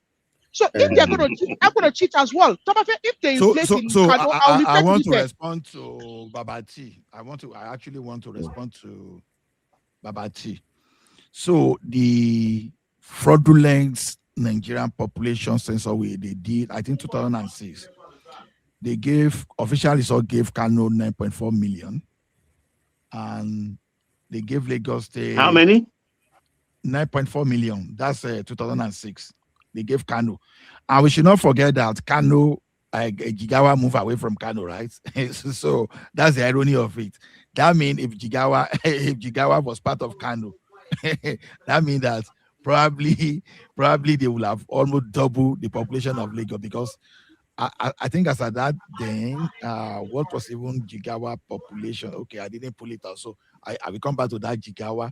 Okay, 2006 census, Jigawa was given about 4.4 million. So Kano plus Jigawa only will be given around 14 million in our population. Okay, so Lagos was given 9.1 million. 9.1 million. So somehow the position Kano better than Lagos in that sense. So when is it me or is Mr. Ola speaking? I can't hear anything. I'm the one speaking. Oh, maybe you go out and come back if we can't hear you. Okay, I'm glad you're here. Now, when Lagos State decided to conduct their own population census, I think they arrived at around 17 point something million, close to 18 million.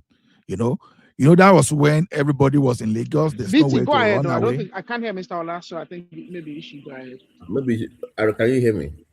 I can hear you. Yeah, I can hear you clearly. Sorry, Ola, I apologize. Sincerely, I apologize. I actually came up just for one thing. Just give me like 3 minutes. 3 minutes. Okay. Go ahead. Yeah, here. Aro, did you see what happened in Oyo today? No. What happened again? You know the way it is. They have. Remember what happened in Kano? Just happened in Oyo today. Really? They have made all the. Oh, the coronation of the Obas. Oja, really? They've given them a crown at last. No, they made all the Oyo Misty. They are all kings now. Oh, really?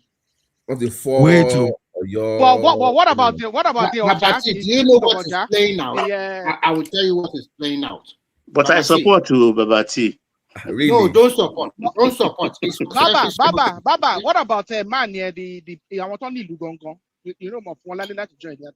That's the Agoja people now. They've given them their Alagoja for Agoja. He's been crowned today. Today, what's that is the end of Oyo now. Because so they are a lot to ballet now, pretty much. It's like a ballet now. They are getting now. I think it's Makide's selfish motive, because Ladoja is no more supporting him, and he's also placing himself to be VP to Atiku. That is true. So there's no denial about it. So all this game he is playing is just to attract vote or probably to destabilize the votes in Oyo State. No, Remy, no. Let me correct you. Thinking about it differently. No. Let me correct you. You see, particularly that of the Agoja, that petition, petition predates the death of Obalamidi. It's been there all along, and it was the disease. What's the man's name now? Ajumobi. Ajumobi actually approved for them, but the Alaafin Lamidi went to court to stop that process. So I think that file is the one now that Makinde dusted off. What about the Yomi to not make them the king? And that one, no, only two of them, only two of the Oyomesis, and one did not show up. Why? They said no. That is not done. Pending, they still have 4 more left. They're not done yet. Yeah. I think it is Makinde is fighting their last. You need to understand this. So remember that the Oyomesi are still not in agreement. I don't know if they still have their case in court with this Alaafin. They selected Gbadebo, the Gbadebo guy, and then before this Alaafin emerged. So I think is Makinde trying to buy some of the Oyomesi back into his camp. It could be that. In fact, it is the sins of Oba Lamidi that is catching up with the Oyo people now, because he committed so many atrocities. Baba Towala, I think was Yashikpa. The way that man. Oh God, we know the fingers pointed at him, but you cannot take an Alaafin to court. There are witnesses that even claimed that directly. So technically, but Kasha Mason, because they are still actually I knew that Baba, so I wouldn't want to say much. But I mean, like you said, it's the sins of the man that's catching up to his people. I mean, but they degraded that of Nitu. Nothing happened. They degraded that of Ibadan. Nothing happened. All the Mogajis now, all the Mogajis and the Bales, they wear crown now, not beaded crown though. Baba is the Obas are degrading themselves. I don't pity them. No, but the Alaafin reminds me of what happened in Kano, where you balkanize an emirate. Because even if you have the next governor coming and it brings them back together, almost lose prestige in law. They're the same way anymore. So BT, a king is as prestigious as he makes the throne. Well, this is my own belief. You understand? Yeah, it is how you carry yourself. Those we give so much reverence today. Alake, Awujale, Okeon. Even look at the Egba something, Okeono, Bagura, and Owu, for instance. I mean, you can see, we know the Alake is the supreme there, but there is no dispute because they all carry themselves with some measure. So if you talk of Bagura type this thing now, nobody will tell you it's a small king, and nobody is propagating openly that Alake is superior. The Alake is not wearing chips on his shoulder, but this Alaafin thing has been like that since the days of Lamidi, and Lamidi happened to Baba Adeyemi II, Otutuku Tusilenu, but when he was still a prince and growing up, Oro yen lo gbe wa. Oro yen lo gbe wa to the throne in 65 or 60 something when they crowned him, and he has been biting everybody ever since. Look at the intrigue, how he removed Oni when Oyo State was still big, part of Osun State is still big, when he planned with Oba Ashanke, and of course Olubushe just moved back for them. Luckily, the state was divided. And at the end of the day, Ashanke died. He took over the throne. After him will come Shong to take over from him. And he refused to vacate it, that he will be supreme. So many men, we can count on and on and on and on. He has so many cases, even until he died. That man was extremely litigious for every small thing. He will go to court. But I agree with that. That president mentioned earlier, it depends on the way you carry yourself.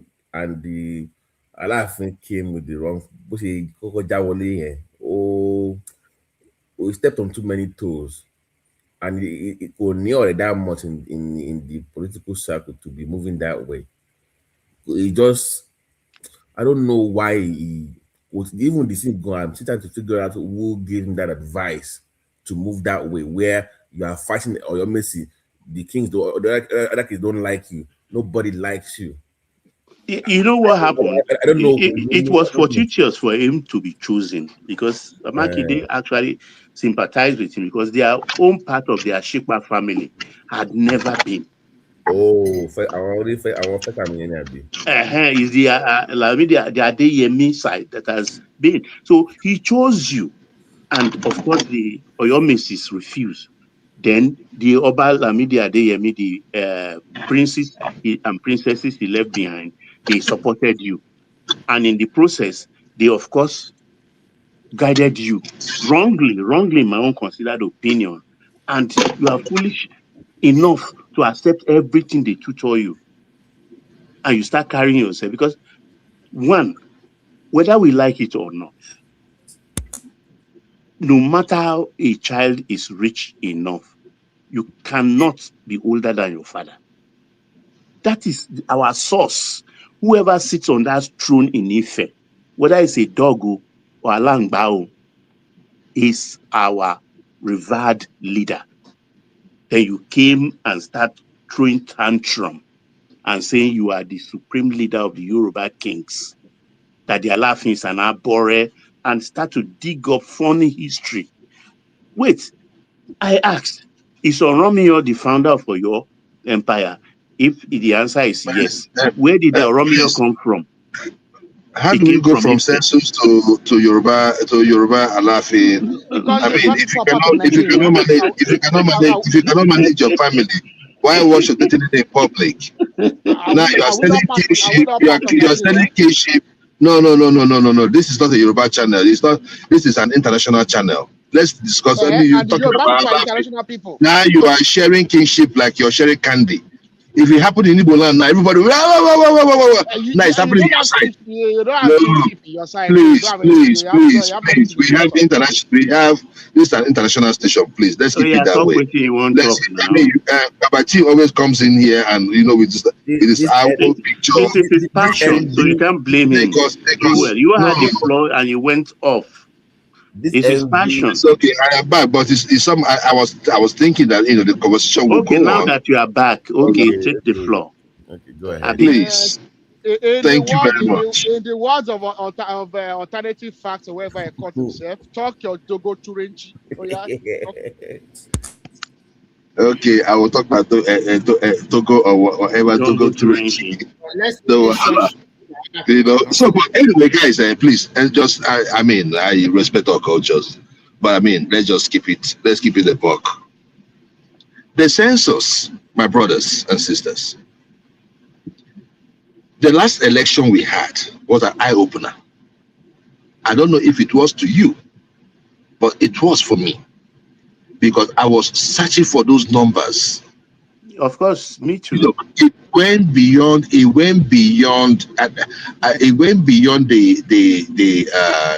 idea of people not coming out, to people not wanting to vote. Yeah, that's wait, so I don't forget. That voter apathy thing is a lie. Since 1960, we have never had 40% voters coverage. Never. Even Shagari won with 36%. So it's always been a fraud in that voting something. They will register 60,000, 90,000, 90 million, and less than that, that will vote. Exactly. So what I think happened was, previously, because it was one of the questions I wanted to ask Hassan, because in the past, we remember that during the election, they even count cattle as human beings. It all happened in our face. We saw the pictures. We saw the clips.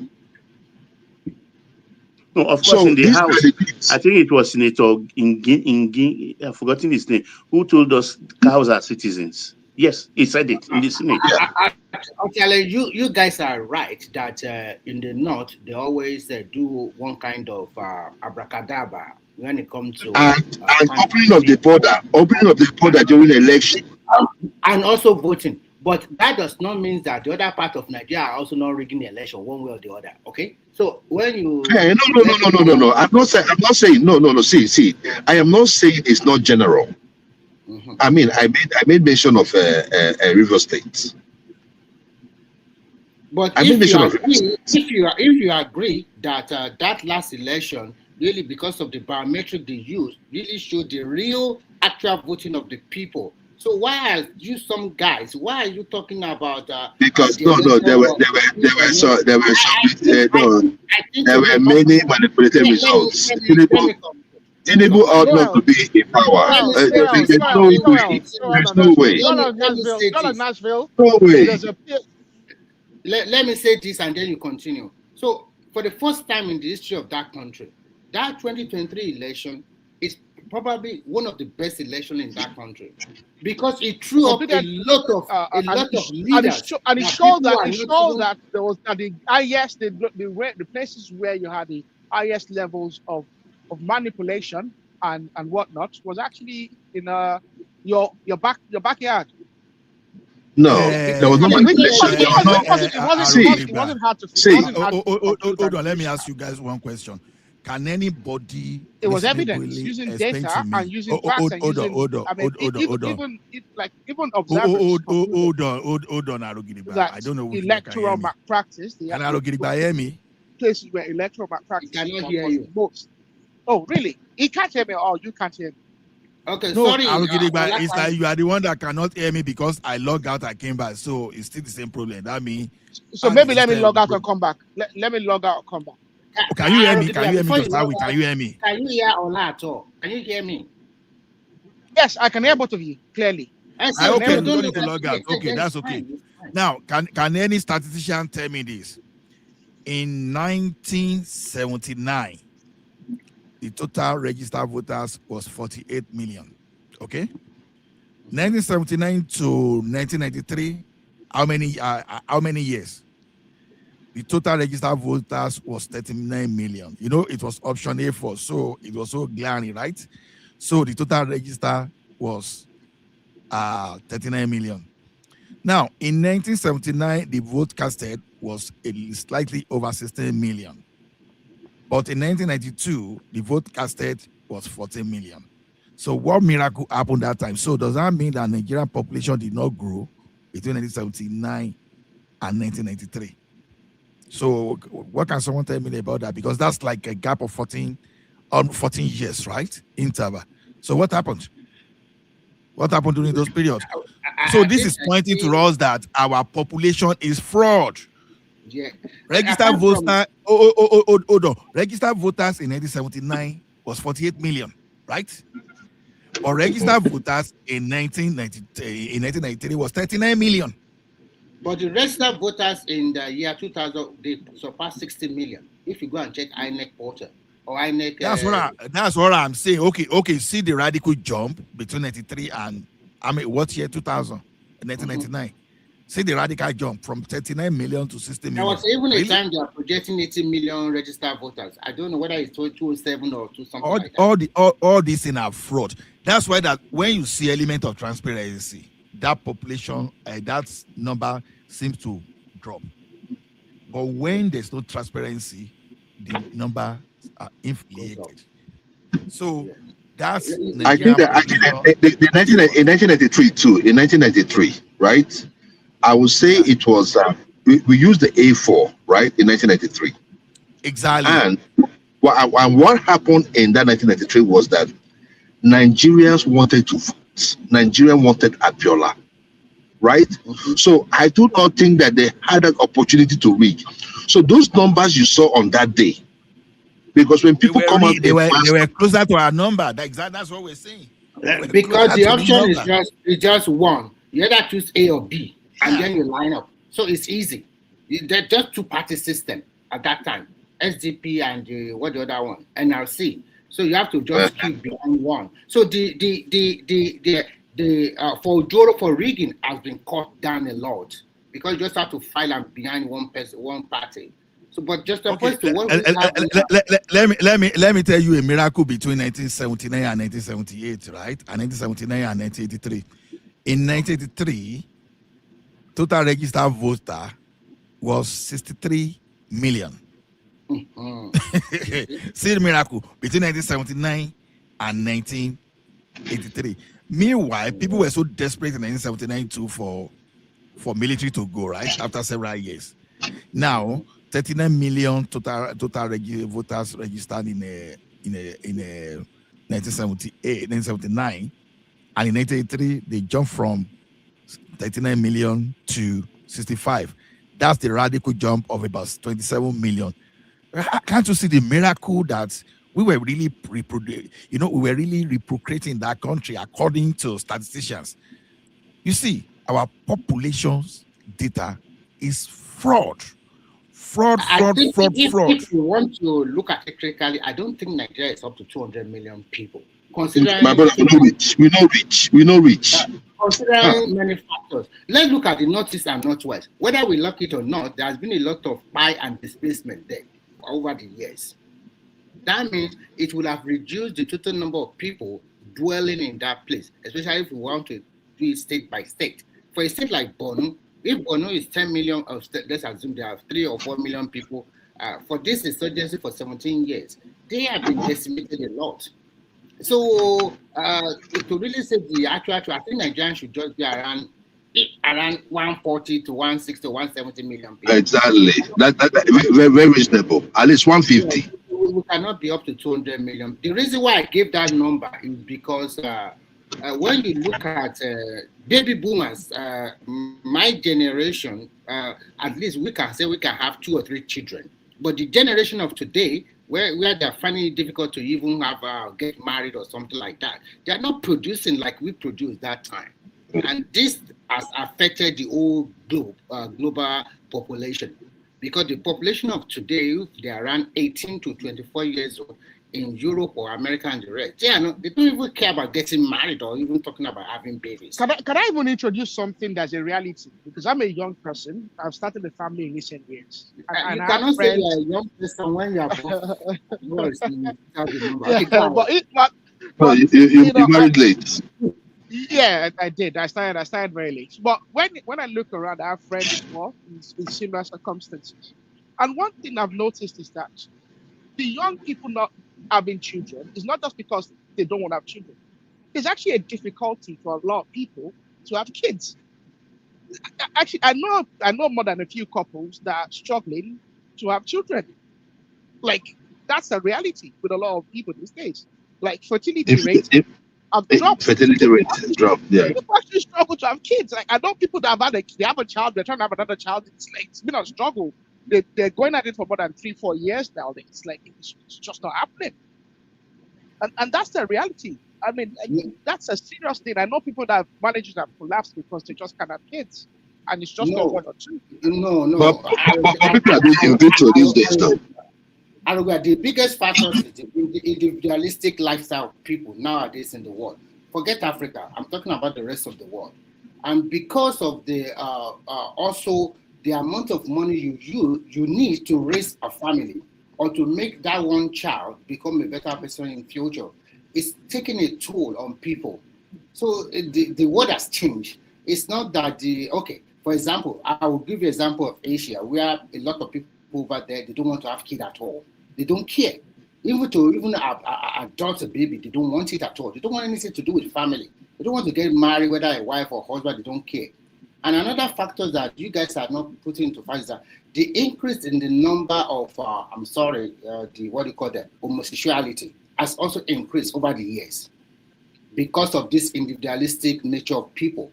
Women are more independent nowadays. And if a woman is independent, then it's less to control from men. So a lot of men are running away from them. And the only way to find succor is just to go to the same sex, wala again. So when you look at that, Remy, hold on. The number of homosexuality has grown. I don't think so. It's a fallacy. It's a lie. It grown from where? Yeah. PD, is that Prince Daddy? Prince Daddy, I can assure you of one thing. Look at your neighborhood and tell me what the number of agege around you is grown exponentially, and the number No, of it has grown. No, it has grown. No. Prince Daddy, the No. one that Say, Joe, they are claiming those silly numbers. There's not grown to nowhere. By the way, you know, you have to look at. all we know. I'm sorry. You might be agege for all we know. Nobody knows. Oh, you're a comedian. You're a clown from Ireland, but no problem. The issue, no, it comes down to the definition of homosexuality or whatever. They've morphed. See, Joe, I think you know better. Here in America, you'll be surprised the number of people that claim to be homosexual, all this nonsense, LGBTQ garbage. It's not grown. It's a fallacy. It's just projected garbage. It is not true. It is not true at all. And I can agree that a lot of people that would have been in the closet have come out, or they do come out unlike before. That I agree. But just to say that people are just becoming gay all of a freaking sudden, it doesn't happen. It's a lie. It's a big fat lie. It doesn't happen. Okay. I mean, I don't have that. I mean, have you been to Atlanta lately? Have you been to Miami lately? Atlanta on is I don't know. Well, Atlanta is too much. People are allowed to express themselves unlike the way it used to be before, and that is fine. A lot of people are doing for social reasons, not because they are gay or whatever the heck they think they are. They're not, and it pleases the yeah. Please, Daddy, a quick question: do you think out of every 10 American, do you think 1 or 1.5 will not be out of 10? I don't think so. That's you talk about like 10%. I don't think so. Hell no. Where is that coming from? I mean, okay. See, maybe I'm missing something. By the way, is there all of a sudden? Maybe hold on. Is there all of a sudden that a homosexual, gay or LGBT gene just came about all of a sudden in our DNA? I don't know. See. There's a concerted effort by this group, okay, to extrapolate and to forge the numbers, to put it that way, to make it sound like they're important and they're growing in numbers. They're not growing. Yes, there's the problem with LGBTQ or this homosexual stuff is a social construct and a social issue whereby they are grooming little children. Yeah, I mean it's. I mean, if you want to talk about its danger and how dangerous it is in society, I agree with you. Hold on, Prince Daddy. I don't know whether it is allowed to use that, but let's we say agege, you know, so that I don't know whether YouTube policy. I don't know the policy, so agege. Let's use agege. I mean.